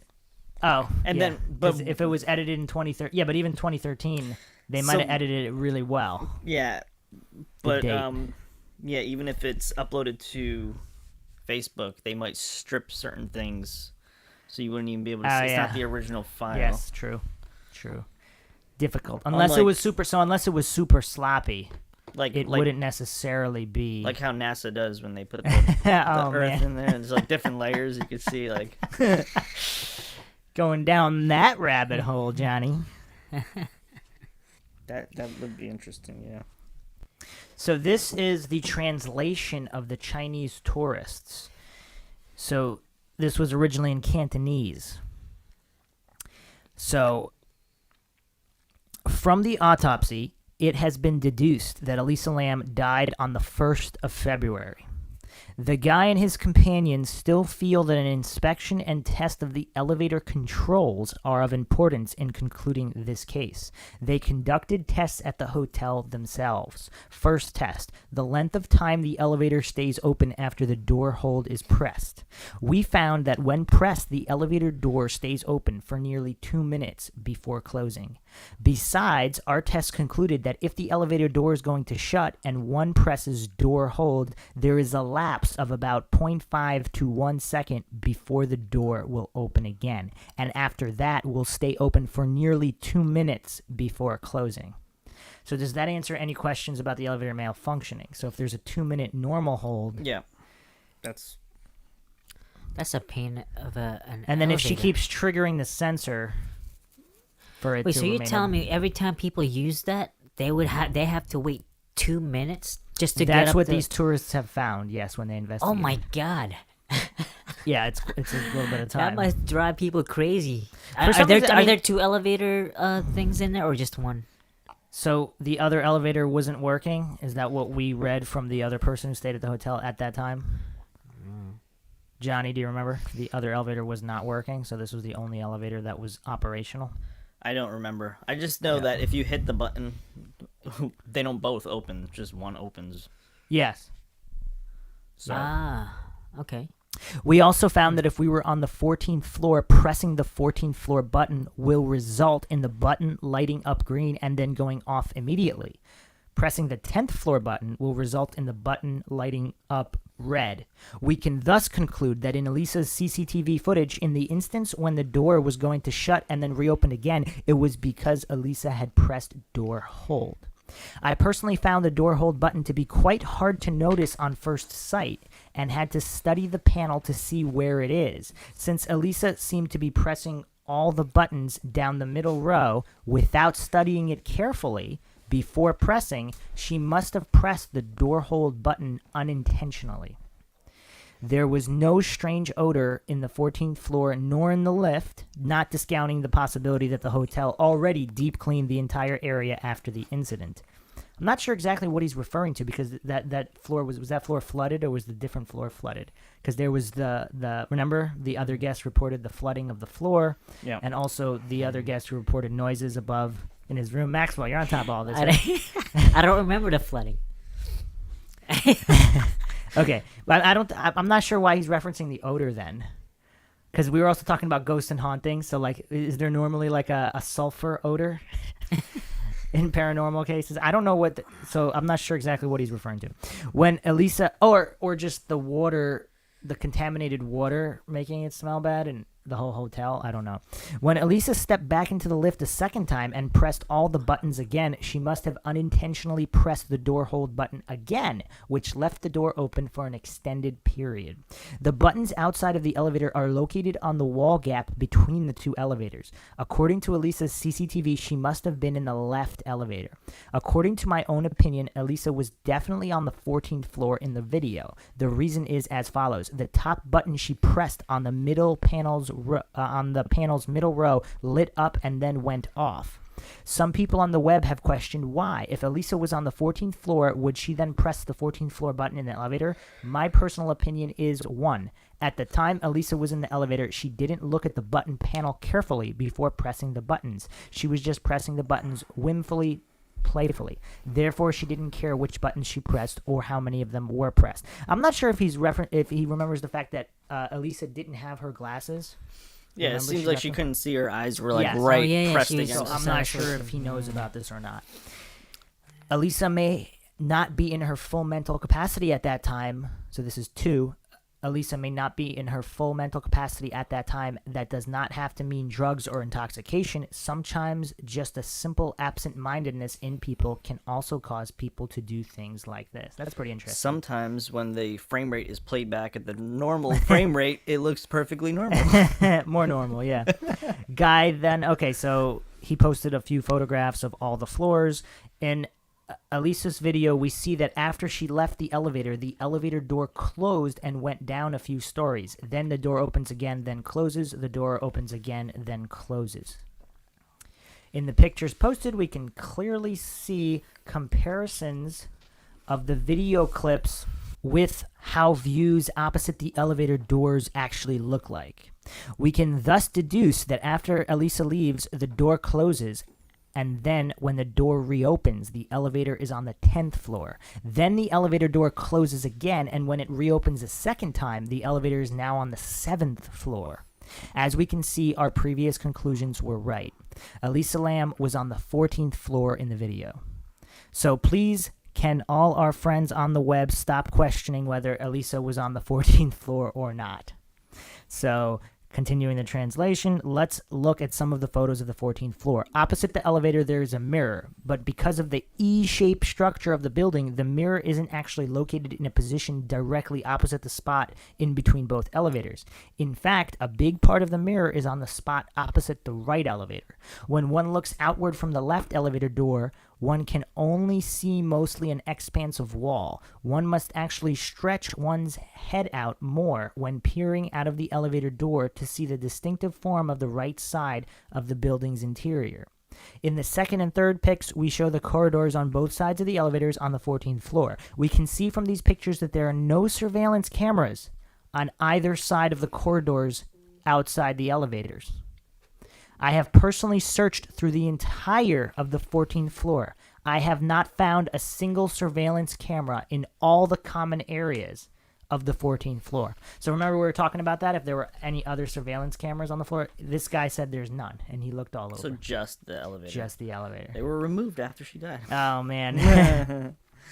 Even the hotel lobby did not appear to have any obvious surveillance cameras, even though it is commonplace or standard for hotel lobbies in California to have surveillance cameras in the lobby. Perhaps I have just been unable to find them in the lobby and they were there all along. They must have been, right? Because if that police officer was saying that two men gave Elisa Lam a box, where's that video? Mm-hmm.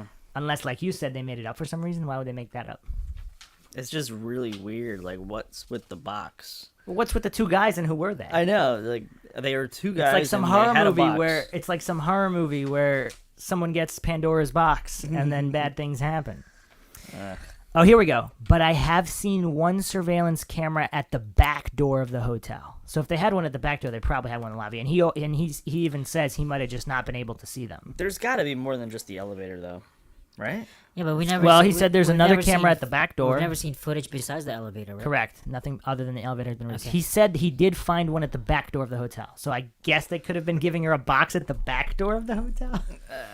Unlikely. There's probably one in the lobby and he couldn't find it. Or, like you said, it was removed for some reason afterwards. On the left side of the elevator along the corridor, there is one residential hotel room. According to my investigation, this hotel utilizes all its available space to the max, i.e. everywhere you go in the hotel, there are guest rooms everywhere, including even in the area to the left of the lift, next to the stairs, etc. Therefore, I can deduce the following. 1. Some commenters on the web said Elisa could have been pursued by an assailant after she exited the lift, which I initially disagreed upon. Upon arriving here at the hotel, I have more reason to believe that it was very unlikely she was pursued by an assailant, as there are guest rooms in every single nook and cranny of the hotel. It is very unlikely that an assailant would risk being found out by pursuing Elisa in such a public space where any commotion can easily be heard by people staying in the rooms, and where, if Elisa screamed, someone would very possibly have heard her. 2. Someone suggested perhaps Elisa saw something she was not supposed to see, a crime being committed, etc., and therefore was silenced by the perpetrators to keep her from ratting out to someone. I said the probability of that is also low. From being here at the hotel, I can't see how anyone would want to risk being discovered by committing a crime in such a public area where there are guest rooms everywhere and the chances of discovery was so high. Just a quick counterpoint to that, though. Someone didn't necessarily have to plan to commit a crime, you know. Somebody got mad, or if there was some kind of emotional situation. I agree, nobody would plan to do it. But if it just happened to be going on and she saw it, I'm not saying that's what happened, but I still think it's at least a very slight possibility.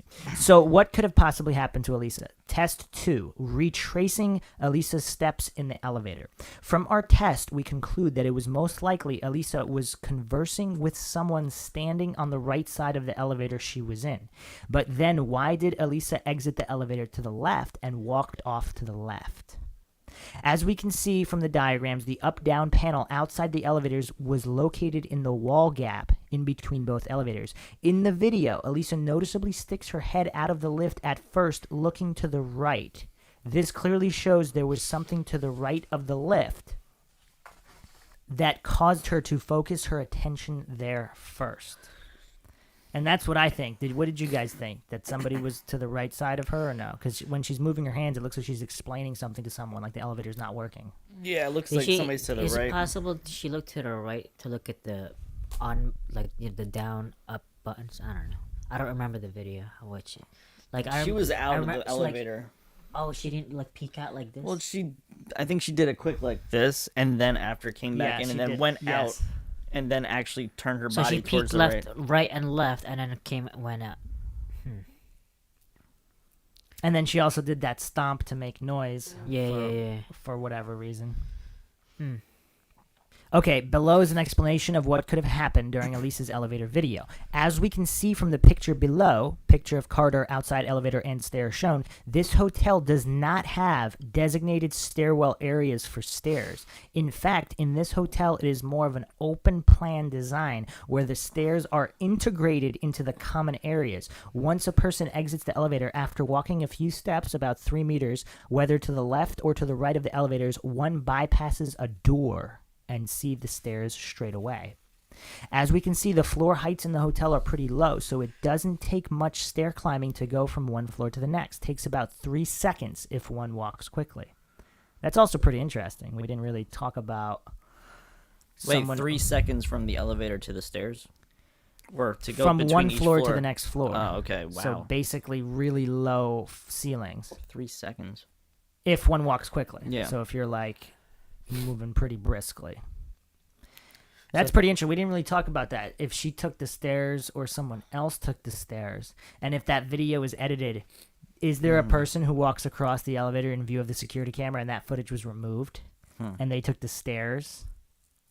So 3 seconds to the stairs from the elevator? From each floor. So if you go from floor 13 to 14, it takes 3 seconds if you take the stairs. 3 seconds. Yeah.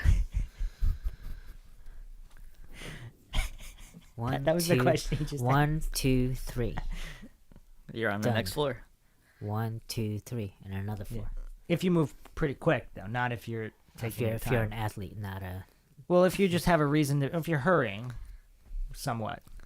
like if you're getting killed or something. Well, you probably might even be faster than that. It says 1.5 quickly, seconds. not max, not as fast as you can. So you could probably do it in like 2.5 seconds if you're Wait, like. so why would that be significant again? Because if they're going up and down floors, they don't necessarily have to be in the elevator. So if something's going Okay. on, either Elisa or someone else could have taken the stairs to get to that floor. She didn't have to ride the elevator to that floor. We don't know. So I think that could be that seems like it could be very significant. And then we also don't know what day that elevator footage was. It doesn't It was day before. Supposedly it was the day before, right? She was there for a few days, right? Yeah. So She was supposed to check out the day before that day, and she didn't. Or maybe she did. We talked about this, right? Maybe she did, but then she went back up to see somebody on the 14th floor. A lot of unanswered questions here. So, test 3. It didn't take more than a minute for Brandon, my companion, to reach the top floor alarmed door by climbing the stairs from the 14th floor.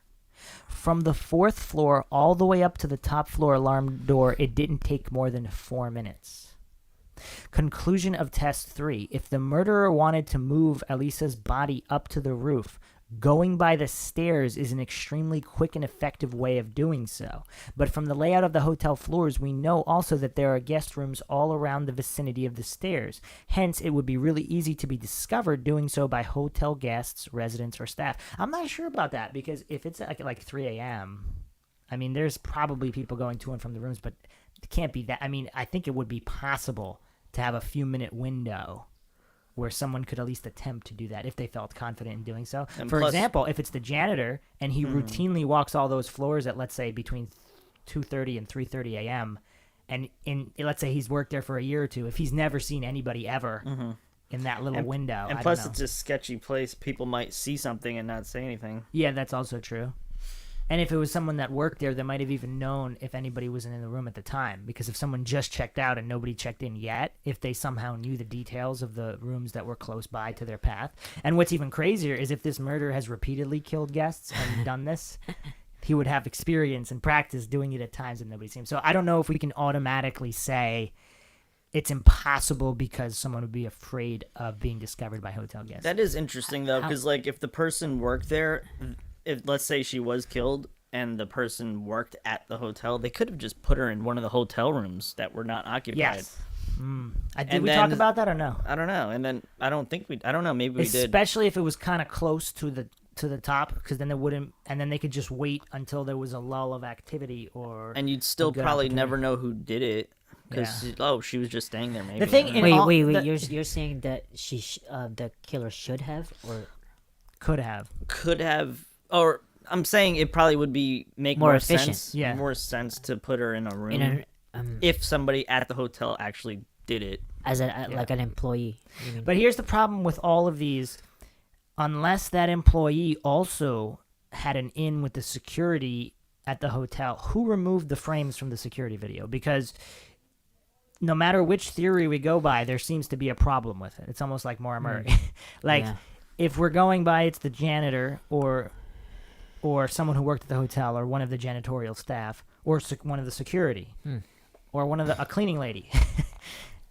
So if they did that, would they have the pull to edit the video? Unless the video was edited for a different reason. I guess if the video was edited for a different reason, like there was a guest there that didn't want to be identified, and somehow they knew for 100% they weren't involved, I guess they could have removed it, and then it could still be the situation where they put her in a room and then went up. So I guess both could be true. So the leaking from the ceiling, what was the timeline on that?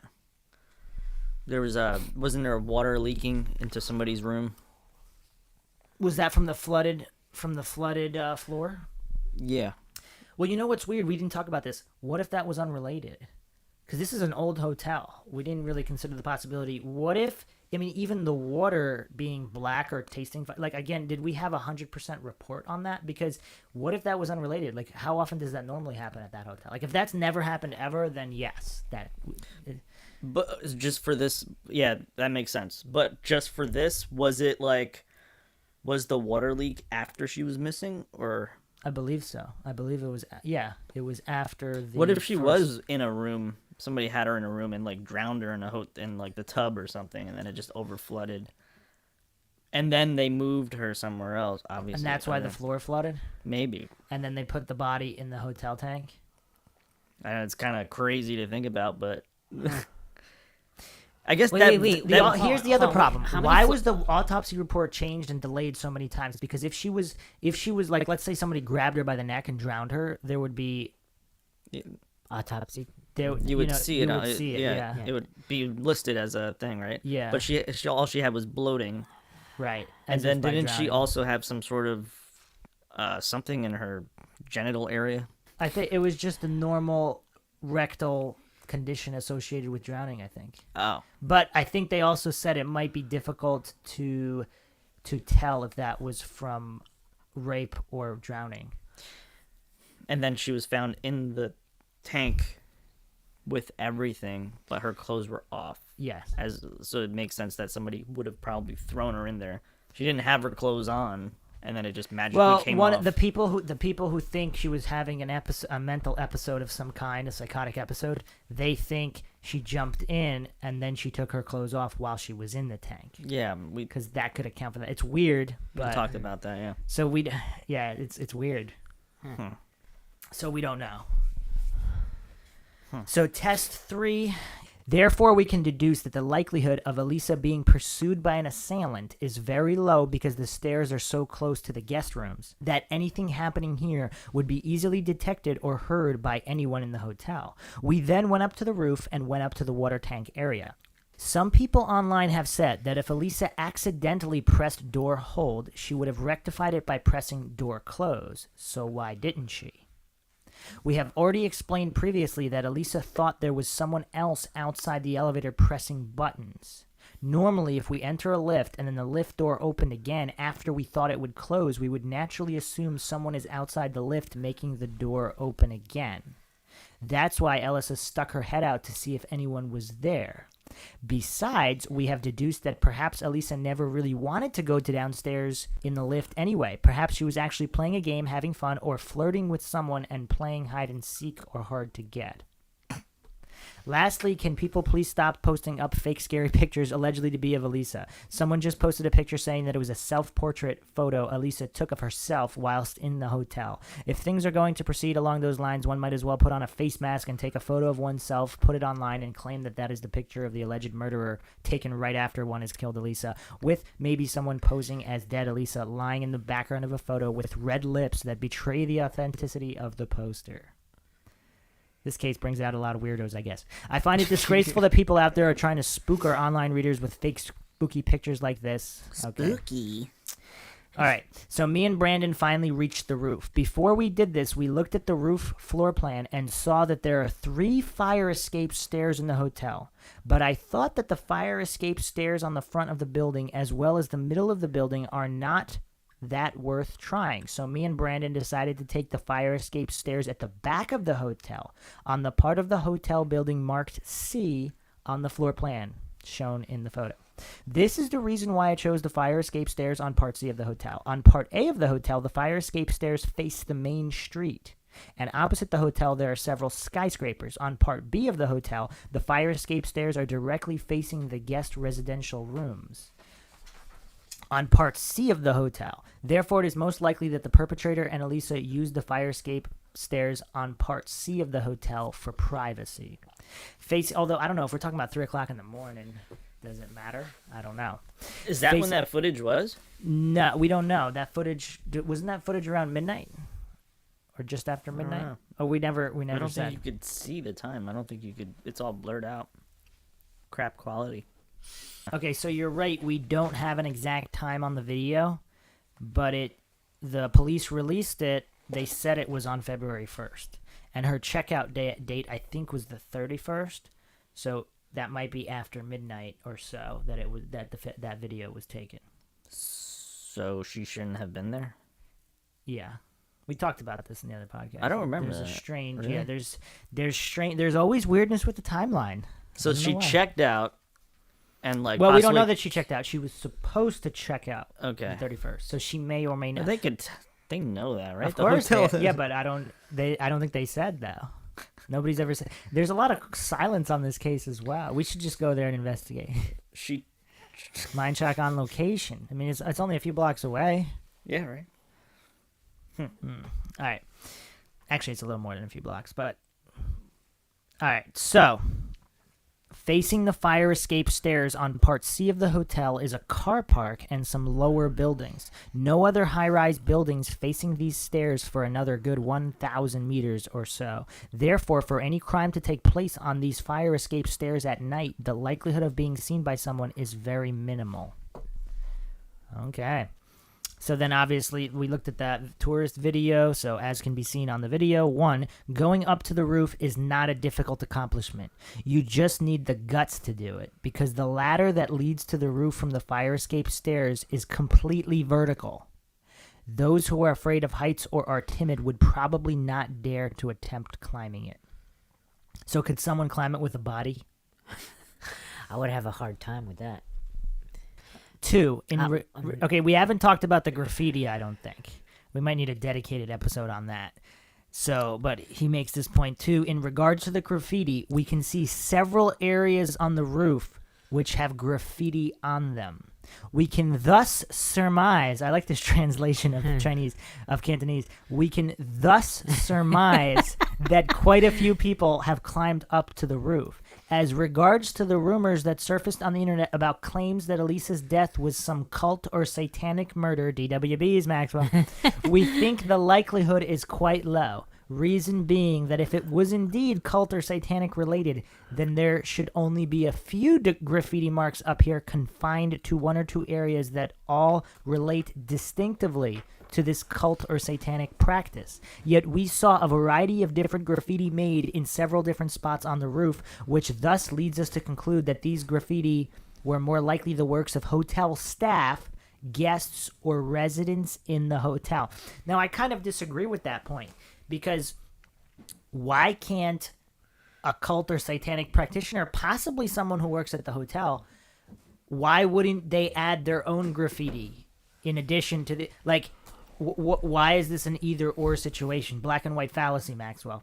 There could be people who graffiti the roof and then also a Satanist who put his piece of graffiti on the roof as well. Yeah. Why is it mutually exclusive? Can't graffiti artists and cult or satanic people both use graffiti? Did they say that, or did they just? No, this is my interpretation of their claim. This is my rebuttal to him claiming that he doesn't think it's satanic because there's different groups of graffiti, saying that a lot of people graffiti it. I would say that probably increases the chances that, because if it's a high graffiti area, wouldn't a cult or Satanist also graffiti something in a high graffiti? Unless they wanted exclusivity. I don't know. We need an expert on cult graffiti. Johnny? Were you a Satanist in your past life? Possibly, you never know. So, well, what do we think of the graffiti? Is it complete? Like, some of the graffiti is interesting. We have to do a dedicated episode on it because I mean, some of it seems irrelevant. Some of it What did it makes say? References. Some of it makes references to. Oh, water okay. tank, So I don't like know, like there's a symbolic, symbology. yeah, Okay, got so- it. But I mean, it doesn't really prove anything because some sick psycho could have climbed up and made graffiti relating to the Elisa Lam death. There was a timeline issue with some of it though. On Brain Scratch, pretty good YouTube channel, or Lord and Arts is the channel, and he has a series called Brain Scratch. He covered Elisa Lam pretty well on it. He tackled the timeline a little bit because I think some of the graffiti was there before they found the body that might have had some symbolism to Elisa, but we'll investigate the exact details of that in another episode. 3, the loft attic up on the roof is for elevator equipment and storage. It has 2 levels within it, upper and lower level. The upper level of this room is locked. The sound of machine humming can be heard coming from it. This is for the machinery. The lower level of the loft attic is not locked. Very dark inside with no light. There is a large ventilation pipe inside. On the floor is some black plastic bag and some trash. Going back to what you said about stashing her body in a hotel room, somebody could have stashed her body right That's there true. too, right? Yeah. Because it's not even locked, or at least it wasn't when this guy looked at it. Okay, according to the video, we can glean the following information and conclusions. 1, if Elisa and the perp willingly went up to the roof in the first place, it wouldn't be difficult to dispose of her body in the tank. 2, if the perp had moved her body to the roof from downstairs, by carrying her on his back, for example, it is difficult, but not impossible. After considering the possible risk of accident mishap from carrying me on his back and attempting to transport me up to the roof from below, me and Brandon decided to abandon our initial plan to test drive the theory that Elisa's body could have been carried up to the rooftop by the perp, wanting to dispose of her body. 3, there was really a lot of different graffiti on the rooftop, which lowers the probability that this was in any way satanic or cult related. I'm not sure you can make that jump, but that's what he said. 4, there is a loft attic on the rooftop, which makes it possible that Elisa could have been imprisoned there for a while before her death. We didn't talk about that, so she was kept alive. That's kind of creepy. Okay. 5, it can be seen that police and other personnel were standing by the door of the loft attic, so I believe that the police have already checked around the lower unlocked level of the loft attic. Although both upper and lower levels of the attic had their doors shut, I was able to open the door to the lower level. Inside here, there is a large ventilation pipe and lots of different tools. I tried opening the door to the upper level of the loft or attic. It was locked. Okay, he posted another video which has to do with the water tanks. From this video, we can glean the following information. 1, there is a ladder right beside the tank where Elisa was found. This wooden ladder looks very old. It looks very weather-beaten, therefore it must have been left here permanently. I climbed up this ladder with ease, and upon closer inspection, it seems this ladder has never been moved from this spot. This can explain why Elisa's body was found in this particular tank, because the wooden ladder is always right next to it. 2, at the bottom portion of this water tank, there is an outlet where the water flows out into the rest of the hotel. This water outlet does not measure any larger than 1 palm width across, the diameter not more than 10 centimeters across. Police say that the likelihood of Elisa's clothing being sucked into this outlet is very minimal. If her clothes did get sucked out through this outlet, it would result in pipe blockage. At the top of the water tank, there is a piped outlet from where water flows into the tank. As per our web friends have suggested, another way of getting to the top of this water tank is via the red ladder on the side of the loft attic. I climbed up this ladder rather easily. It is nearly 90 degrees vertical, but with a slight incline. But if one tried to carry the corpse on one's back and climb this red ladder, it is more difficult. More difficult than climbing up the wooden ladder on the side of the water tank. After coming up to the roof of the attic and loft, I noticed that the television receiver and the chimney all had some graffiti written on them. After walking to the side of the roof at the attic loft, I can see the top of the water tank. This tank is located the closest from the side of the roof of the attic loft. There is a drop from here to the water tank of a maximum of 2 meters. It is not hard to go down to the water tank from here. Also, as Brandon said to me, it would be possible to lower the body down into the water tank from the rooftop edge of the attic loft, because this water tank is the closest to the loft attic. The other tanks are further away. Regardless of the fact, it is still considerably difficult to attempt such a feat. However, one could also first climb down from the attic loft rooftop edge onto the water tank first before disposing of the body in the tank. This is the water tank next to the one Elisa was found in. It had a lid on, but the lid is not locked. From my observation, the lids on the outer water tanks appear to be slightly smaller in size compared to the lids on the tanks closer to the attic loft building. We also discovered 2 more things while standing on the roof of the attic loft. This isn't translating as whilst standing. Yes, we found empty beer bottles on the roof of the attic loft building, one under the chimney, the other under the dish. My first thought, someone had been drinking at this spot. Ooh. My second thought, could Elisa have been to this very spot to drink too? Ooh. My third thought. Getting interesting. My third thought, such crucial evidence might have Elisa's fingerprints on them. Why didn't the LAPD take them back for further investigation? Wait, what'd you say? That's a good question. Why didn't they? He's saying if those bottles have been drank by Elisa if she wanted to drink. How long after did he go investigate that? I don't have a date here, but I think it was pretty soon after, so we're probably looking at weeks. Because those bottles could have They been could there be from new. the night before. Yeah, they could have been. We don't know. My fourth thought, no matter whether the police had taken all the evidence back or whether the police failed to find these 2 pieces of evidence, why would there still be people coming up to the rooftop of the attic or loft to drink after the discovery of Elisa's body here? Any thoughts, Maxwell? Wait, why do you think people are still hanging out on the rooftop after the... Yeah. Probably just habit. These are the usual So people that hang out. Would that deter you? Like, let's say you were a janitor that had nothing to do with Elisa Lam's murder. Would it deter me? I would be like kind of fascinated if like hanging out with my friends. I guess like You'd be fascinated to hang out. Johnny, it would be let's like say, Johnny, let's say you're be an creepy. innocent you're an innocent janitor at the hotel. After Elisa's body was found there, would you still go up to that spot to drink? No. Maxwell said it would. Would intrigue him more, and he'd be more likely to go up to drink at that spot. Oh, I guess maybe it depends on how if this guy's like a serial killer and he wants to just hang out with his thing that he just killed. Yeah, if he's a killer, I agree. Yeah. There'd be no deterrent. He would still go up there and drink because that's what he always does. If it's not, if it's an innocent person, would Elisa's body being found there, would that be too creepy to go up there and hang out and drink after the fact? The only deterrent for me, like the thing that you brought up, which I didn't think about, which is kind of messed up, is like being blamed for the murder. No, nothing. Let's say you wouldn't be, but I just wouldn't want to. I wouldn't want to drink there. I'd be intrigued. I'd be like, oh my god, that's where the girl died. And Johnny, you wouldn't. You wouldn't go up there. It would be almost exciting because I don't know. Yeah, I definitely wouldn't. I don't think I would as a either. person as who I am. I'm a sick bastard.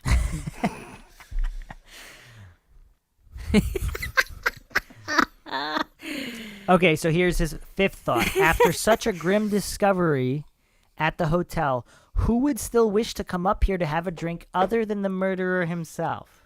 My above thoughts are not comforting and throw up lots of suspicion.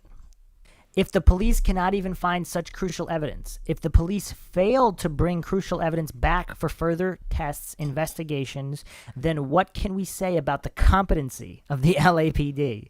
Are they doing their jobs properly?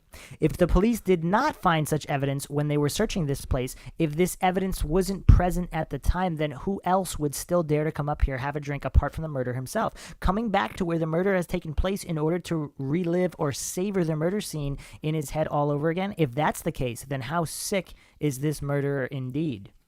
We are almost finished with our field report of the Cecil Hotel. I will have more pictures that I haven't put up, but if anyone is interested, I will supply these additional pictures to them.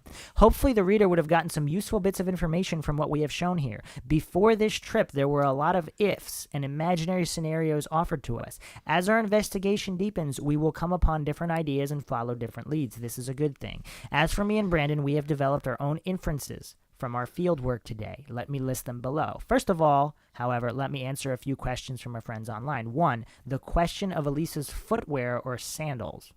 The hotel does not provide sandals or flip-flops for guests, so the sandals or flip-flops she wears in the video cannot have been given to her by the hotel. 2. The M level of the building is the mezzanine area. It is right above the lobby. There is a canteen and a lounge. The B level is the basement. When we reached the B level, we could hear sounds of hotel staff chatting and laughing. Before we went, it was suggested to us there might be a room on the 15th floor where Elisa's body was stored. I wonder who suggested that to them. We investigated the 15th floor ourselves and did not find any such suspicious room. There are reports saying that Elisa's body was found with all 4 limbs broken. Upon investigation, I've found that there were no official reports of Elisa's limbs being broken. There was only official reports saying that Elisa's limbs looked abnormal, which may be a result of her body being suspended in water and subject to water currents for an extended period of time.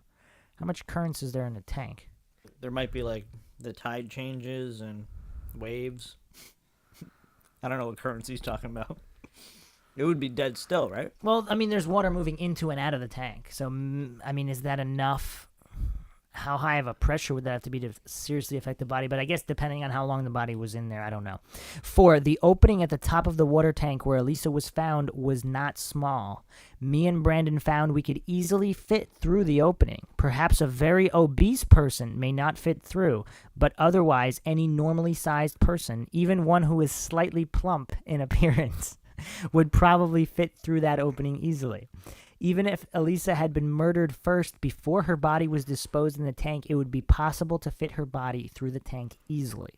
Now that we have addressed some of our web friends' most pressing questions, we shall go into our own inferences from the field work we accomplished today. 1. How did Elisa's body end up in the tank? A. She could have wanted to end her own life, climbed up the wooden ladder on the side of the tank, opened the lid, and jumped into the tank. Point of suspicion.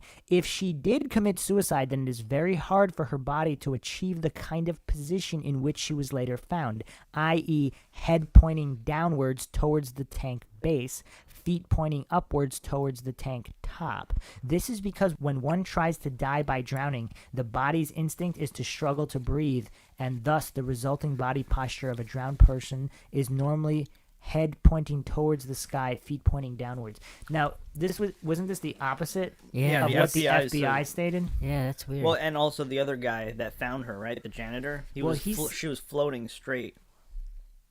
Wasn't she floating up? He saw her face. Yeah, on her back. She was floating on her back, and then the FBI said she was Because he knew she was Asian somehow. Mm.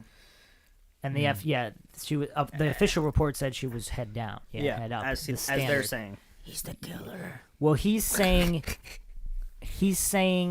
Oh, well, actually, he's talking about suicide though. The FBI, when someone drowns, that's an interesting distinction. If someone is drowned, like they get knocked out, they were already unconscious when they were in the water, would they be found head down? If they're drowning fully conscious, would they be found more of in a floating position because they're trying to go up? I don't know. I think it also depends on the amount of time they've been in the water. This is just his suppositions, or inferences, as he calls them. B. Elisa committed suicide by jumping from the top of the attic or loft roof into the water tank opening. In actuality, this is not as easily done as our web friends might imagine. The thing is, there's a distance of about not more than 2 meters from the attic loft roof to the water tank, and the top of the water tank is not smooth and straight. There are gaps and openings in between. For a girl to attempt to do this is extremely difficult. This is my opinion after personally inspecting the place. C. Elisa's body was disposed of into the water tank by the perpetrator by climbing up the wooden ladder first. This is a more probable scenario because it's much easier to do this via going up the wooden ladder than from the roof of the attic loft building. It would also be easier to push the body into the tank slowly and surely by doing it this way. One man would be able to do this on his own. If it's a two-man job, it'd be very easily done. D. Elisa's body was lowered into the tank from the rooftop of the attic loft building. This is considerably difficult. It doesn't matter if the perpetrator tries to do this by first jumping off the attic loft building rooftop before disposing her body, or by dumping her body straight down into the tank opening from the roof of the attic loft building. Quite impossible for one man to do this on his own, but may be possible if there were two men involved. From the above, we can surmise that 1, it's easier to enter the water tank. 2, even easier to climb up the water tank from the wooden ladder leaning on it. 3, how did Elisa end up on the roof of the hotel? Okay, actually, it's even easier to... Okay, next point. How did Elisa end up on the roof of the hotel? From our own fieldwork today, we deduce that most people, those who are familiar with the place, would find it easy to go to the rooftop. All they need is guts to do this, because from the things we saw on the roof, we can surmise that quite a number of people have gone up there before. From the graffiti, we can surmise that people go up there on a very regular basis. Well, that doesn't help, because if it's the staff that have the key... There's video of somebody going there, and supposedly an alarm's supposed to go off to the roof access door, and an alarm does not go off. This is a recent video? I don't think it's recent. I think it's closer to... Was this the Chinese tourist? It might be, yeah. Oh, it might be the same guy I'm reading. Oh, okay. Because this is the main guy. Yeah. Yeah, and then I think other people have said the same thing, like the alarm doesn't go off. You could just go right up there. But if it's locked... And it was never locked. But if it's supposed to be locked, well, all I'm saying is the graffiti and the beer bottles. That doesn't mean it's just anybody. It could be hotel staff that are regularly going up there. Yeah. So. Someone was drinking beer at the rooftop. Therefore, there are a few possibilities as to how Elisa ended up going to the roof. A, she could have gone up there by herself via the fire escape stairs. B, she could have gone up there with a member of the hotel staff. The hotel staff would have the keys necessary to unlock that locked door at the top of the flight of stairs inside the hotel, and the staff member would know how to disable the alarm. So this might be a different person then that made that Supposedly, video. because he didn't go up there to that, at least not on this trip. This guy, he filmed it. He went through the whole thing, went up to the roof, filmed inside the water tank. He filmed the water tank. This guy did also. There's more than one person that did this investigation. Here's the thing, though. How do you know that it used to be locked all the time? After the murder, they just left it unlocked because people kept coming and going. I mean, I don't know. Maybe accidentally, but we don't. That doesn't 100% prove that at the time that she died, it wasn't normally locked and alarmed. We don't know. C, she could have followed someone up to the rooftop. This person she followed could have been a hotel member of staff or a guest at the hotel, leaning towards a guest who is very familiar with the place. Not sure why. Wait, was her phone in the tank also? No, they never found her phone, I don't believe. No, she lost her phone, right? She lost her phone. She never got it? Was it in the tank? I'm not sure there was... No. Did she lose it the day of? Or? It was we talked about it. It was she actually wrote it on her Tumblr also. Yeah, that she lost her phone. It was interesting. Like it was a number of days or a week or even two. How weird would it be if like she was meeting the person that found the phone, like meet me on the roof or at the hotel or something? I found your phone. Do you want your phone? But how would he get in contact with that's her? That's a good point. Yeah, that's a good point. Maybe post on Tumblr.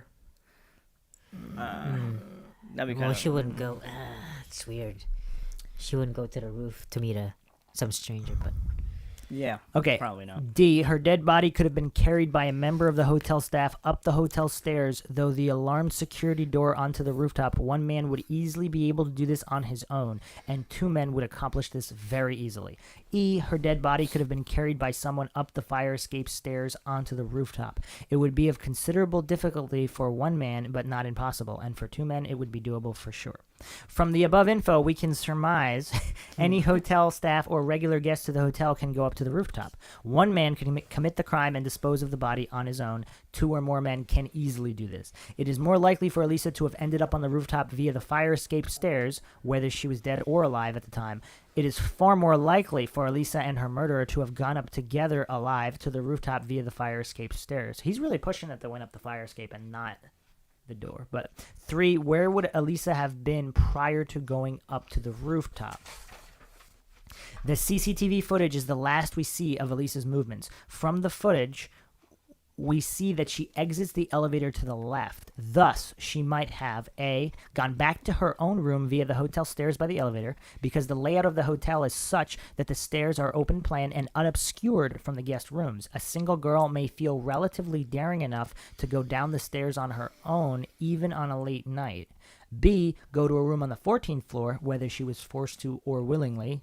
C, got into a room on the 15th floor, whether she was forced to or willingly. From our field work today, we know that it takes a maximum of 10 seconds to get to the 15th floor from the 14th floor via stairs. Thus, we cannot eliminate the possibility that she did go to the 15th floor. D, why posit a possible 13th floor? Because it isn't logical. We can already confirm that she was staying on the 4th floor of the hotel. So if she wanted to go downstairs or pretend to go downstairs, she wouldn't have gone up one floor, then took the elevator down to go downstairs. E, she may have been on the 15th floor wanting to get into the lift. Someone on the 15th floor is trying to dissuade her or not allow her to go back to her room. She walks down to the 14th floor to take the lift. After that, the person on the 15th floor comes down the stairs to the 14th floor as well to find her. This is a possibility we cannot dismiss either. What do you guys think about that? Started on the 15th. She went to the 14th to take the elevator down, and someone is stopping her, or possibly. So the whole situation didn't necessarily start on the 14th floor. It could have started on the 15th floor. That's his point there. No thoughts. Okay. It's interesting. F, since there's a maximum of 10 meters between the elevators and both flights of stairs on either side and the floor heights are very low, going up and down the floors via stairs is a very convenient and fast method. It is very hard to deduce if the person she was seeing is living in the room on the right or left side of the elevator on the 14th floor. I personally measured the time it took for me to go to the stairs from where the 14th floor elevator was situated to where the 15th floor elevator was, and then went back down to where the 14th floor elevator was again. This did not take me more than 1 minute to accomplish. G, Elisa could have returned to her room on the 4th floor, got killed. The murderer then transported her body to the 15th floor. Time taken to do this shouldn't have taken any more than 10 minutes. If the perpetrator is a healthy, fit, and strong man, he may take as little as 4 to 5 minutes to do this. And then after that, he disposed of her body in the water tank. I shall not be discussing Elisa's behavior in the video here, as I have already been extensive discussion of that prior to the post, and I have already made my opinions clear regarding why she acted the way she did. I shall end this post here. I will post more if I have any more to say. Do take your time to pour through all of this information. Okay, so what do we think about this amateur Chinese investigator and this translation, which possibly might not be 100% accurate, but it gives us some good ideas of the layout of the hotel, the time taken to go from one floor to another, access to the roof. So basically, very possible for a one-man job, super easy for a two-man job. So does this really change anything? Anybody's theories? Maxwell, what's your theory on this again? I forget, but I right now... You forget your own theory? Yeah. What's your theory on what happened to Elisa Lam? I don't know. I think she was probably killed up there, not brought up by stairs. Okay. Johnny? Because I don't want to, I wouldn't want to inconvenience myself to dispose of a body going through... Unless you normally did so and were comfortable doing it, right? It's just too much work. I'd rather... Well, a serial killer, that's their job. Well, if I were to kill someone, I don't want to go upstairs. I want to bring him up there alive and then kill him. So she must have been dead up there, not... There's a lot of... I'm thinking for myself in reference to myself, so, I don't know. I just...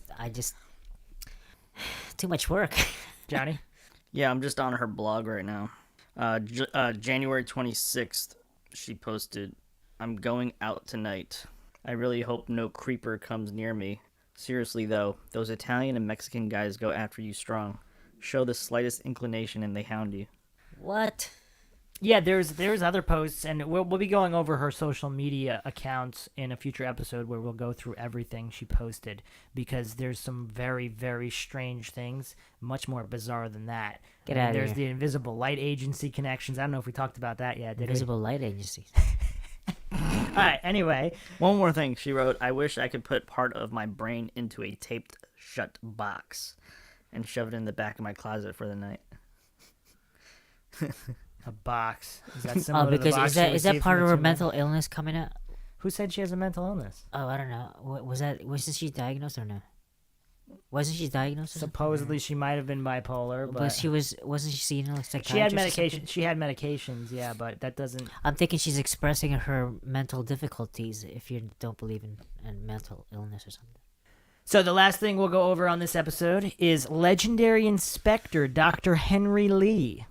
So this is his interview, and talking about the Elisa Lam's case, he says, quote, "This may not be a suicide," end quote. There has been widespread international publicity on Elisa Lam's mysterious case. On February 25th, 2013, our reporters from Nandu Daily got in touch with the legendary Inspector Dr. Henry Lee, nicknamed the Chinese Sherlock Holmes.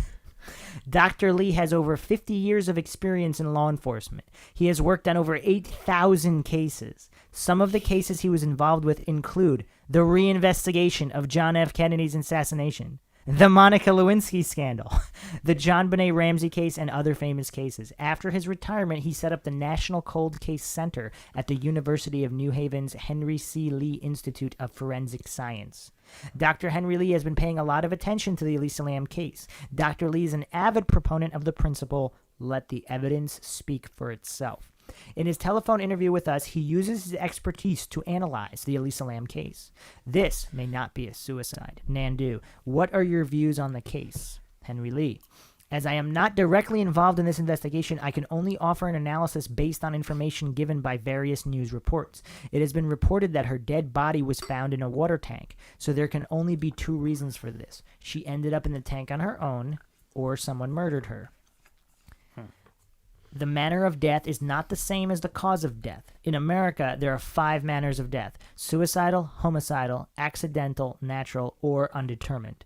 And then there are about 30 causes of death, including drowning, poisoning, gunshot wound, stab wound, etc. This is why, when a case like Elisa's occurs, the first thing to do would be to ascertain whether she died before she entered water or after. This is not difficult because her abdomen and lungs can be examined to see if water has entered them. And just talking about what we talked about before, I don't believe it was ever stated, right? We could not find it definitively stated.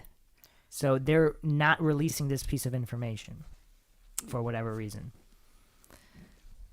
Whether or not there was water in her Correct. lungs, Yeah. and then we'd know if she died while drowning or died Yeah. before. Yeah. Her windpipe can be examined to see if the microorganisms inside are similar to the ones found in the tank, etc. I'm not sure if this was ever done. Now, the second thing to do would be ascertain if she has any external or internal injuries. Then, the third thing would be to see if there are any traces of drugs, alcohol, medications, etc. left in her system. This was done, and we read that report.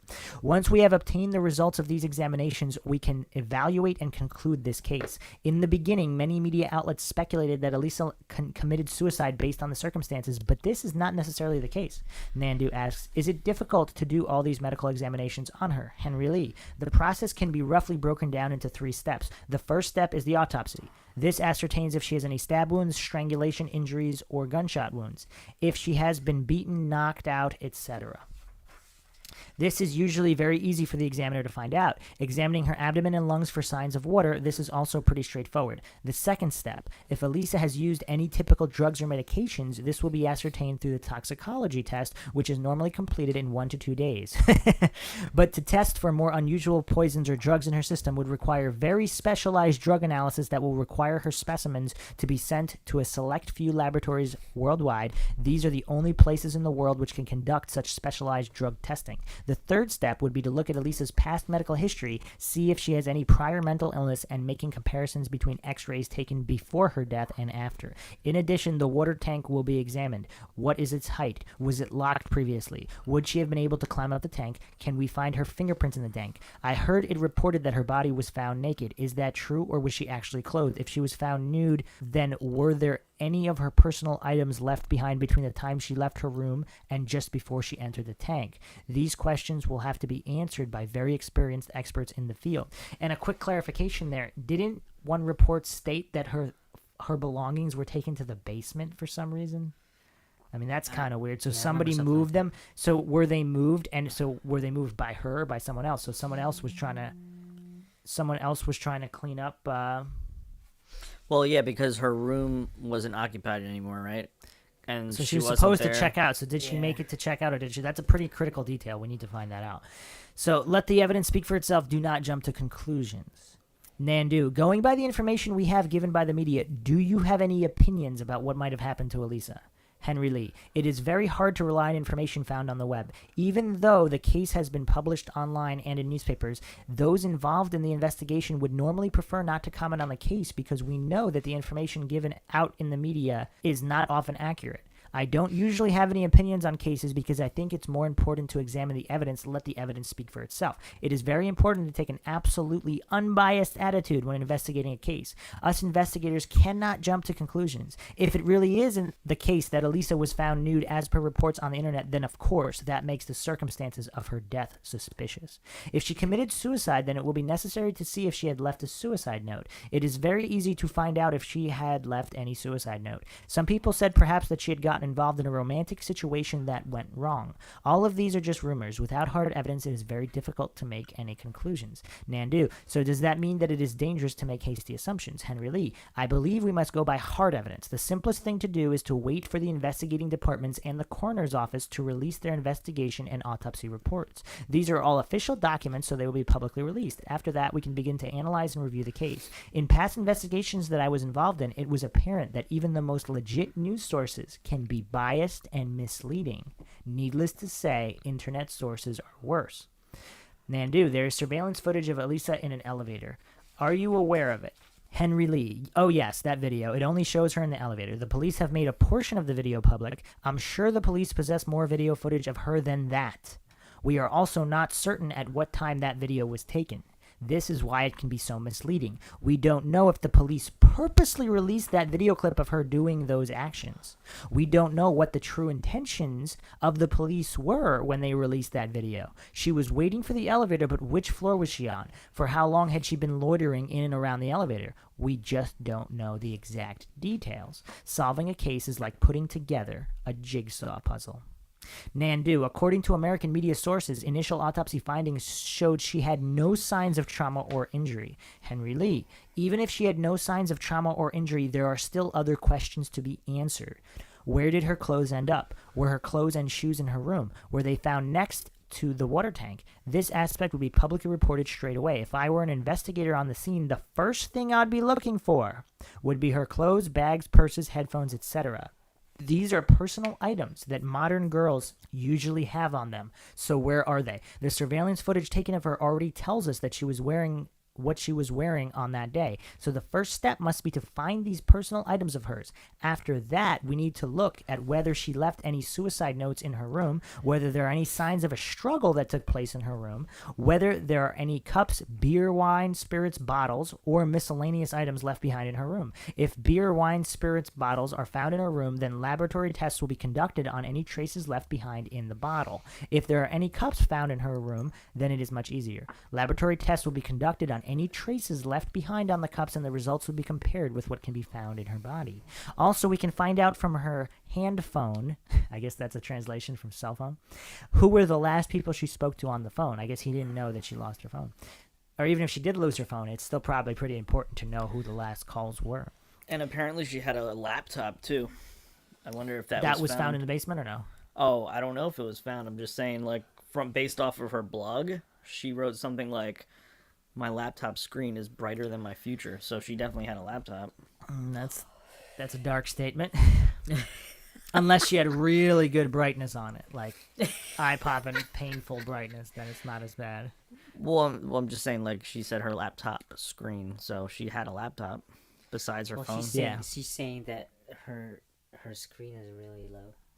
I don't know, or her screen is normal and and she doesn't think her future is bright. Regardless, the elevator footage should also tell the time and date of when the footage was recorded. It is imperative to form a detailed timeline of events starting from the day she was last seen alive. For this sort of case, this would require a lot of witnesses, soft and hard evidence, and they have to be pieced together like a jigsaw puzzle. At present, all we have to go on is information available from media outlets and online. For this reason, I am very reluctant to comment too much on this case. Nandu. The Cecil Hotel has been the scene of many crimes. What is your opinion on this? Henry Lee. The area around the hotel is not very safe, but that in itself doesn't prove she was murdered. It is very important to see if her body has any injuries, if there are any signs of sexual assault, and to find out why her body ended up in that water tank. Is it because the perpetrator didn't want to be found out? If the web reports are indeed true, if her body was really found to be naked, then of course her death becomes very suspicious and it would be imperative to find her clothes, whether they have been ripped or shredded, if there are any traces of mud, bodily fluid, hairs, etc. on them. Nandu, did the LAPD invite you to assist with the case? Henry Lee, no. I have retired many times before. I am already out of the game. I am still involved in work at the National Cold Case Center at the University of New Haven. If the Elisa Lam case remains unsolved for a long time, then it will be passed on to the National Cold Case Center, and we will assist in any way we can to solve this case. In America, over 30% of cases so far have remained unsolved. There are on average 6,000 to 7,000 cases to solve every year. He better jump on Maura Murray. Yeah. In addition, there are 20,000 to 30,000 sexual offense cases that remain unsolved as yet. So many cases go unsolved because of insufficient clues, and they become cold cases, unsolved cases. Now that I'm already retired, my National Cold Case Center assists police forces worldwide, particularly the American police force, and we specialize in solving cold cases. If the LAPD does eventually announce they are unable to solve this case and ask for assistance from the National Cold Case Center, then we will assist. America is made up of many jurisdictions. It is not up to me to decide whether I will be investigating a particular case, no matter how much I wish to. So, important note, technically, a lot of these cases are marked solved, because if it's suicide and it's not really suicide, they just want to clear the case, police most times, because if they can't solve it, it just looks bad to have that many open cases. Or in a certain percentage, we don't know which percentage, if a police officer was involved or knew someone who was involved and it's an actual conspiracy or cover-up, they'd want it marked suicide. Yeah, they want it marked and closed, or have a scapegoat. So it's solved? I like that guy. Yeah, they have marked it as, I think, accidental drowning or whatever, or intentional drowning. So now he could go and do it, right? This guy, he could go and investigate? Wait, what do you or mean he has to be asked to. Well, he said if it's an open cold case, the Elisa Lam case it's closed, so it's done. They closed the case? That's what I thought, like based off of the autopsy. So they what said. was the conclusion? I think what he said, there was accidental drowning. So they're going with the OCD. Yeah, I guess because they listed all those mental. Well, I talked about medications. this once. There was also the wrongful death lawsuit by her parents. They claim that the hotel failed to inspect and seek out hazards in the hotel that presented an unreasonable risk of danger to Lam and other hotel guests, and seeking unspecified damages. Okay, the hotel argued that it could not have reasonably foreseen that Lam might have entered the water tanks, and that since it remained unknown how Lam got to the water tank, no liability could be assigned for failing to present that. And that lawsuit was dismissed in 2015. I mean, that kind of makes sense, though. Like, if it clearly says you can't go up there. So the official cause of death is drowning. They also, I don't believe they ever named the employee that last saw her. So on January 31st, that's when she was last seen alive by an employee of the hotel. When she was going to, like, the bookstore or something? And then the bookstore lady saw her. We went over all that. So the official cause of death was listed as accidental, but this was changed because, this is from Snopes, actually. In June 2013, Lieutenant Fred Corral of the Los Angeles County Coroner's Office Investigations Division confirmed Elisa Lam's cause of death was accidental, with bipolar disorder as a significant condition. The location of Lam's body inside a hard-to-access water tank and her odd behavior were among mysteries not resolved when the forensic investigation was completed. Those tests results were initially expected to take 6 to 8 weeks to complete, but coroner's spokesperson Ed Winter said in response to queries that the office was still awaiting complete testing results. Corral said no other information on the cause of death or condition of the woman's body was being released. So we still don't know. So law enforcement officials had been careful to say that the death could be accidental, despite widespread public suspicions of foul play. So basically they're saying they're not going to release it. They're not going to release any further information. Wow. That's kind of strange, don't you think so? Yeah. That's so weird. Like, pretty much any other case... When was that written? So this is Snopes, and that statement was June 2013. Okay. So pretty much in any other case, it is released. Up, water in the lungs, boom, boom. Like it's and the autopsy report isn't changed from unknown cause of death, many month delay, change it back, like it was changed, change back again. That's funny business going on. How often does that happen? How often? Like it's like Maura Murray. How often in a missing persons case is the last known footage not released? Like, it's weird. It's just weird. So, that was another episode of the Elisa Lam case. We have plenty more to come with plenty more bombshells. If you like our podcast, you can donate to our PayPal and check out our social media sites, Twitter, Facebook, Reddit. And don't forget to subscribe and click like if you like the podcast and this episode. This is Bruce McGuire signing off. And Maxwell Powers. And Johnny Mills. See you guys next time.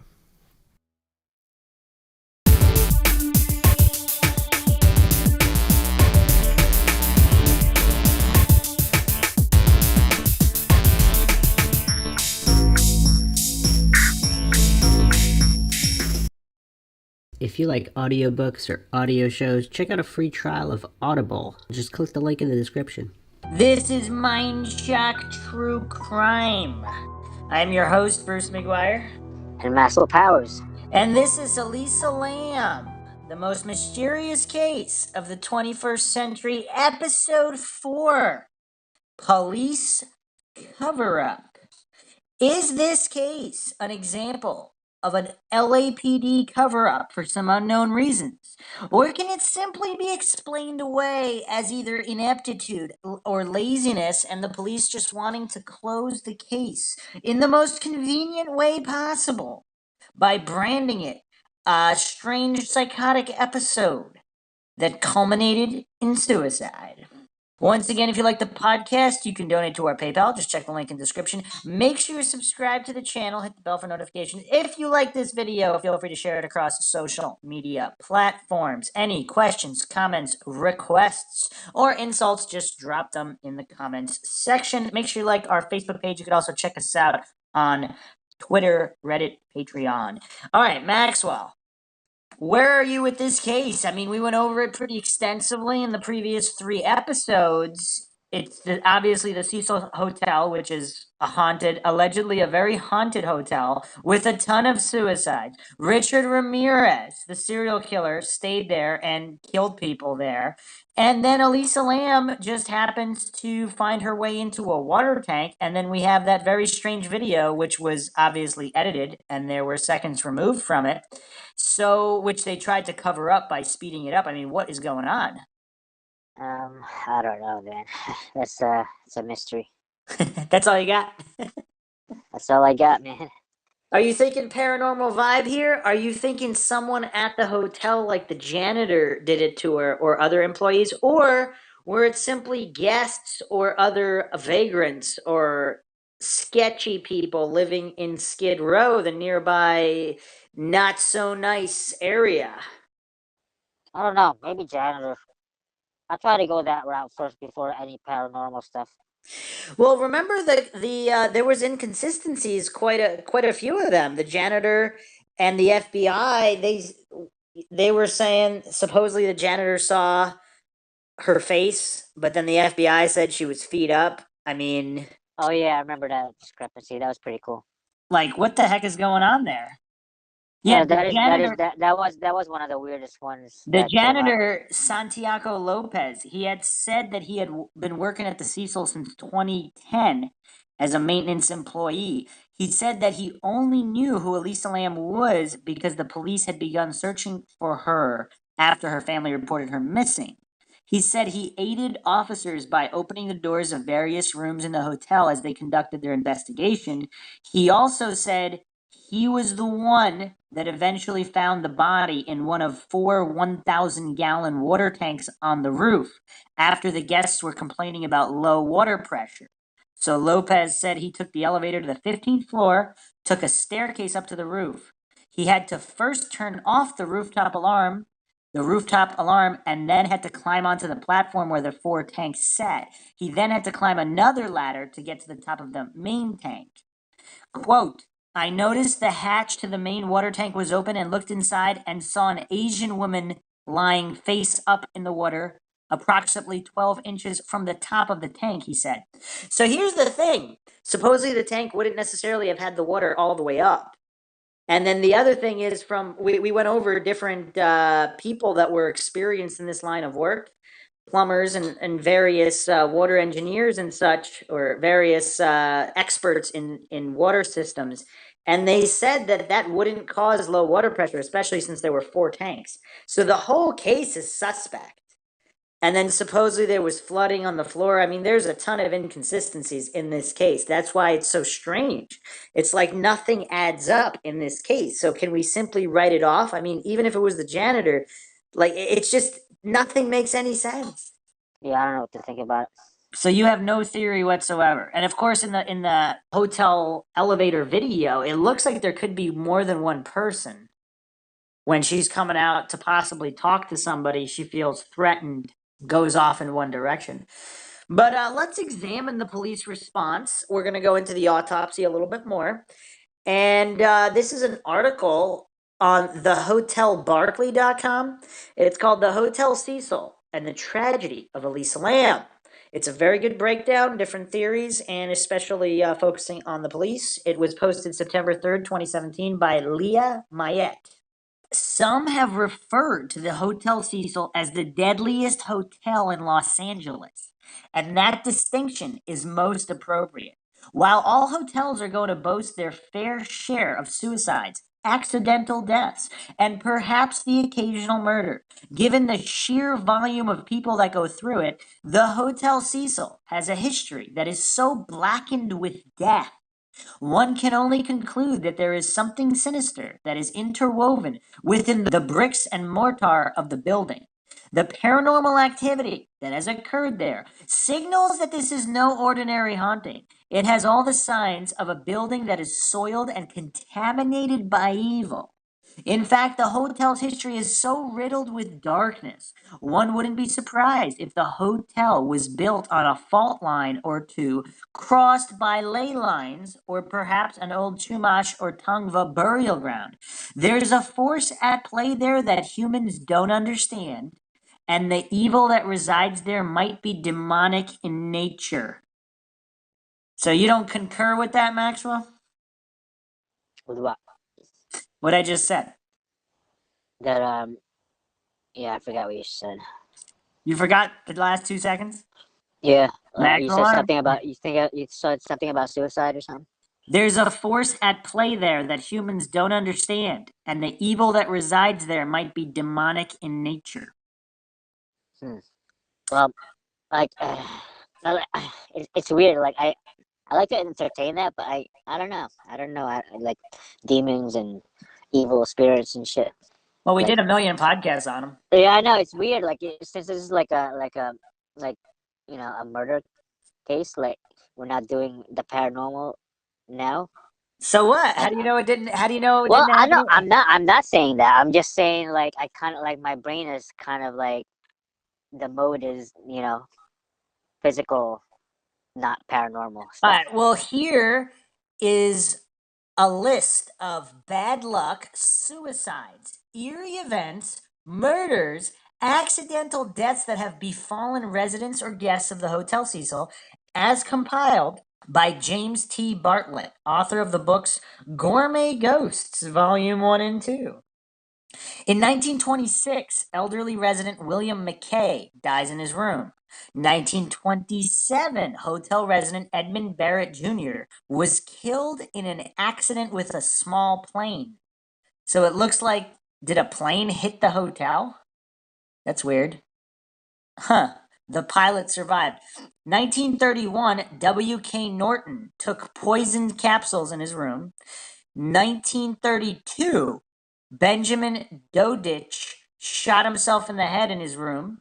1934, Louis D. Borden cut his own throat. 1935, hotel resident Virgil Tallman was hit by a car.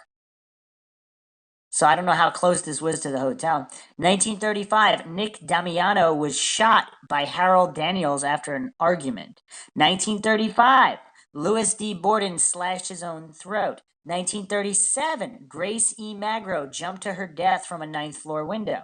1938, Roy Thompson jumped off of the top floor of the hotel, hitting the skylight of the building adjacent. You know what's creepy? It's like one death every single year.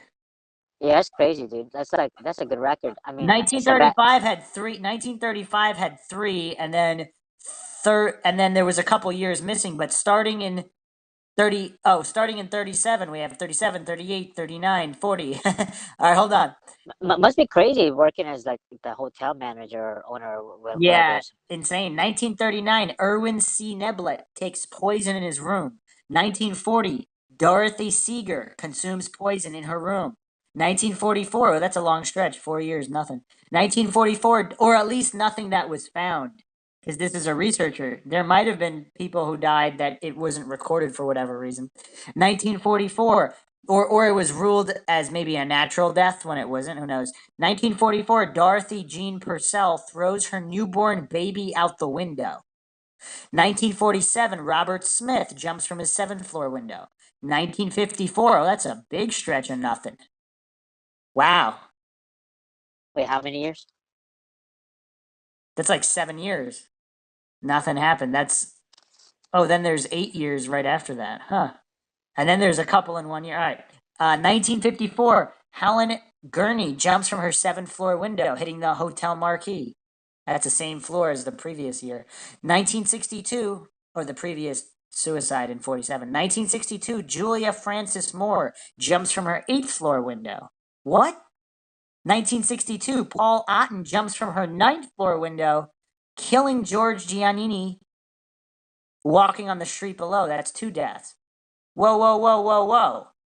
There was two suicides from the 7th. Then someone jumps from the 8th. Then the same year, someone jumps from the 9th. Is that too coincidental for you, Maxwell, or is that all good? Coincidental. 1964, Goldie Osgood, known as Pigeon Goldie, as she often fed the birds at the nearby park, was found in her room at the Hotel Cecil, raped, cut, and choked to death. Then, wow, nothing for 12 years. New record. 1976, Jeffrey Thomas Paley shoots at people with a .22 semi-automatic rifle from the roof of the Cecil, but no one is hurt. Wow! Then nothing for almost 10 years. From 1984 to 1985, Richard Ramirez, the famous Night Stalker serial killer, lived at the Cecil Hotel during his rampage of 13 murders and countless other crimes. 1988, Robert Sullivan checks into the hotel after stabbing his girlfriend to death in their Huntington Beach home.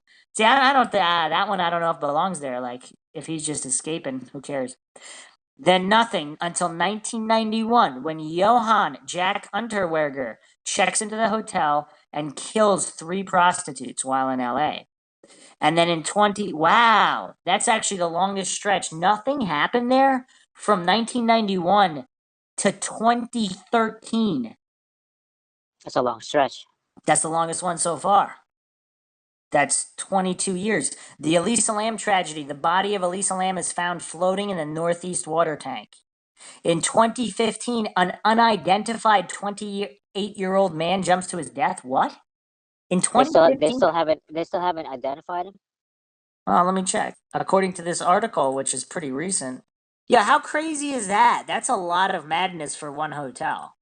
And I was thinking about the hotel, like suicides and stuff, like how common it is. And I know someone who did that. I only wonder like how many like the cleaning service people, they're the ones who discover the most suicides in the world, probably, because it's so common. What? Yeah, as of right now, I don't see. It looks like he's still unidentified. That's weird. In 2015, there's people who are still unidentified. Oh, and keep in mind, the hotel just opened in 1927. So, that's weird. Wikipedia says 27, but according to this list, in 1926, the first guy died in his room. He was elderly, so that might not be related. Yeah, it says it opened in 27, but somebody died there in 26. Maybe it's a couple months off. Who knows? Oh, and just as a clarification, in 1940, Dorothy Steiger, the one who ingested poison, she was reported by the LA Times to be near death, but there were no other further reports published about her condition. So it's unknown if she died or not. Were there a lot of I'm not sure if you mentioned this, but were there a lot of paranormal reports too? Or Yes, there's even a photograph of a ghost. oh shit, Yeah, man. damn. That's weird. Also, the Helen Gurney, the 54 suicide, she had actually registered at the hotel under a different name a week before. Hmm. You know what's weird though? All of these, so we speculated that if there are demons in the hotel kind of whispering in people's ears, making them jump or take poison or whatever, and they didn't really intend to do so, but they're in a haunted location and they got their minds messed with. What do you think of that theory? We discussed that before. It's interesting. Makes a good story, movie. Oh, actually, this list actually, there's a couple more that are not on this list. Huh, this is not a complete list. In 75, an unidentified woman jumped from the 12th floor onto the Cecil second floor roof. So there was at least 16 deaths at the Cecil, either suicide, accident, or murder. Did you say? So this is like an uneven hotel surface. Did you say it? He hit the second floor. Is that what you said? An unidentified woman. So it looks like the second floor has its own roof. Yeah, I don't know. That's what this says I guess. here. I guess it sticks out or something, or Something like that. Yeah, because yeah. one of the photo is like it looks like just a big rectangular, just a big square I building. mean, I don't really see as that's relevant to anything, but Uh, I think it is, but I mean, they're gonna say that he hit the freaking second floor, and I see the picture. There's no freaking ceiling of a second floor. I mean, I look at this. it I could have look been at the in the photos back, now. though. It could have been in the back of the hotel if he's jumping off Okay, the back. okay. I just wanna imagine this thing. I know I from want. the front. Yeah, from the front, it looks like there's no way to do that. But in the back, the second floor could jut out a little bit. So we're talking, yeah, so we're talking 30, 31, 32, 34, 37, 38, 39, 40, 44, 47, 54, 62, 62, 64, 75, and then 76. Oh wait, that nobody got killed there, but and then Richard Ramirez. And yeah, so it's kind of crazy. There's a lot of there's a lot of craziness. And in the ghost picture, it looks like it's a male figure appearing to try to jump from the window. You know what's weird about all these incidents? It here's what my theory is. I think it brings in more business at the same time pushes away a lot of people. So like the creepy, curious people are like gonna go. they just Oh wanna yeah. they Oh just wanna yeah. scare the hell out of themselves. And then there are others that just so creeped out they stay away by a mile up from away from it. Yeah, it's so this picture was actually shown on the news. So check it out. This is a photo allegedly of a ghost, someone appearing to prepare to jump out the window.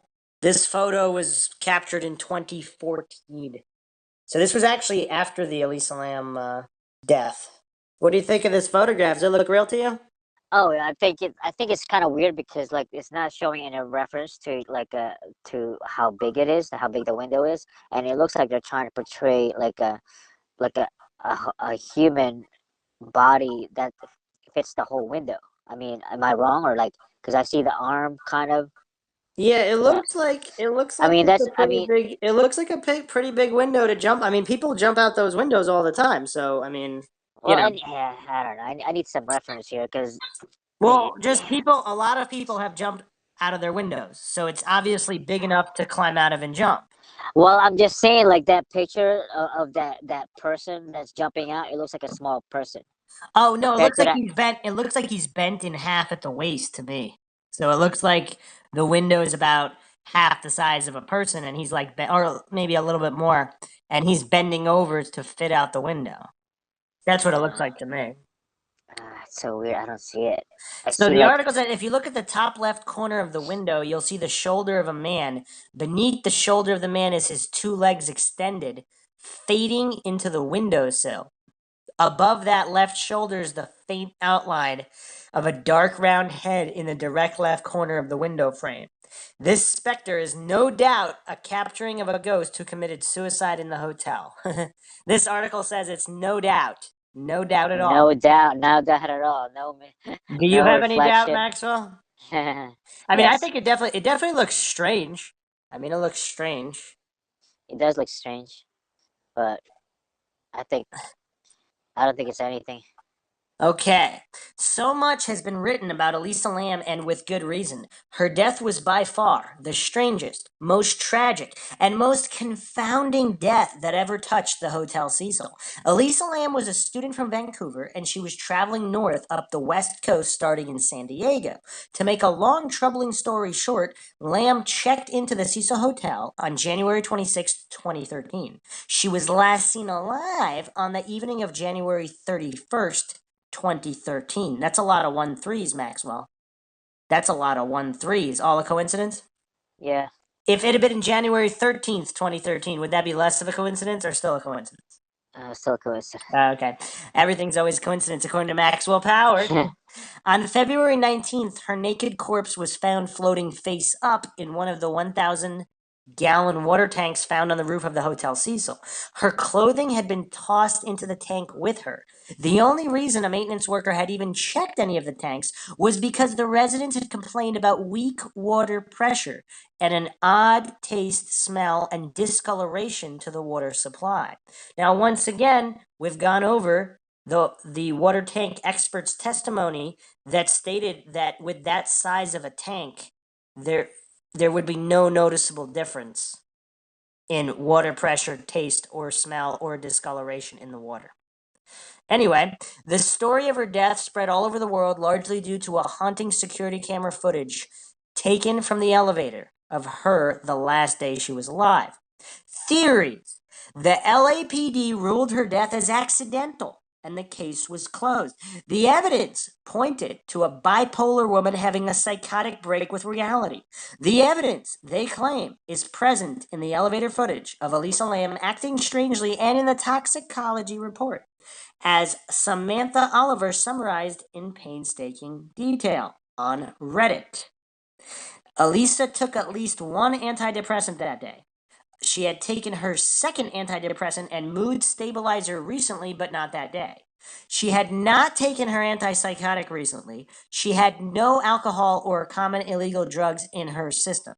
There is a very strong risk of mania associated with taking antidepressants alone, not in conjunction with an antipsychotic or mood stabilizer for bipolar disorder. As Josh Dean explains in his detailed article about the Cecil Hotel and the death of Elisa Lam was a paranoid woman looking to hide. The first evidence of this was her behavior in the elevator. She found an even better place to hide in the water tank, so no one found her there for 2 weeks. Whoa. Did we discuss that? Did we discuss her trying to hide in the tank from somebody else? I don't think we did. I'm not sure. And then she died there? That's pretty strange. Huh. I'm going to go over the article because it's actually quite good. This is Josh Dean's article. He posted this October 27th, 2015. So the same year she went missing.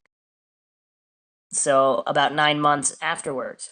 It started out as a routine missing persons case, but by the time the internet was done with her, Elisa Lam had become a macabre celebrity, a conspiracy magnet, and the inspiration for a TV series.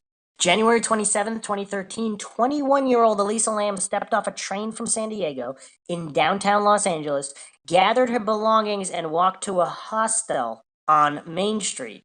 It was like most every midwinter day in LA, sunny and in the mid-60s, the kind of weather that makes people never want to leave. Under such conditions, when a warm, low-angle winter sun softens the entire landscape, it's possible to not fully absorb the reality that this 54-block section of LA is one of the city's most troubled districts. Even so, Lam would have passed by evidence: a few old tents pitched under awnings, shelters made from tarps tied up to light poles, and men slumped asleep on flattened boxes. This stretch of downtown is notoriously seedy, home to many of the city's worst addicts and most destitute citizens. The police consider it a containment zone for the homeless. On maps, the area is actually labeled Skid Row, and Main Street, in particular, is its heart. Things are changing a little as developers bring condos, high-end cocktail bars, and three-digit tasting menus to the neighborhood.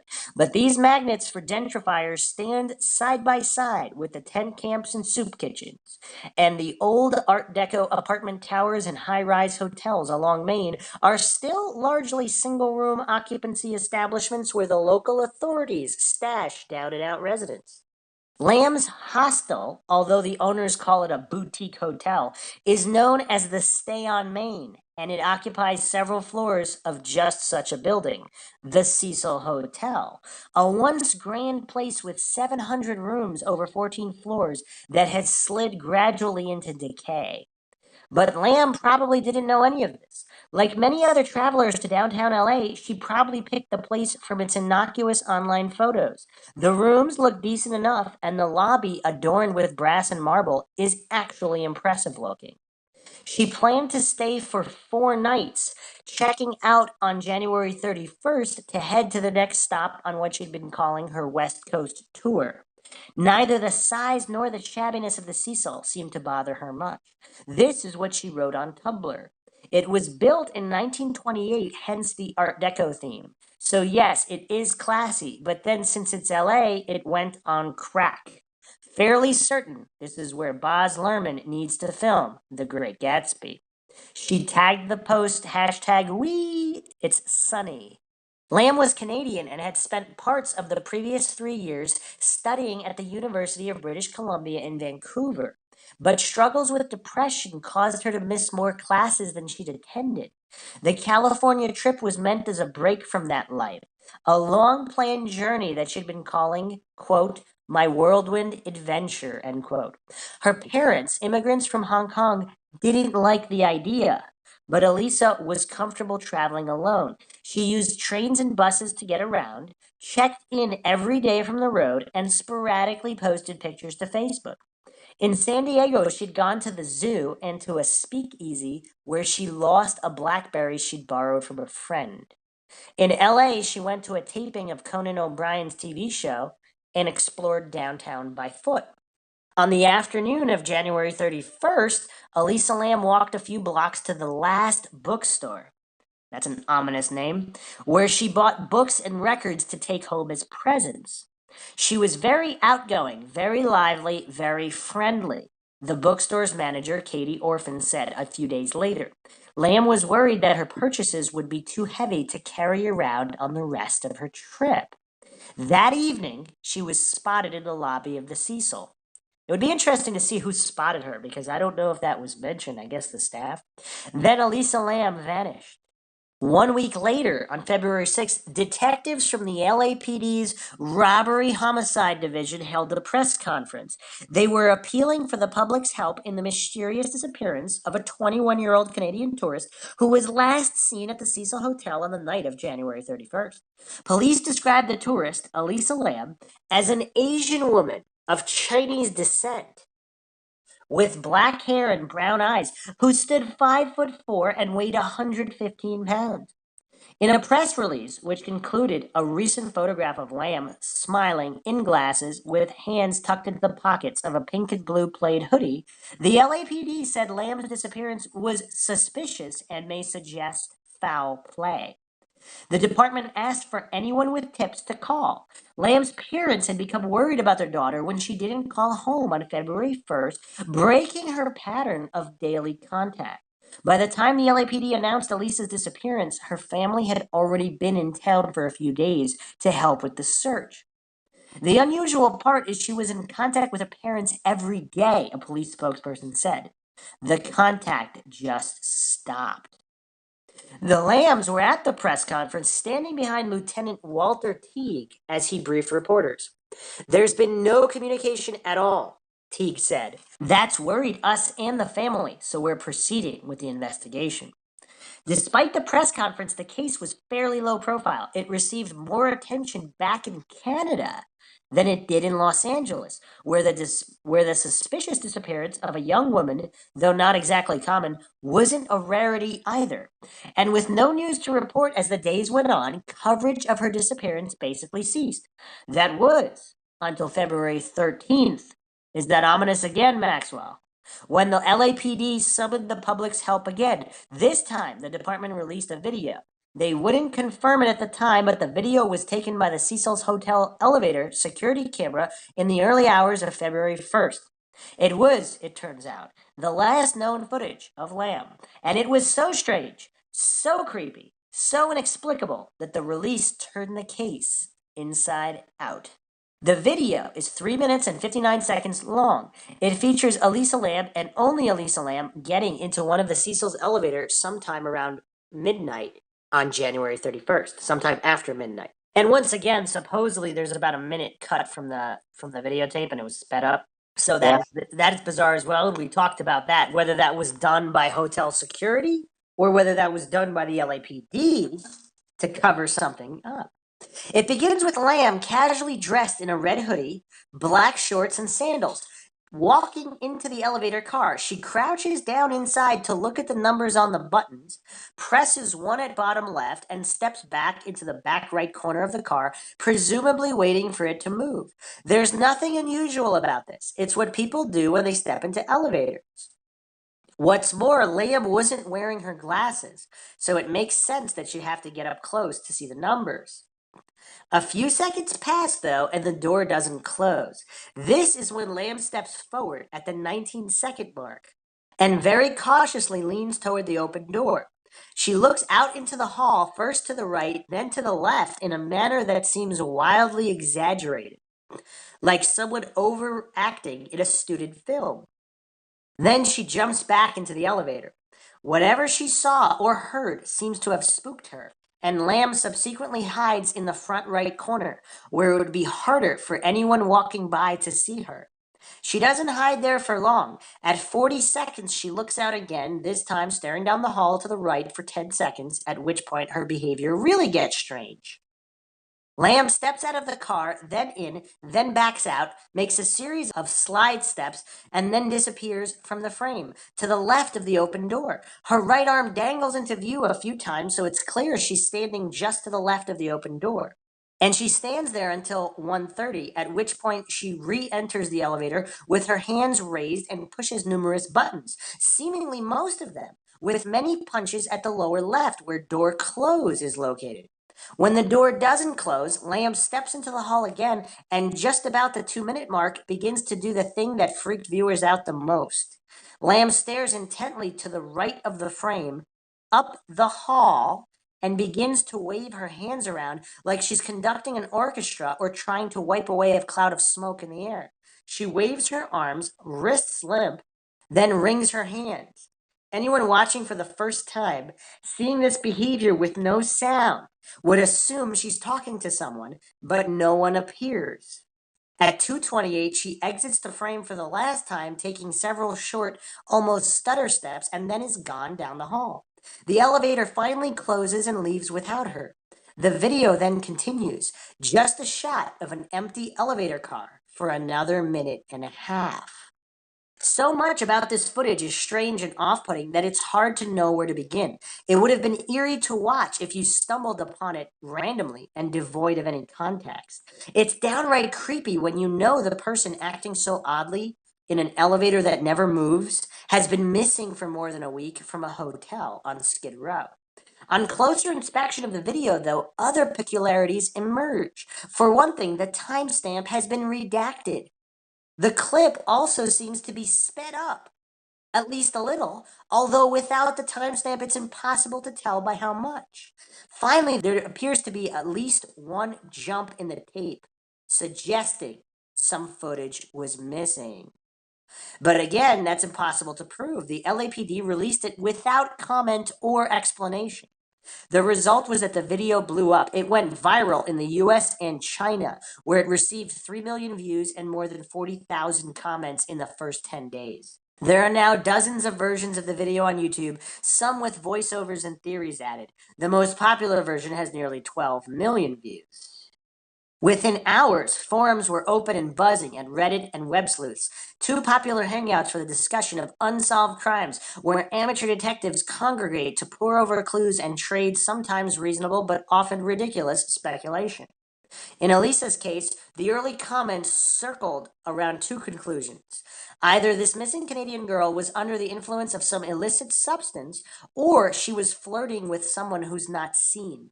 Perhaps it was even both. These are not outlandish theories, having watched that footage with no sound, but the way in which theories spiral out of control was evident within the first 10 comments on Reddit, where one user suggested that Lam seems to be on heavy psychedelics and points out the papers had reported the next stop on her tour was Santa Cruz, a city which he notes is renowned for heavy drug use.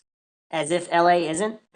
From here, the conversation rapidly spirals into the possibility and feasibility of covertly dosing someone with LSD via skin contact. People imagined all kinds of things in the footage. That Elisa Lam was hallucinating, that she was having a psychotic break, that she was playing hide and seek, that she was taken at gunpoint by someone who never appears in the frame. Follow the wrong thread and you could wind up through the looking glass, where theories get truly outrageous. Malicious poltergeists, demonic possession, an assailant using cloaking technology, and even government mind control experiments. Which, by the way, on those last two, there actually is quite a bit of information and strange coincidences, possibly even strange enough for Maxwell not to write them off as mere coincidences. And we'll be getting to them in future episodes. Dude, that was so weird. It sounded like you were reading an article with my name in it. Many users seized on what appears to be a third foot connected to a body otherwise out of frame at 227. This foot is often cited in arguments for a mystery murderer. If you look closely, it is probably a shadow of Lamb's foot, but many viewers are sure it's proof of another person who was there in the hall calling for Lamb, drawing her out. This is who Lamb's talking to when she's waving her arms around. It's the only possible conclusion. And the owner of this mysterious foot, they were sure, took Elisa and had either killed her or was still holding her somewhere out there, possibly even inside one of the Cecil's hundreds of rooms. 5 days after the video's release, guests at the Cecil complained to hotel management that the water pressure was unusually low, and what little liquid was actually flowing from the taps seemed peculiar. One guest reported a funny taste. Another said that when she turned on the shower, it was coming out black for the first few seconds before clearing up. Like many older high-rise buildings, the Cecil uses a gravity-fed water system. In this case, a set of 4 1,000-gallon holding tanks on the roof. And that's the first place a maintenance worker checked when he was sent to investigate the cause of the water trouble on the morning of February 19th. All right, so hold on a second. If we have 4,000 gallons supplying water, is one human body going to affect it? It is kind of strange, right? Unless they weren't full. But even then, they'd have to be practically empty for a human body to be tasted, right? I mean, we're talking 4,000 gallons. That's insane. Are you talking about the Elisa Lam case? Because I thought she was like a foot above the bottom or some shit. Well, why would I be talking about a different case? This is the Elisa Lam podcast. Well, that's why I was surprised that you would think that there's 2,000 gallons in a tank, because I thought No. there was like There's 4 1,000-gallon tanks. That's 4,000 gallons. oh yeah. There's- So what's your point with that? I just said my point with that. Out of 4,000 gallons, if water is supplied via 4,000 total gallons. Oh, I didn't know it was like I didn't know it was like simultaneous fucking 4,000 gallons going into the same tube. Well, it's probably not. They're probably different. They're probably spread out to the hotel. So I mean, I'm not sure how this specific water system works. So even if it's split up, 1,000 gallons is a lot. Yeah. So, like, how many gallons is a human body? I mean, she's not that big of a human being. Yeah, wasn't it reported that there was like fucking black water coming out of the Yeah, I just said that like a minute ago. Oh, Well, so why are you so surprised that? I'm saying there might not be a connection to the water tank or those stories about the water. I don't know. The whole thing is strange. Why would it not be strange? You think a human body mixed in 1,000 gallons of a holding tank, and if she's floating near the top of the tank, how much of her body fluid would have leaked into the 1,000 gallons? It would be diluted within the 1,000 gallons. Why would it turn? I mean, even 500 gallons, even 200 gallons. I mean, that's a lot of gallons. Think about that.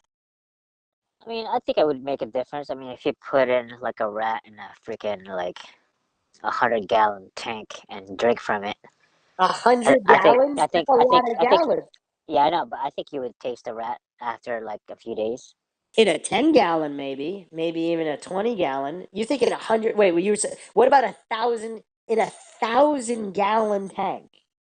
Oh, and with a human, so I made a relative scale. So like a rat in 100 gallons. I mean, I think I mean, that's like putting one drop of human body fluid it would be a little in bit water. different. I mean, there's hair like you know, I think it would make a little bit of difference. No. Think about it though. It's not like if her body was just liquefied and dumped into the tank, then maybe. But most of her body, I mean, how much liquid was removed from the body? How much I mean, there's not that much. That's like putting one drop in a gigantic cup. Is one drop gonna make a difference in that gigantic cup? One droplet of something? I mean, obviously it depends on what that something is, but one drop in a bottle. Is that going to really change the taste of something? I don't know. Especially when you have that many rooms and like when you let the water run for a little bit, you know what I mean? Like if you're using the shower, you let it run for a little bit. Even if there was like a 1% or a 0.1% difference, there's a lot of guests running their water. So it would be spread out over all the guests. It's not like that 1,000 gallon tank is supplying a single room. If it was supplying a single room, maybe. I still don't think so. I still don't think so because you run the sink, then you run the shower. It gets diluted. It's so diluted. It's not like the body was liquefied and then dumped. Because in that case, maybe, but even still, 1,000 gallons, 1,000 gallons. That's a lot of gallons. Even if it was half full, that's still a lot of gallons. 500 gallons. Maxwell's not following my line of reasoning. Well, what's your? You just think it's weird, like they wouldn't report it because it wouldn't be a tasty beverage. All right, for the 10th time, if you put a drop, like let's say you have a dead rat, take a drop of a dead rat and put it in like a big bottle. One drop, one droplet in a big bottle. And it's not even like that because again, that 1,000 tank is supplying a lot of rooms. It's not one room. Well, I get your point that it's not. You don't think it's gonna change the taste. So what? Like go on with that. So then how could that be? Especially and if the body is floating at the top of the tank, why would it affect the water pressure anyway? It's not like it's clogging the bottom. Maybe it was clogging it until someone went up there and maybe no one was using the fluids, so the body stopped clogging it up. What did you just say? Nobody's using any of the water in any of the rooms at any time in a hotel. Well, when they're checking it, I don't know. Maybe they said stop using it or some shit. But they Or did. maybe they shut the tank off first before they climbing in or looking into it. Did you not follow anything that I said? No, I guess not. The guest reported. Why do you ask? I mean, it's kind of obvious that I didn't. I don't know how. Sometimes you do, but I mean, we're talking about a water tank, so at least that's something. So you obviously heard something because we're talking about a water Well, tank. okay. Well, I didn't hear the rest. So The people reported black water, low water pressure, and funny tasting water. So then the maintenance guy, the janitor, went up to check. So nobody shut anything off. How could it be low water pressure if her body's floating at the top? He opened the tank and found the body floating at the top, according to him. According to okay. FBI, it was upside down, but still not clogging the bottom. So it just doesn't. The story doesn't make any sense. How would that affect the taste? How would that affect the water pressure? I don't think it would. And we went over this in the previous podcast. Experts who've installed and maintained these systems say the same thing. It wouldn't have affected the water. The tank's too big.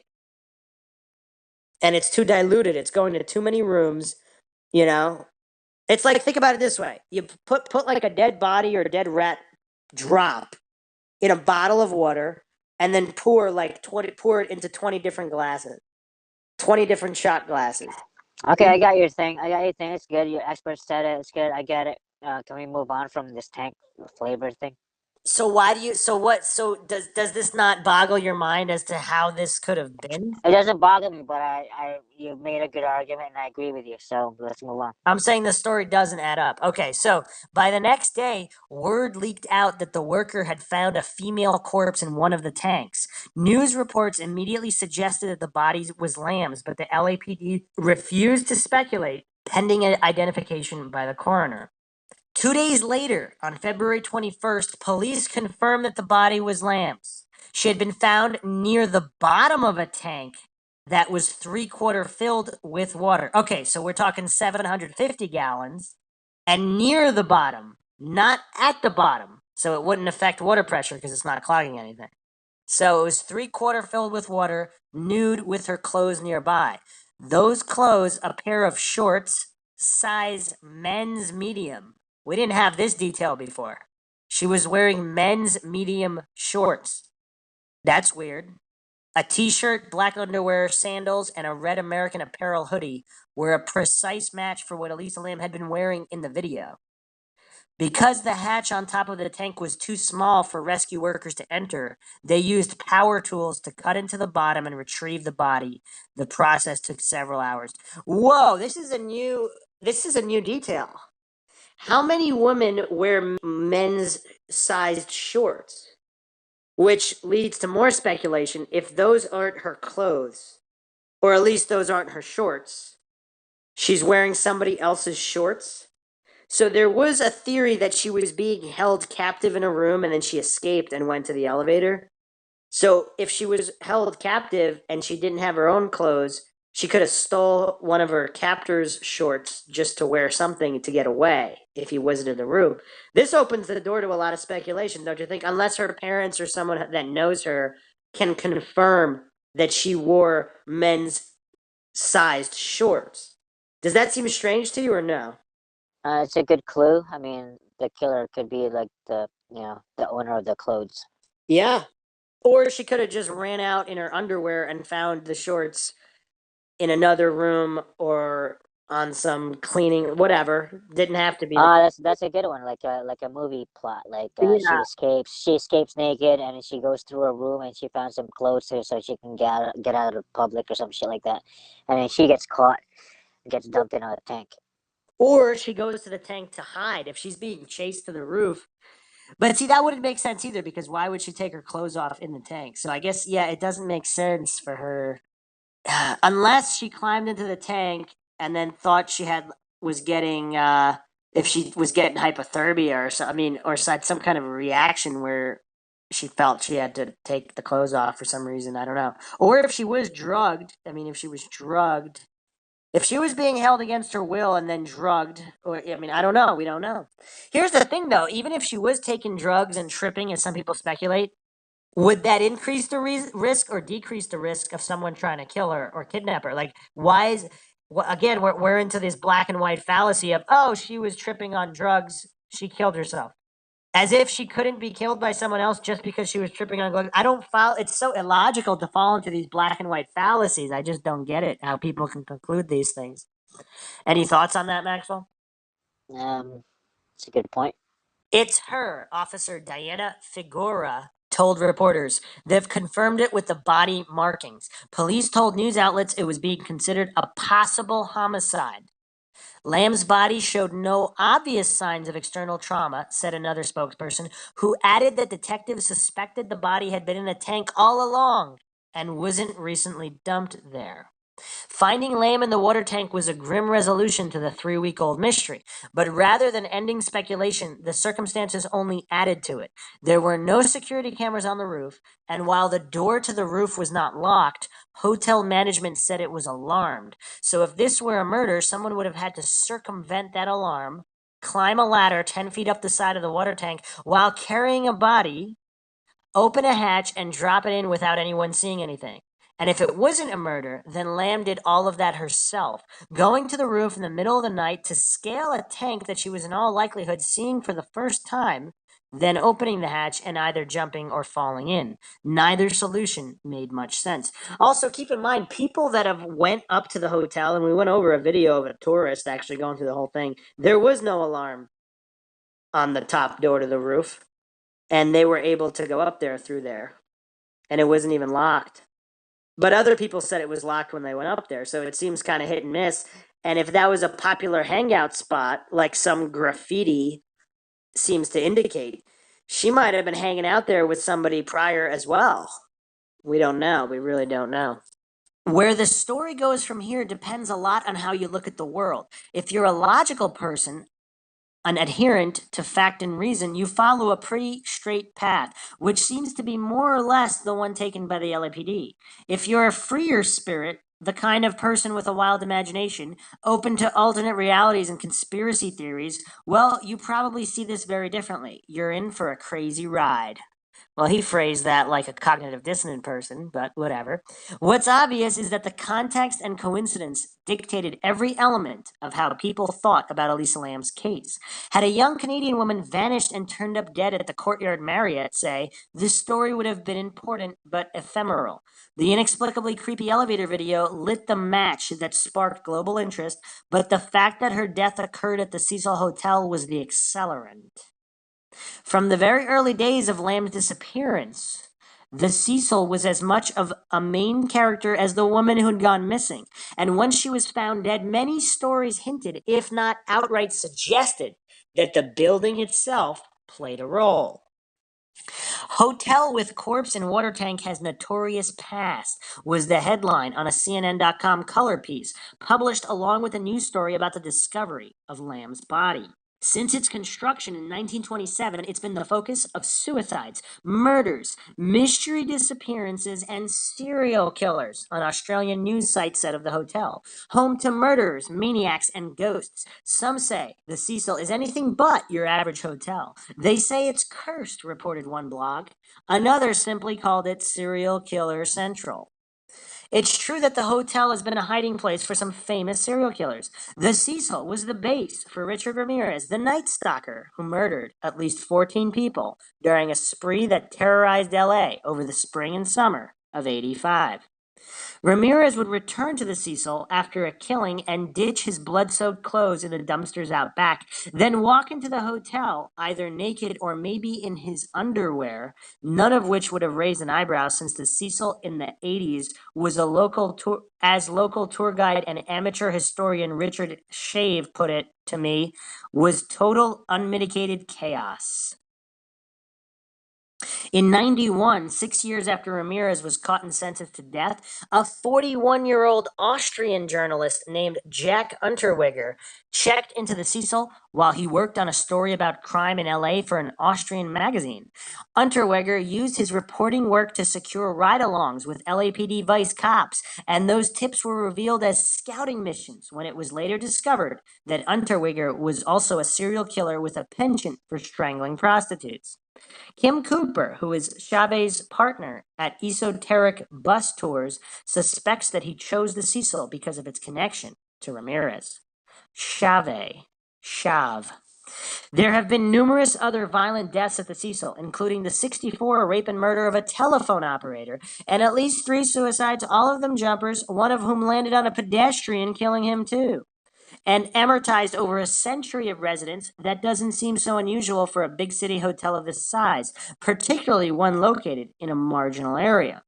Rumors that Elizabeth Short, the so-called Black Dahlia, stayed at the hotel are likely false, says Kim Cooper, who is also a writer and has researched Short's story extensively. Short did stay nearby and perhaps visited a bar a few doors up Main Street from the Cecil the night of her notorious murder, but that's the extent of it. Still, Elizabeth Short's story has eerie parallels to Elisa Lam's. As Cooper points out, each was a woman in her 20s traveling alone to LA from San Diego, last seen in a downtown hotel, and went missing for several days before being found dead under shocking condition. Finally, and most apt, Cooper says, the deaths of both of these unfortunate young women inspired enormous media attention and speculation. The prevailing online opinion was that Elisa Lam had been murdered. That was my first instinct, too. A young woman traveling alone vanishes from a seedy hotel with a notorious past on LA's Skid Row, then is found 2 weeks later floating inside a water tank on the roof. It's a logical assumption. But as weeks passed and no murder suspects emerged, the story grew murkier. Lam's parents never said a word to the press and quietly returned to Vancouver to bury their daughter. They later filed a wrongful death suit against the Cecil Hotel. It's still pending. The LAPD went quiet too, and with nothing to report, the local news basically dropped the story. This left a vacuum of factual information that would soon be filled with all kinds of static. To the internet, Elisa Lam's death was an unsolved mystery with an incredibly compelling piece of evidence. The video and forums continued to light up as users traded ideas, shared theories, introduced twists, and identified coincidences. From there was tuberculosis. Around the time of Lam's disappearance, the Center for Disease Control dispatched a team to stem a TB outbreak on Skid Row. This is the largest outbreak in a decade. The director of the LA County Department of Public Health said, other than its size, though, the outbreak was unremarkable, at least until the internet discovered a jarring fact. The name of the specific test being used to identify potential victims around LA was known as the Lam Elisa. Now, Maxwell, you're not much for coincidences. But what do you think of this one? At the time of Lam's disappearance is the largest tuberculosis outbreak, and the name of the test to test for TB is called the Lam-Elisa. I think even Maxwell might have trouble writing that off as a coincidence. Yeah, so I forgot how that, I guess they were looking into that or something. I don't know. It's an acronym. So any epidemiologist will tell you that the Lam-Elisa is the standard test for TB in humans in use all over the world. Its name comes from a combination of liporabinomannan, a cellular marker presented in TB, and enzyme-linked immunosorbent assay, a form of test where the sample changes color if a particular substance is present. Come on, Maxwell. The Lam-Elisa, and we're not even talking about switching a Z for an S. It's exactly her name. Yeah, that's weird. That's all you got? It's interesting though. I don't know. How did they name it like that? It's just weird. I think it was named, we went over this, it was named quite some time before, but I just told you it stands for lipoparabinomannan, a cellular marker in TB, and enzyme-linked immunosorbent assay, ELIA. So that comes out Lam-Elisa. Yeah. Also, in Asian countries, the last name comes first instead of the first name. But even still, how can you explain that, Maxwell? Come on. What do you got? I can't, man. Like some paranormal shit. Still, the coincidence was too much for many interested observers. What on earth accounts for the absolutely insane connection between her name and the TB test?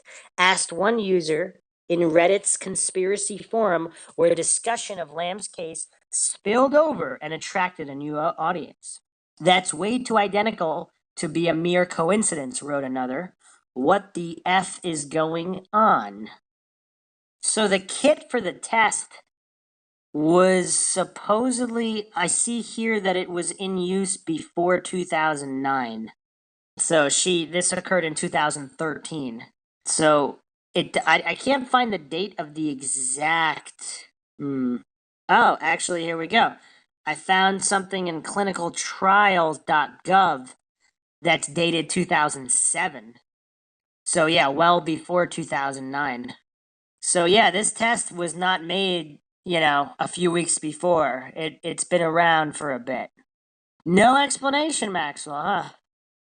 No, I got nothing on that one. 2007 is the earliest I can find it mentioned. So there is, so there's a study start date of August 2007 for this Lam Elisa test. So yeah, bizarre stuff. Then there were the uncanny similarities between Lam's death and the movie Dark Water, a Japanese horror film remade by Hollywood in 2005. The movie's plot centers on Dahlia, a woman who moves into old apartment building with her young daughter, Cecilia, only to discover that the building is haunted. The ghost manifests itself in a malfunctioning elevator and in dark water that drips from the faucet's bath and ceiling. When the building's inept handyman is unable to stop the leak, Dahlia tries to fix it herself and ends up on the building's roof where she sees the same dark liquid leaking from a water tank. When she opens it up, the body of a missing girl is floating inside. You got anything there, Maxwell, or no? What year was that? The remake was 2005. The Japanese movie was 2002. The American remake, 2005. That's like 10 years later, so I don't know. Coincidence, I guess. So, Dahlia, again, this is remember the Black Dahlia used to be at or allegedly at the Hotel Cecil? And the young daughter is Cecilia. There's a ghost in a malfunctioning elevator. And there's dark water leaking everywhere, and there's a body inside the water tank on the roof. Which was made in 2005? Yes, and the original 2002. Nothing there, Maxwell? Nothing? So, like, someone tried to, like, remake the movie or some shit? I mean, it's bizarre. We will get, there's actually some sick bastard. There's actually, well, we're going to go down some time travel theories, too, because before the scoffers scoff at any kind of time travel theory, there is so much evidence for some paranormal strangeness here. Not that it's true, not that it happened, but the stack of coincidences is quite high, especially information that Elisa Lam was posting on social media and some other things. We're going to go deep into both the tuberculosis issue and the dark water issue in following episodes. We're just rounding the details out here to get into the police investigation details and how they closed the case, seemingly inept or assisting in a conspiracy or cover up. So that's what this episode is about. But yeah, it was weird. The overlaps with Elisa Lam's story, the plot, the character names, the details are so strange. Every time I recount them, the parallels creep me out. Taken together with the TB test, the similarities seem almost impossible. You can see how this story metastasized so rapidly. Well, let me ask you this, Maxwell. If all the movie details are a coincidence, what are the chances of the TB outbreak with the test called the Lam Elisa also piling on to that coincidence? Because if this is a different person killed there, who just happens to have the similar names, whatever, it's fine. But there's no TB test with their name. You can write that off of the coincidence, but now you're talking 2 layers of extreme coincidence. What do you think about that? So, it's cool. I mean, so what's the first layer and second layer? I just said it. So, the parallels between the movie Dark Water, you have the Dahlia, the Cecilia, the ghost in the malfunctioning elevator with the elevator video of Elisa Lam. So 2005 and then 2015, the same date, like the TB test, whatever. What do you mean 2015? 2013 is when Elisa Lam went missing. 2007 is the earliest date I can find mention of the TB test, but the date of the TB test isn't relevant to what I just said. The name of the test is the last name and the first name of the victim. So forget about Elisa Lam for a second. To understand the coincidence layers, so we have Jane Doe that there's an elevator video of her acting strangely in an elevator, as if interacting with a ghost. Then she ends up in a water tank, and there's funny tasting water. There's black water coming from the faucets to ceiling, and so then there's so it parallels a movie. So okay, that's a coincidence. But what is what? Now we have the second layer of coincidence, where Jane Doe, there's a TB outbreak, and the test for the TB is Doe Jane. Do you not understand the coincidence? Yeah, I get it, but you're stacking it up. It's cool. Yeah, what are the chances of both of those happening? I don't know. A lot more infinitesimal than one of them happening, right? Yeah. Okay, that's the point there. For months, the case was huge at Web Sleuth, says Tricia Griffin, who runs the site from her Utah home. It was also among the most discussed cases at Reddit's Unsolved Mysteries forum. A Redditor with the handle Maroon Wave, whose real name is Elliot, told me that, like so many people, he was pulled into the case by the video. At that point, he said, he was writing Elisa off as some ghost story. When he came across discussion of the TB test coincidence, his interest deepened, and pretty soon he was fully hooked by the story. It was so perplexing to figure out how she got into the water tank, and piecing the case together just didn't make sense, he said. There was just so much misinformation given by everyone. Weeks and months passed. The conversation spread out of the comments threads on crime boards and began to sprout up everywhere. The story's curious nature, magnified by the web, was featured by numerous websites that focus on the paranormal. Punchnells, Conspiracy Club, The Ghost Diaries, and more. Most chose to focus on the most salacious and tenuous aspects of the case, but there was thoughtful analysis too, often written by people who had conflicting emotions. This case haunts me. Lucas Clockian, a 33-year-old Canadian blogger who wrote extensively about the mystery, told me. Elisa Lam is like the little sister of a close friend. She's from my town and from a culture I recognize and am closely familiar with. This death hits close to home. I want to know what happened. I want to solve it. This is a natural human urge. It's the reason, Tricia Griffin says, that Web Sleuths is so popular. Why people from every possible place and career drop by to discuss mysteries that have nothing to do with their lives.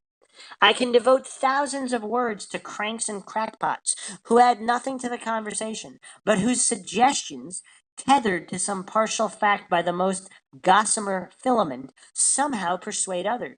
The subreddit Conspiro is one magnet for such people. There, you'll find threads devoted to the Elisa Lam Raytheon connection, as well as government mind control experiments. Yeah, because those never happened, right? MK Ultra never happened. The idea that someone or something, possibly related to the Masons, took over Lam's mind, compelling her to climb to the roof and get into the tank.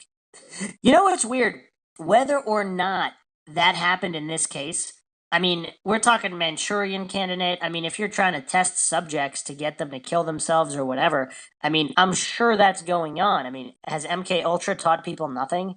Like, however remote of a possibility that is, to just completely discredit it. Like, if you were studying MK Ultra mind control before it was known, everybody would call you silly, right?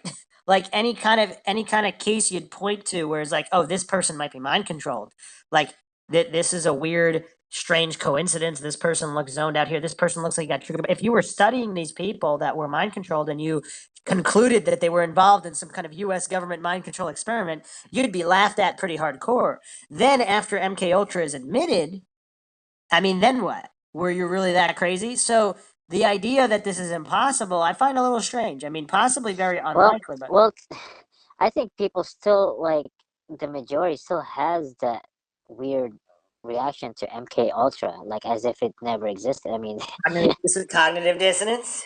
yeah, I mean it's still pretty bad. I mean, I try not to get into it with people, but it's just they don't really like to even think about it. So Cognitive dissonance. For many months, there was only this speculation, mostly garbage. At one point, an actual resident of the Cecil, alleged to be a registered sex offender, was named as a person of interest in a popular forum, complete with links to his identity. He was never an actual suspect, but the lowest point came when a brief witch hunt broke out over a death metal singer who calls himself Morbid. Morbid's real name is Pablo Camillo, and while he often comes across as a terrible human being, his only crime seems to be a taste for violent imagery in his music. Nonetheless, accusations against him spread, causing news stations in China to report it, and forcing Camillo to issue a heated and tone-deaf denial. That is not to say that amateur sleuths can't contribute positive information. Considering what information the LAPD released, which is to say virtually nothing, some of the most illuminating facts have come from regular people who decided to seek answers on their own. Frustrated with the LAPD myself, I spent countless hours hunting for these kinds of leads in forums and under posts about Lam. It was by reading threads that I learned why Lam might have removed her clothes once inside the tank, how the coroner determined when she died, whether police dogs could have missed the body, and much more. One of the single best contributions anyone has made to the Lam case is a video posted by a group called Film Transformer. In the film, two young Chinese men visit the Cecil and film their investigation, which includes the elevator, the various floors that were relevant to the case, and the roof, where they prove that even a year after Lamb's death, an open window leads to a ladder that anyone could climb up to access the roof. It's a short climb, just a single story, and so long as you don't look down and ponder the consequences of falling nearly 200 feet should you slip, an easy one. Either Lam or a killer could have used this ladder to get to the roof without activating an alarm, if there really was one. And once again, we went over this tourist video in the previous episode.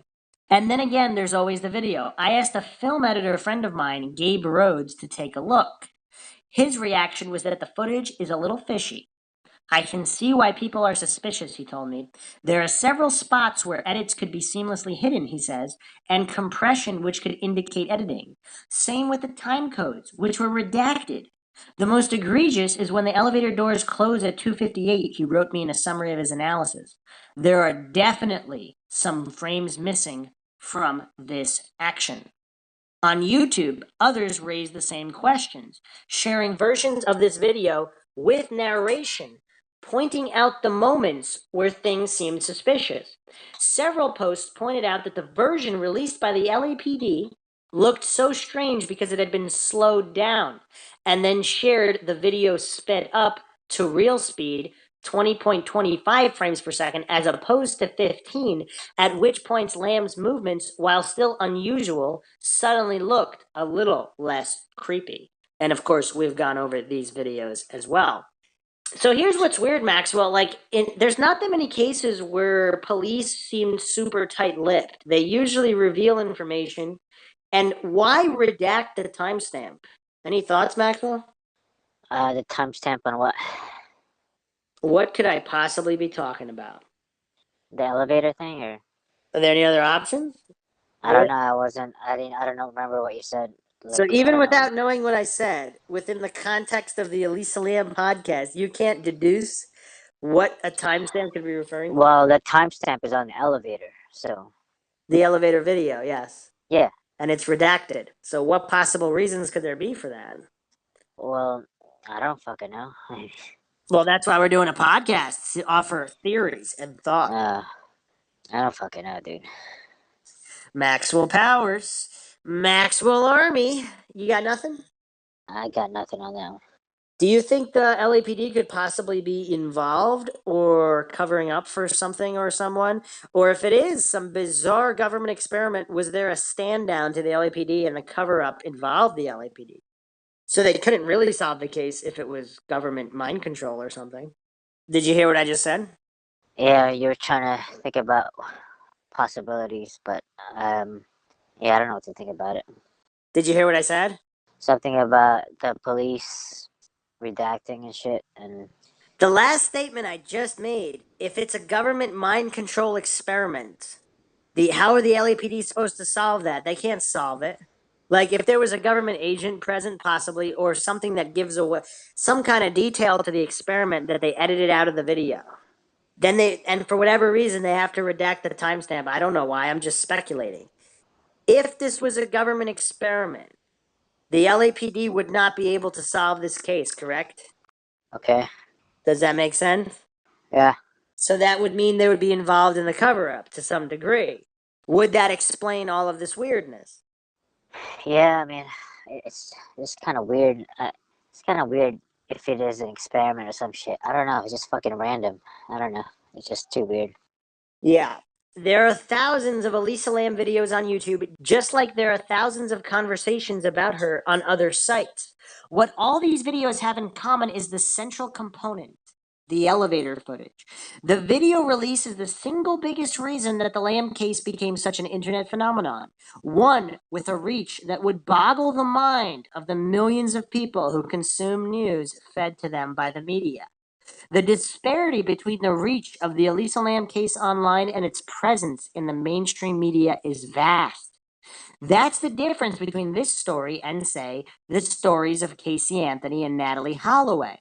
These two involve young women caught up in macabre mysteries that were huge news offline as well as on the web.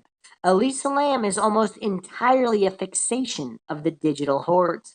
And if it was a government mind control experiment, either gone wrong or whatever, they wouldn't want it in the news, right? Because they don't want to they want as little attention possible, right? Yeah. In May, I flew out to Los Angeles to check into the Cecil myself. This is a dedicated investigator. I'm still not sure exactly what I was after. I just read so much about the place that I felt the need to stay there and see it in 3 dimensions. Elisa's death was the last straw for management, and the Cecil's famous sign, which had hung over the sidewalk facing Main Street for decades, was removed sometime in 2014. It's been replaced with one that simply reads, "Stay on Main." The lobby I recognized is basically unchanged from the days of her disappearance. Unchanged, in fact, from the heyday of the Cecil. Art Deco chandeliers dangle 10 feet above the polished marble floors, while brass fixtures and faux Roman statuary decorate the walls. I expected to be creeped out, having read too many stories of the hotel's twisted history. But even after dark, the lobby vibe was more Belgian backpacker than serial killer.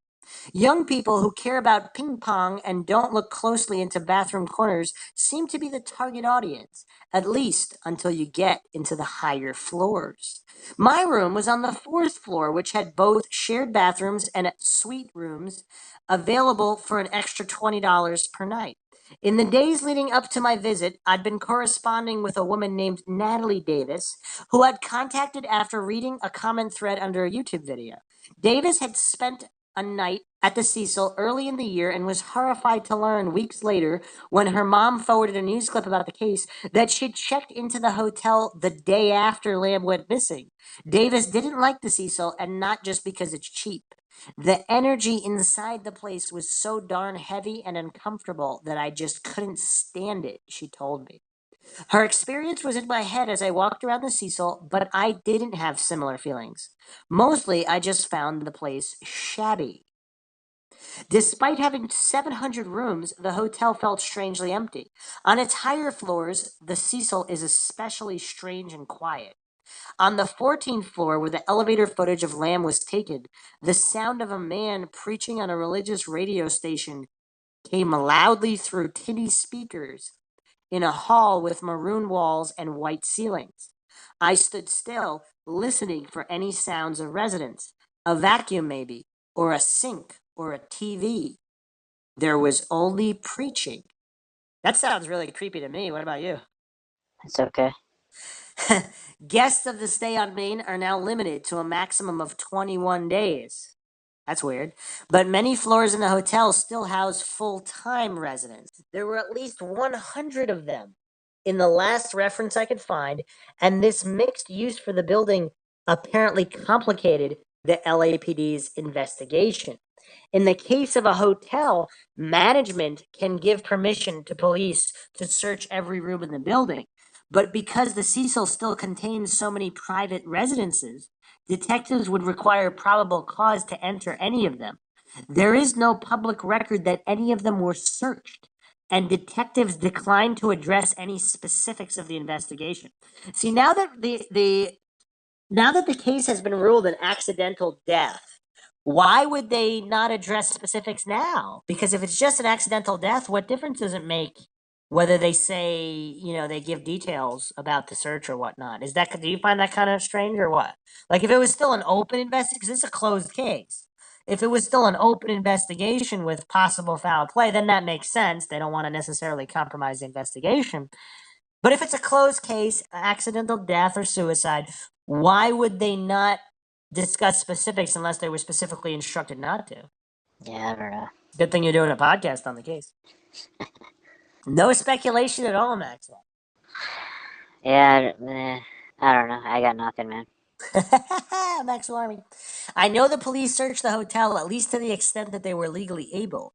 I know they canvassed the neighborhood, hung flyers, and scoured hundreds of hours of video. But walking the floors past silent door after silent door, it struck me as a nearly impossible task to definitively eliminate the possibility that the woman you're looking for could be hidden on the other side of any one of them. I walked up the stairs from 14 to 15. At the south end of the floor, a short stairway led up to the door that opened onto the roof, now clearly marked as locked and alarmed. A sign warned that the area was under surveillance, that trespassers were subject to arrest, and there was the risk of a serious injury or death. But there was no such sign around the corner where an open window led to the fire escape. I stepped out onto it and turned around to face the building. There, riveted into the exterior wall, was the short ladder that still offers an easy climb to the roof. A brave or intoxicated person could easily make that climb, but a man carrying a woman, that would be tough. Following Elisa's footsteps took me back to the one place we know she had been, the elevator. I found its optics immediately familiar. In 3 dimensions and full color, the Cecil's elevator is silver for some reason. I pictured gold. And the numbers on the buttons are mostly worn away. I'd been there, in that space, probably 50 times trying to get inside Elisa's head. But in person, with normal light, at normal speed, it wasn't at all creepy. The hotel is like that, honestly. It's not nice, but it's not terrible either. It's just a little ragged and filled with people not unlike Elisa Lam. Young and on the move, having recently arrived from other places. Inside the elevator, I stood by the panel and pushed the door hold button. Nearly 2 minutes elapsed, 1 minute 54 seconds to be exact, before the heavy doors finally slid closed. So he's basically corroborating that that if the door hold button was pushed, it would be 1 minute 54 seconds before the door slid closed. So if she hit that one among all the ones she hit, that would explain why they didn't close, possibly. June 21st, 2013, 5 months after Elisa Lam's disappearance, the Los Angeles County Coroner's Office finally released its report on her death. The official cause of death was drowning with bipolar disorder listed as a contributing condition. 2 different medical examiners signed the report findings dated June 19th. A complete autopsy examination showed no evidence of trauma, it said. Toxicology studies did not show acute drug or alcohol intoxication. The report went on to mention Lamb's bipolar disorder and the fact that she took medications for this condition. Those medications were listed as well as the dosages prescribed, but limited sample availability prevented the examiner from determining which drugs and what quantities were in her system at time of death. Police investigation did not show evidence of foul play, the report stated. A full review of the circumstances of the case and appropriate consultation do not support intent to harm oneself. The manner of death is classified as an accident. And that was it. After nearly a half a year of mystery and intrigue, Lamb's death was ruled an accident, and the LAPD closed the case. Essentially, their combined conclusion was that a young woman struggling with a diagnosed psychiatric condition experienced some kind of psychotic episode at the hotel. That episode explains the behavior in the video and the action she ultimately took, going to the roof, climbing up a ladder onto a water tank, opening its hatch, and getting inside. Once there, bobbing or swimming, or maybe even panicking in 8 feet of water, she was trapped and ultimately drowned. In the pantheon of accidental deaths, it is unquestionably bizarre. Every time I tell the story, I have my doubts. But lacking even a shred of alternative proof, it's the best possible answer. Honestly, it's the only one that makes sense, even if it doesn't make much sense at all. But many of the questions I still have are probably answerable. And that's what's most frustrating, is that I'm certain those answers would crush much of the speculation about Lamb's death that continued even after the case was closed, and to some extent lingers to this day. Those questions remain unaddressed, however, because the detectives refuse to comment. I mean, that's a lot of speculations. He's certain that these answers would crush the speculation. How does he know if he doesn't know what really happened? It's kind of weird, doesn't seem logical. Over the course of reporting this story, I tried repeatedly to interview the case's two primary detectives, Greg Stearns and Wallace Tennell, but calls and emails were unreturned. Come on, man, these public servants can't even get back to a taxpayer? Detective Tim Marcia, who also worked on the case, replied to an email. He told me, however, that because he wasn't one of the two primaries, it wasn't really his place to comment. Heh, how convenient. He did confirm that there was no security camera in the 14th floor hallway, and that the detectives worked very hard on the case, especially when Elisa was missing and there was a possibility she was still alive. What Detective Marcia didn't point out, but what I subsequently realized, thanks to numerous references by forum users, is that Lamb's disappearance coincided almost exactly with another incident. On February 3rd, Christopher Dorner, a disgruntled former LAPD cop, went on a shooting rampage that became, for a few days, one of the biggest stories in America. Dorner posted a manifesto on Facebook declaring war on the LAPD, and then went on a spree that resulted in the largest manhunt in the department's history, culminating in a violent standoff in the San Bernardino Mountains on February 12th and Dorner's death. Do you remember that, Maxwell? What's that? What I just said? I didn't know. I didn't know what you said. Do you know anything I said on the podcast? I missed the last. I mean, I hear it, but I don't. It doesn't. It doesn't register. Like I hear it, and then. Do you remember Christopher Dorner? It was a disgruntled LAPD cop who went on a shooting rampage. And he I don't remember. I don't remember that. I just remember some kid. I don't remember a cop or anything. Knowing this, it made some sense why the Lamb case didn't get more play in the media, and why it may have seemed, or even been true, that the department spent less effort working on it than it may have otherwise. Regardless, Detective Marcia was confident that the official conclusion was correct. Without going into her diagnosed psychological problems, we, law enforcement and medical consultants, can conclusively say that her behavior was consistent with her diagnosis. He wrote in an email. When I told him that the other detectives weren't getting back to me and that the department's silence was enabling amateur sleuths who are probably doing more harm than good, he replied with this. The problem with amateur sleuths is they make their assessments based on the limited amount of information law enforcement provides.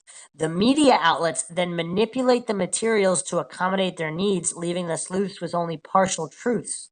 When viewed by someone that wants to support their agenda or conspiracy theory, they will overlook the reasonable probable and jump to the possible. Or simply, they just don't swallow BS that doesn't make sense, using critical thinking, logic, and deductive reasoning, but let's not get into that. A few minutes later, another message arrived. Josh, good detectives operate under this principle, Occam's razor. All things being equal, a simpler explanation is better than a more complex one.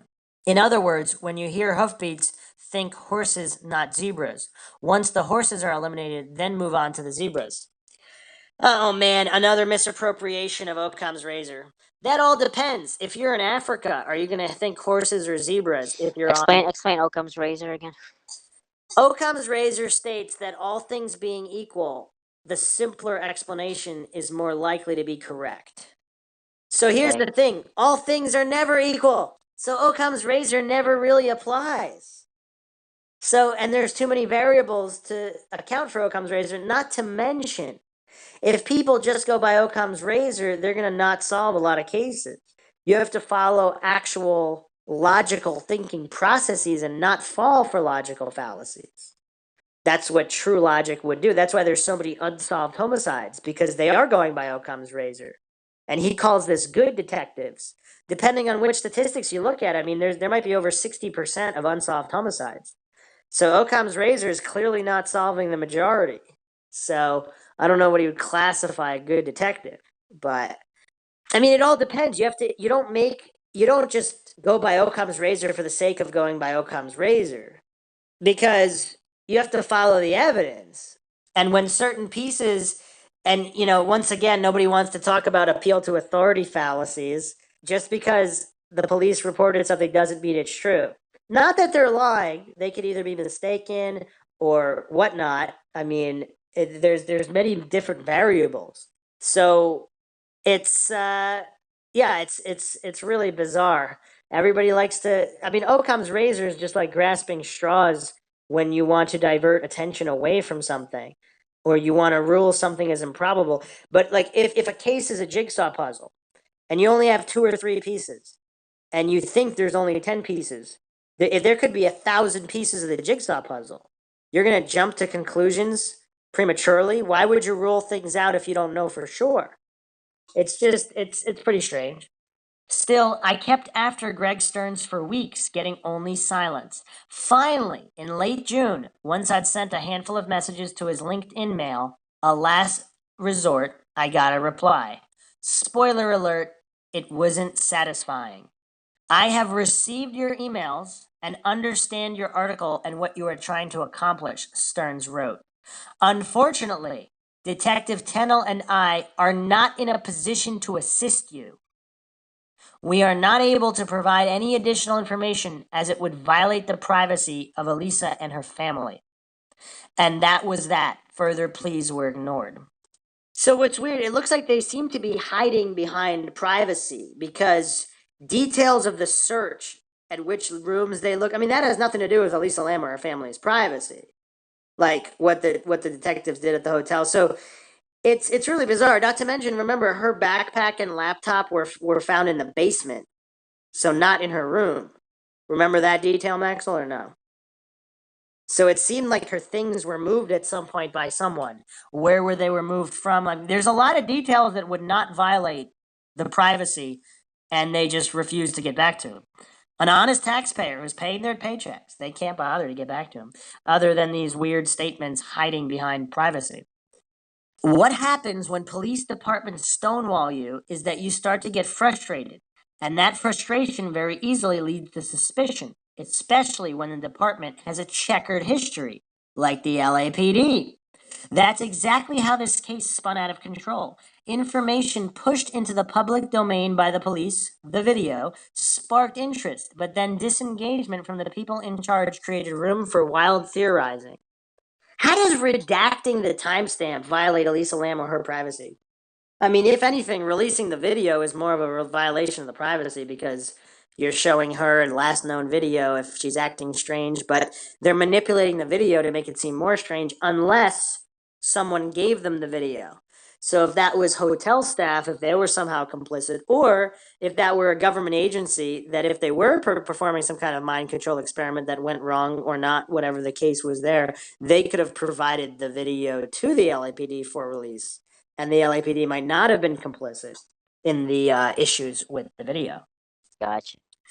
But really, when I sat and stared at my list of questions, none seemed likely to break the case open and suggest a more plausible alternative to the conclusion reached by the coroner, and by proxy, the detectives who wouldn't talk.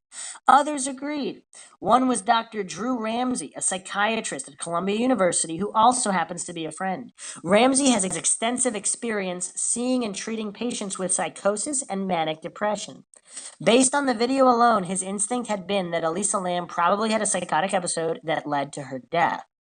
He based this opinion on the behavior he observed in the video, the same behavior that launched 1,000 crackpot theories. This kind of ad hominem fallacious name calling. What makes a theory crackpot? That it's unlikely? So once again, the MK Ultra crackpot theories that turned out to be true, or any of the other crackpot conspiracy theories that were true, crackpot doesn't mean untrue. I mean, it could. There's a lot of crackpot theories that aren't true, but it's just this ad hominem. Like, this article is just riddled with logical fallacies. What do you think? I agree. Watching this video, this is classical internal preoccupation and psychosis, he wrote to me in an email. Well, by the way, it's also not clear whether he's watching the manipulated video or the video with the regular motion. Watching the video, this is classical internal preoccupation and psychosis, he wrote to me in an email. She is paranoid and looking for someone. She presses all the buttons, takes those measured steps, and has the stereotyped hand gestures. All classical psychosis. Here's the thing though, what's the classical psychosis being caused by? If it's being caused by a government experiment, then how does that invalidate that theory? I'm thinking about the sped up video thing. I'm thinking they just did it to showcase something more efficiently. I don't know. I could be wrong, but I'm just. I mean, if it's like, how long is Why the video delete? again? Like in real life, like. But they deleted it. Uh, They deleted a section. but okay. Also another possibility. I mean, it might not be true, but it could be just to showcase like something more efficient. Like I don't know. It's just more like editing, like a regular editor that would just edit things that are unnecessary. But I could be wrong. It could be like a freaking conspiracy or whatever. There's jump cuts, so they obviously edited, manipulated the video, and then they changed the speed of the video to make it look like it wasn't manipulated. When I sent him the autopsy report, it confirmed his suspicions. And the medications Lamb was taking clarified the picture even further. We have a clearly psychiatric patient with depression and mood instability, at a minimum treated with multiple meds, at the age when things like bipolar disorder and schizophrenia tend to blossom. I heard nearly the same thing from Samantha Oliver, a 29-year-old from the Boston area who recruits engineers for a tech startup, but who might be familiar to users of Reddit's Unsolved Mysteries as the moderator Hammy Sammy. Oliver had been actively moderating the Lamb threads from the onset, and after reading and approving months of mostly ridiculous theorizing, she felt like she had to say something. In June of this year, she wrote a post titled Resolve, with the goal of silencing any remaining skeptics. They call critical thinkers skeptics? Weird. Oliver, I learned, was uniquely poised to have a grounded position. As a moderator for a forum that trades in information about suspicious cases, she knows a true mystery from one that's built on agendas, half-truths, and misunderstandings. But Oliver took an added interest in Elisa's case because she had a deeper understanding of the issues at hand. In 2010, she spent 8 weeks in the psychiatric ward at Johns Hopkins in Baltimore after a series of partial psychotic breaks sparked, she thinks, by use of Adderall.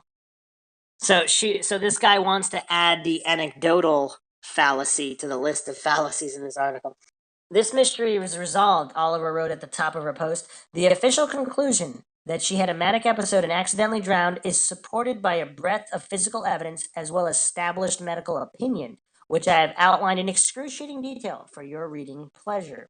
That detail follows and is indeed thorough. Oliver then concluded, though this case is resolved, I will admit that it's very interesting and unusual. To be fair, according to the wiki, the medical examiners had classified her cause of death as undetermined up until 3 days before the autopsy report was published. Then they changed it to accidental. While I had a lot of fun researching the whole thing, the case of Elisa Lam is not a mystery. It's a tragedy. A tragedy, Ramsey said, that isn't even that mysterious. The evidence is right there in the video. What does make sense is a woman who is very paranoid, who clearly wants to hide. We already see that her preference is to hide in a container, like an elevator. What's another great place to hide? A water tank. The way she behaves in the elevator fits with me purely as a psychiatric diagnosis and fits with the circumstances of her hiding in a container. What's the safest place you can hide? She kind of found it. Nobody found her for 2 weeks. By the time I'd finished dissecting the case, I mostly felt sad. I felt complicit, too, for indulging the cranks and for whatever role this story plays in the perpetration of the legend of her death has become and will forever be, whether that's a collection of forums filled with wild speculation or season 5 of American Horror Story, subtitled Hotel, and inspired, according to creator Ryan Murphy, by the elevator video. What I really want more than anything is to be able to add something of value beyond the debunking of half-truths and outright myths, which, by the way, he didn't really actually debunk any of them. What I'd like to do is be able to tell Elisa Lam's story before she got on a plane for California. Unfortunately, that's much harder than I'd like it to be. Her parents have not spoken publicly since their daughter went missing. Her sister, Sarah, a makeup artist, didn't respond to messages I sent, and considering what the internet has done to her sister's image, I completely understand why she'd choose to ignore a journalist writing about it. The things that I know about Elisa Lam, then, are sadly few. She was a 21-year-old first-generation Canadian who attended the University of British Columbia but was not enrolled at the time she set out to travel around California by herself, by train and bus. Her parents, both from Hong Kong, own a Chinese restaurant in the Vancouver suburb of Burnaby, which closed for weeks after Elisa's death. During that time, people placed flowers outside the doors. Those are the facts. Beyond that is only a fragmented portrait assembled of pieces pulled from her own online persona, the one she created herself before the rest of us took over. The reality about the things we write online is that they live on, in abstract, well after us. That means that anything you read after the fact, particularly in a case as fraught and mysterious as this one, takes on the color of its context. Judging by her blog, her Tumblrs, and her Instagram, Elisa Lam was smart and funny, often sarcastic, and interested in many of the things that attract other intelligent, curious women her age. Literature, architecture, photography, and especially fashion. Like so many of us, Elisa's problems seemed to mostly lie within, and she wasn't afraid to say as much online, for whoever happened to find her there. Her Tumblr, which she called Nouvelle or Nouveau, alternates between light and dark, between anger and optimism, between heavy quotes about loneliness and identity, and things chosen, I assume, because she found them funny. It is pointless to draw any assumptions about a person from the images she grabbed from other websites and collaged on a page, but it felt good to be laughing at things that Elisa selected precisely because they were funny. This person viewed through a very tiny virtual window that features only a few lines of her own writing and no pictures of her own was somehow more alive and three-dimensional than any version of Elisa Lam I'd found so far. Until the fall of 2012, when she noted that she was much more active on Tumblr, Elisa kept another blog which, though infrequently updated, seems like an honest and raw account of her feelings. Frustration, disappointment, confusion, and a fair amount of self-loathing. Elisa felt that she ate poorly and didn't exercise enough. She considered herself lazy and was worried about what she'd do with her life. In other words, she felt the kind of things we all feel at 21. But Elisa had bigger, realer issues too. Depression haunted her, and it seemed to flare up in 2012, causing her to miss classes again. In 3 years, Elisa writes, she completed only 3 courses and was officially still a first-year student. Meanwhile, her peers were moving on, and that reality cast her further adrift. She slept during the day and was up at night online reading about fashion and posting to social media, where there's always someone to talk to. Her penultimate post, written on April 4th, 2012, is titled Worries of a 20-something and is particularly painful to read in retrospect. I spent about 2 days in bed hating myself. Why don't I simply do the things that I know will make me feel better? It isn't rocket science. It isn't that difficult. Get out of bed, eat, see people, talk to people, exercise, write, read. The post there is no self-excoriating, a public airing of the qualities Elisa most hates in herself that finishes with these lines. The only thing that does make you different is that you're a complete utter failure and have depression, so la-di-da, that makes you special. Why aren't so proud of that? Oh, it's special because people can pity you and you can manipulate them with their pity and use them to wheedle out more time. But you don't do anything. God, I hate you so much. This last line stopped me. It was the point at which my exploration into Elisa's online persona in search of her actual person ceased to feel like journalism and started to feel like voyeurism. Without access to any humans who'd known her, I was fishing around in a collection of her thoughts, many of them dashed off in her most vulnerable moments. I felt a little sick. That was when I noticed the post had 48 comments. It seemed like a lot for a student's blog. I clicked. The first were left by a concerned reader offering help, written 10 weeks after the post itself. But the next 47 were all written after her death, and the first one, posted March 1st, 2013 at 2:52 a.m., restored my belief that chasing Elisa's internet ghost was a worthy exercise after all. Here's that post in full. Elisa, this will seem stupid to many people because I'm writing to a dead person. I don't know you and we have never met or even knew of each other's existence until your tragic fate. When I first heard of the news and saw your picture, I don't know why, but I felt torn and drawn to you. I became obsessed in finding news articles about the case. I tried but could not let it go. I became obsessed in finding more about you. Now, after reading your Tumblrs, tweets, and this blog, I am at a loss for words because I feel like I am literally staring at a mirror of myself. Your words are the very words I've spoken and typed in my life. Your questions are the ones I've asked myself so many times. Your fears, regrets, and even the joys and cheers. I understand the cause of your depression, as it is for me, the unfulfillment of two greatest desires, to be loved, to be understood. You are a perfectionist and you are looking for perfect love, and so much that to the world you seem odd and out of place. This leaves you feeling like nobody understands you. At times you want to be like everyone else, but inside you know you cannot be contrary to yourself. You wonder often, why is it so easy for everyone else? Why is it so hard for you? I hope in death you will still be able to read this letter, because at the very least you would know someone does understand. But even in death you have helped others, because knowing you, now I know someone understands me.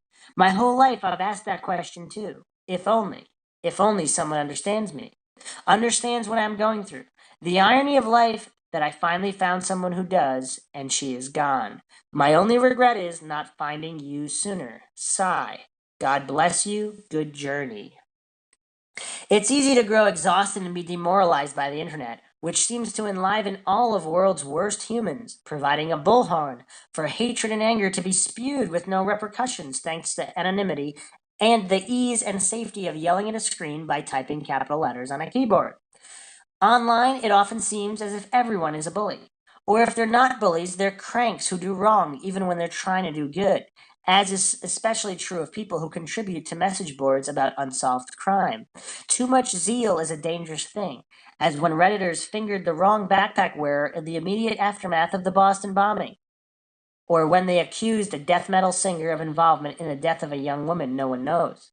But reading the comments on Lamb's blog under a passage that was so raw and honest that I'd felt bad reading it was an important reminder of another thing the internet offers: community.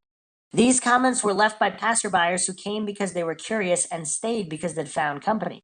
One anonymous writer shared a story about how the death of a friend brought together many people who had drifted apart, which is a specific way of conveying the message that even the absolute worst things can bring some good. Up until the end, I was still hearing from Elliot, the 16-year-old high school Reddit user who couldn't shake the particulars of the case. Like me, he was trying to create a picture of who Elisa Lam the person was. And like me, Elliot's interest shifted after reading her blog.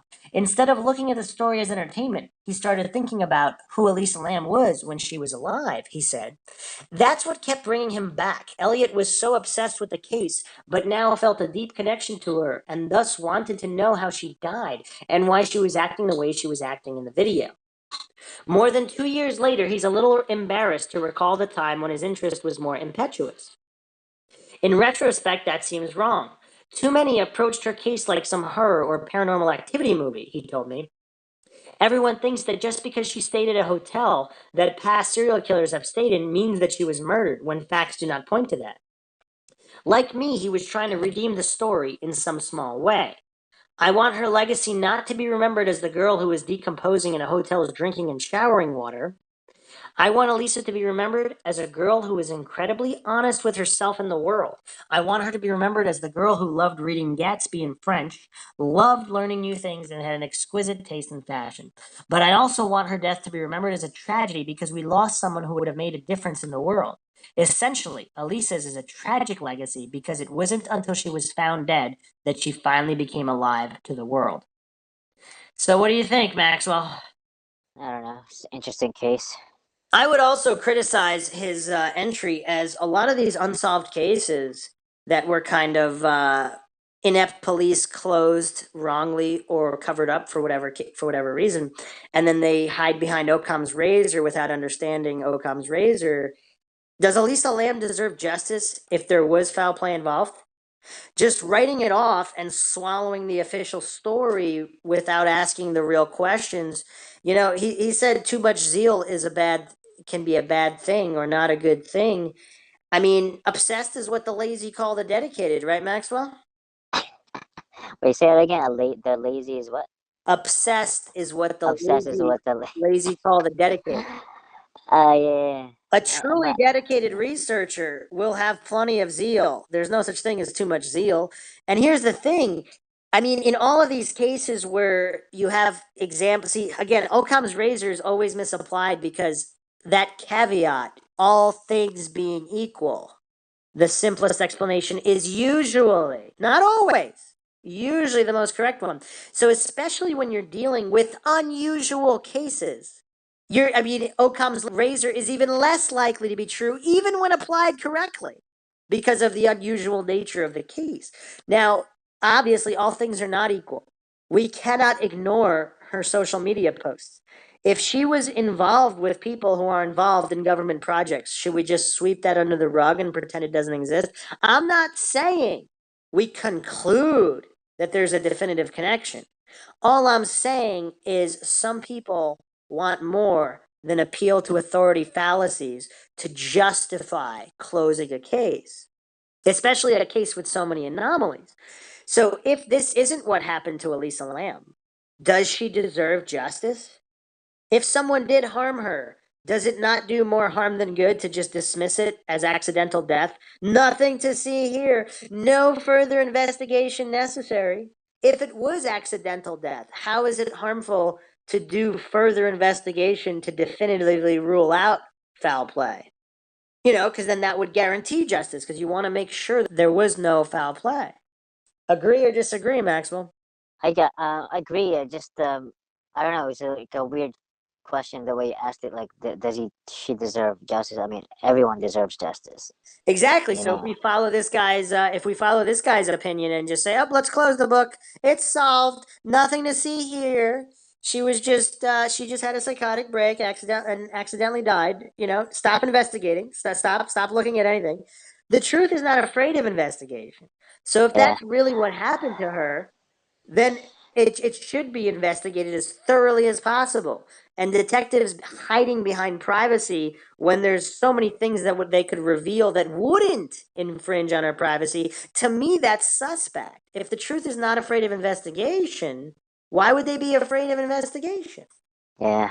For some reason, I haven't visited this in a while, but like the personality type came back into my brain, and so these people, like this person that's talking about this, is the judging type. So it's not he he comes to conclusions very quickly, while the other personality types or perceiving types, they want to gather more information Well, before making a well, decision. to me, I mean, it's easily explained as just logical and illogical. We don't even have to go down person. I Yeah. mean, the That's personality. true. That's true. I mean, you can go that sort of route too. I mean, logically, I mean, it could be anything, so it should be investigated.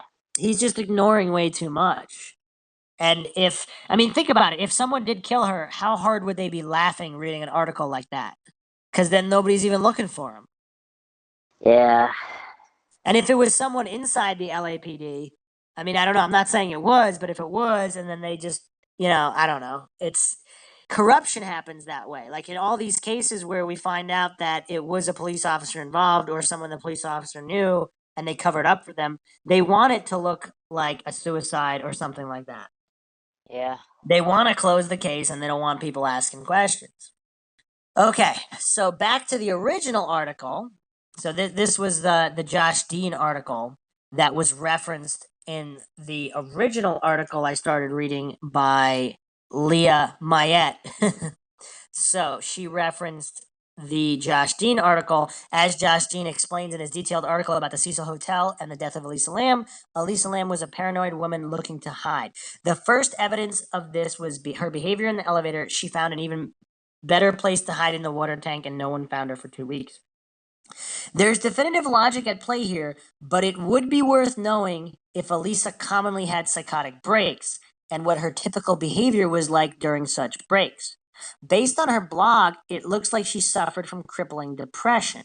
According to CBC News British Columbia, Lam was first assigned to a communal room, 506B, but that the other guests in the room complained of her odd behavior, thus forcing the hotel to move her to a different room. This detail fits in nicely with the theory that Elisa had a mere break with reality and climbed into the tank herself. So before getting to that, supposedly Elisa Lam did not have a history of psychotic breaks or episodes. So it looks like Leah Mayette did not know that. It was I don't know if her family said that, but that was in articles we had gone over. So she does not have a history of psychotic breaks. So this would have been the first one, unless those people are lying. Okay. That's a good detail to Yes. have. So, main problems with this theory. It reeks of blaming Lamb's mental illness for her unfortunate death and is founded on the oversimplistic notion of, well, crazy people do crazy things. It ignores the inherent body language of the video. After much review, I think it's clear that she's playing a game with someone. This clip shows the elevator footage not slowed down as it was when the LAPD released, and it looks more flirtatious, and one can see her clearly smiling. Once you notice that, it undermines the idea that Elisa was just an anxious person, breaking with reality, looking for a place to hide. It ignores the two men. Elisa was spotted on the hotel surveillance tape an additional time. We did see her come in with two gentlemen. They had a box and gave it to her. She went up in the elevator. We never saw them again on video. And that was from a police officer. We went over that detail in the first couple episodes. We cannot ignore that detail. So again, in the Josh Dean article, his cognitive dissonance or whatever, his straw manning at it wasn't anything crazy or there was no foul play. Normally, I mean, the people that are last seen with a victim, they need to be investigated. So, and how would investigating them or even mentioning them? Obviously, that doesn't violate Elisa Lam's privacy or her family's because police already mentioned that. So, but they never mentioned it again. That was in one report, never mentioned or referenced ever again. I mean, this is the stuff of really creepy urban legends. Two men showed up with a box and gave it to her. And then the box disappears, and then she's in the elevator however time later. I mean, that's one of the smoking guns in this case, I think. Like, because that's insane. Normally, the last people to see, and they're two men. Were they identified? Were they interviewed? Without knowing any of this, how can we conclude anything? Yeah, good point. Yeah. Okay. It ignores the fact that she's wearing black-colored men's shorts, size medium. Elisa's online presence clearly shows that she's into fashion. This provokes the notion that perhaps they weren't hers. Perhaps they belonged to someone she met at the Cecil. In fact, one blogger even suggested that her outfit looked like post-coital apparel. It ignores the fact that the autopsy states that Elisa had, quote, the anus is edematous and showing pooling of blood in the subcutaneous tissues surrounding the orifice. This is a wound not uncommon to sexual abuse or trauma. The online South African newspaper, the Daily Maverick, spoke to 3 doctors, all of whom opined that the evidence was suggestive of trauma. One said it was highly likely that there had been a sexual assault. A second said that it was uncertain, but at the very least, it warranted further investigation. Daily Maverick reached out to a forensics expert, Dr. David Klatzow, with a copy of Lamb's autopsy, and his assessment said that given the lack of extended evidence, the autopsy had little context, and that it was challenging to determine what had happened. I agree with that as well. So if you can't determine what happened, why would you rule it an accidental death? Obviously, Josh Dean doesn't possess the logic to follow that line of thinking. Klatzow's reading of the autopsy was a little bit more nuanced. He explained that in the absence of further evidence to give context, it was difficult to ascertain exactly what had happened. It is strange that the cause of death was initially listed as unknown at presumably the first autopsy, he told Daily Maverick. Klatzow did state that the bruising in the anus could have been a result of the body's advanced state of decomposition and have a non-traumatic cause connected to it. So basically, given the lack of further evidence, it is difficult to pin down where the perineal hematoma that Lamb possesses came from. It ignores the physical evidence that was probably left at the scene of the crime, was probably blown away by wind or washed away by rain. Detective Wallace Tennell, who was assigned to the case and has had a career of over 35 years with the LAPD, claims, quote, "It was in my opinion that she climbed in on her own. And my partner and I tried to figure out how somebody could have put her in there, and it's difficult for someone to have been able to do that and not leave prints, not leave DNA or anything like that. So she climbed in on her own." Right. Her body was in that tank for almost 3 full weeks. Any physical evidence left at the scene of the crime was probably destroyed. Have these police officers never heard of absence of evidence is not evidence of absence? It seems it Probably seems not. it seems a detective should know that. I mean, that's kind of basic logic. It's in the best interest of the LAPD to rule her death as accidental, as they weren't in any position to find her killer. Claiming that Elisa Lam climbed into the tank herself is the best public relations answer. They don't have to spend money, time, and resources locating an elusive killer who will now be impossible to find given the lack of evidence, and the rest of the city can sleep peacefully, thinking there isn't a psychotic killer on the loose. How's that, Maxwell? Do you think that's a logical conclusion? Um, I don't know.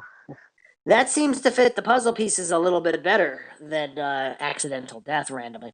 My theory: the inherently dark energy of the hotel. Oh, and keep in mind, the author of this article says that photograph of the ghost is definitely.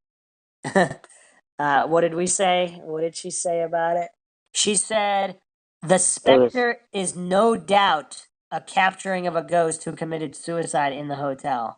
So not only the capturing of a ghost, but one who committed suicide. Okay. So this is her theory. The inherently dark energy of the hotel attracted yet another sociopath. Perhaps one or both of the men who gave her the box on the earlier surveillance footage. Or perhaps the owner of the black shorts she was wearing to the building. While it appears as though Elisa is having some sort of psychotic break in the elevator surveillance footage, she's actually playing a game with her attacker. Let's not forget that many sociopaths are charming individuals, and the charm is exactly what helped enable many of their crimes. That's a very good point as well.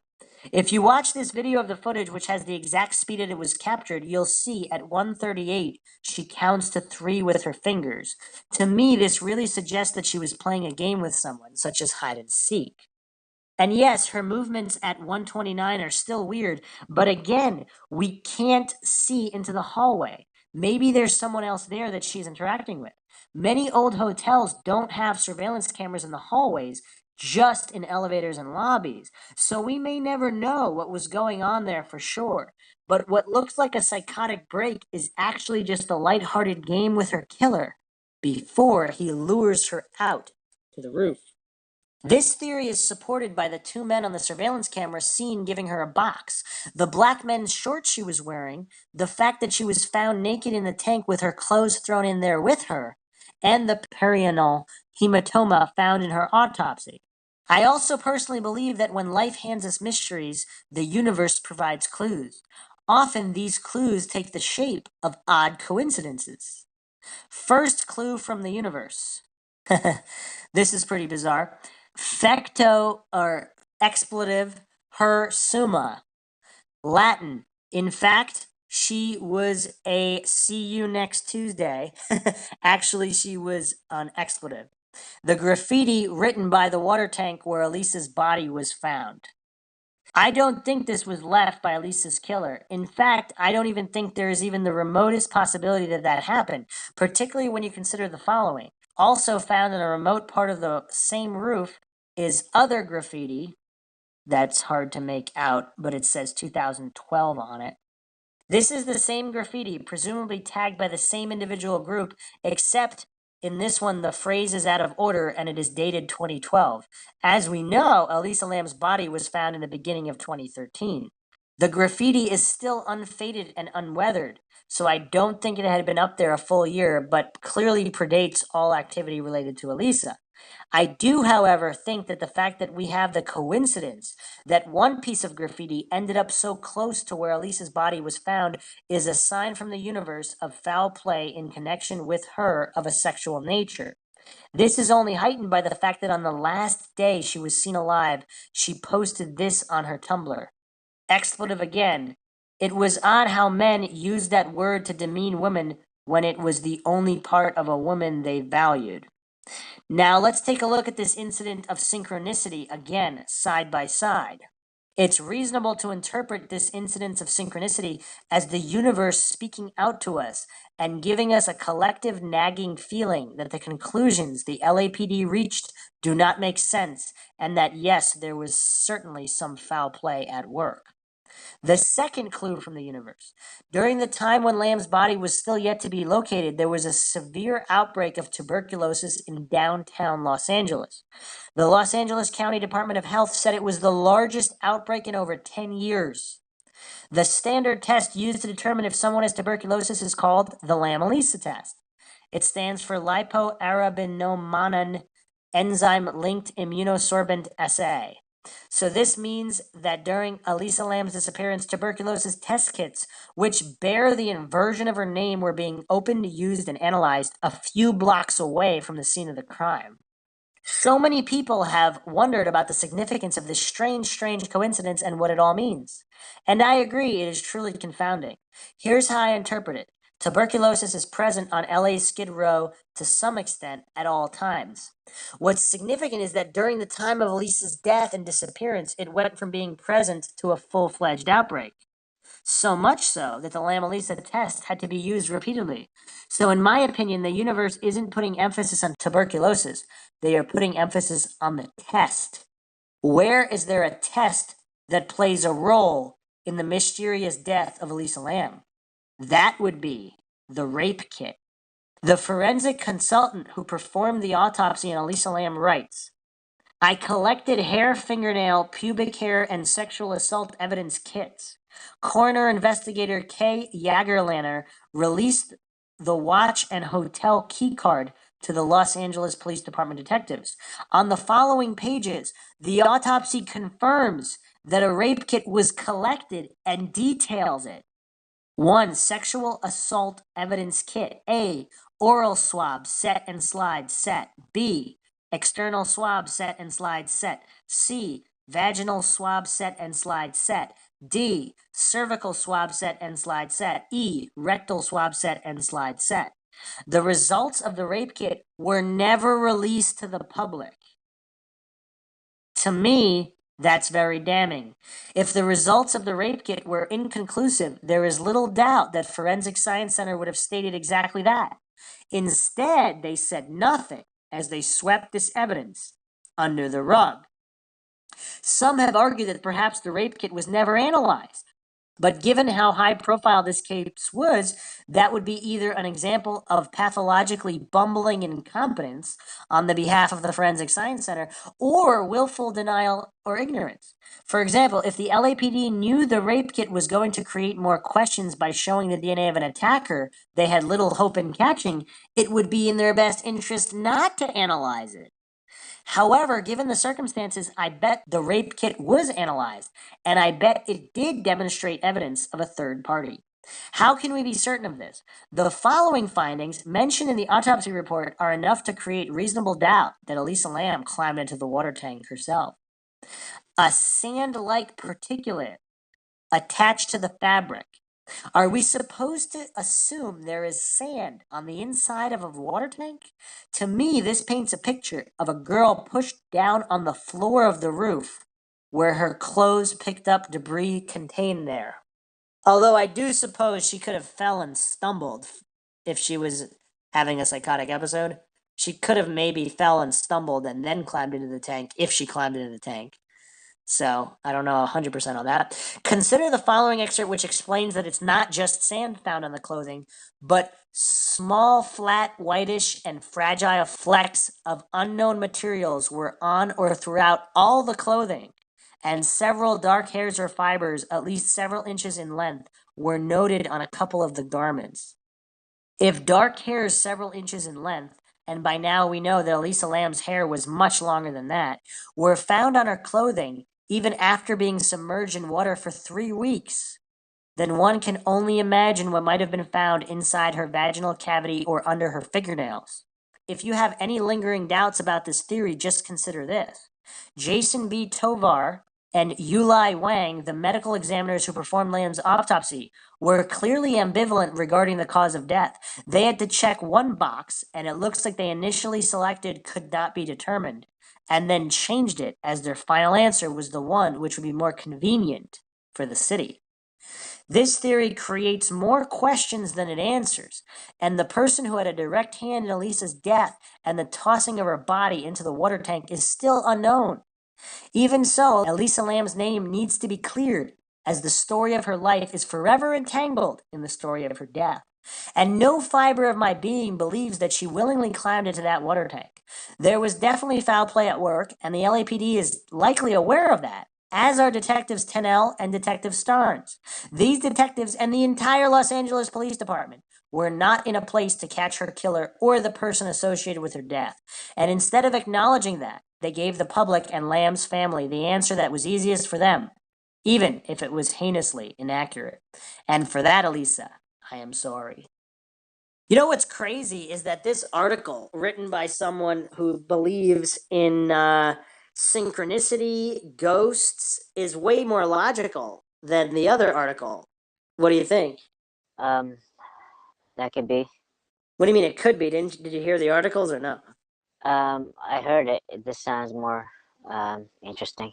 Well, I was saying, is it more? I think it's more logical. You don't think so? I got the two articles mixed up in my head. No surprise there. Okay. So, what do you think about the rape kit? It's just not. Was it never tested, or was it tested and the results never released because it did show an attacker? See, that's something that I could Wait, see. so it shows an attacker? Like, No, I didn't say it. Okay. I said it was. They never released it. So, what are the options? They did the rape kit, or they didn't do the rape kit. If they did the rape kit, maybe they should release it. It's possible it shows an attacker because But they won't release it. It's just fucked up. Exactly. That's some fucked up shit, man. I know. It's like what the fuck, man? Just fucking release it and shit. Yeah, it's a bizarre case. It's just stupid. Like that's why like I don't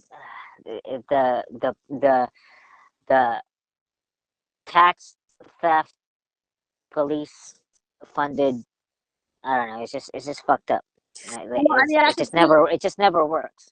I can see how they don't want panic because there's a killer on the loose who's raping and killing women. Like, it's definitely easier to just rule it accidental death. Here's the thing, though. I could see how they might not want to release the details of the rape kit because that does violate her privacy. Because let's say the police really believe it was accidental death, unrelated to a possible rape or whatever beforehand. And if let's say they did the test, they found out who it was a guy at the hotel, and let's say he had a bulletproof alibi that day, so they know he didn't kill her. So then why would they release his name, you know what I mean? Or the results of the test. Now, I'm not saying that happened. I'm just trying to come up with scenarios where the LAPD might not release it. Obviously, I mean, I don't know if that happened. It's just the whole thing's bizarre, and how they changed the autopsy from unknown to accidental. I mean, the whole thing's bizarre. So to just write it off and, oh, it was clearly accidental death. Nothing to see here. Don't investigate any further. That's just, yeah, that's not right, because once again, the truth is not afraid of investigation. What do you think of Leah Mayette saying that synchronicity is showing us clues? Like the Lam Elisa test is showing us that there's a clue in the test, and the test is the rape kit test. And what are the chances of the coincidence between the graffiti found right next to where she was found and her own social media post? I mean, how many coincidences are we gonna accept? Yeah, I missed the relation with the graffiti. I mean, I remember reading some kind of article like it has nothing to do with it because it's like fucking 2003 or some shit like that. Or it's a couple of weeks. It's 2000. The graffiti was 2012. Oh, but who's making the connections? In this article, you had paid attention. Yeah, I guess I missed the fucking thing completely. The last day she was seen alive, she posted this on her Tumblr. So they're talking about this specific expletive, the "see you next Tuesday" word. I kind of. So she said this expletive again. It was odd how men used that word to demean women when it was the only part of a woman they valued. So this is what the graffiti says in Oh wait, she wrote that particular one on Tumblr. I didn't even know that. I mean, I read that, but I didn't. The last day she was seen alive, she's talking about this word, which was in graffiti written right next to the tank where she was found, and it just says, "In fact, she was an expletive. Actually, she was an expletive." So And you're saying the police is not looking into all this stuff? I just read all of the information available. Okay, so Yeah, the I know, police. but like I didn't know that. Yeah. Well, the police didn't say whether or not they're looking into the graffiti. How am I supposed to answer that question? I gave you all the available information about it. Yeah. I kind of missed the whole thing. Yeah, but even if but how would anybody know what the police investigated if they aren't talking about it? Yeah. So I don't know. That's a very interesting. Like, it's kind of fucking creepy as fuck, actually. it is, but here's the thing. That could also be explained if she had a friend and they went up to the water tanks to smoke. She could have seen the graffiti the same day that she went to post that on her social media. So that would mean she was up by the water tanks before she was eventually either climbed in herself or was put in. I mean, even though it's creepy, it might not necessarily be synchronicity. It would just mean, like, what reminded her of that word or her thoughts about it if she had seen graffiti the same day. Like, that was the last day she was seen alive. However, the graffiti is also found on an even farther part of the roof away from the water tanks. And it's in different order for some reason. So they spray painted in a different order. If that's synchronicity, that means that maybe the order of where Elisa was is out of order. Yeah. But anyway, so final thoughts. Police conspiracy cover up or just conveniently closing the case to not look incompetent and to have less open cases? The second one sounds better. That might be it. So, this podcast series is ongoing. There's plenty more to investigate, including more conspiracy minded outcomes and theories, which also have a lot of evidence, believe it or not. Some even more bizarre coincidences than the ones we've listed here. As always, if you like the podcast, you can donate to our PayPal. Check the link in the description. Make sure you subscribe to the channel. If you like the channel, hit the like button. Feel free to share it across social media. Any questions, comments, thoughts of any kind, leave it in the comments section. Like our Facebook page. You can also check us out Twitter, Reddit, Patreon. This is Bruce McGuire signing off. And Master Powers. We'll catch you guys next time.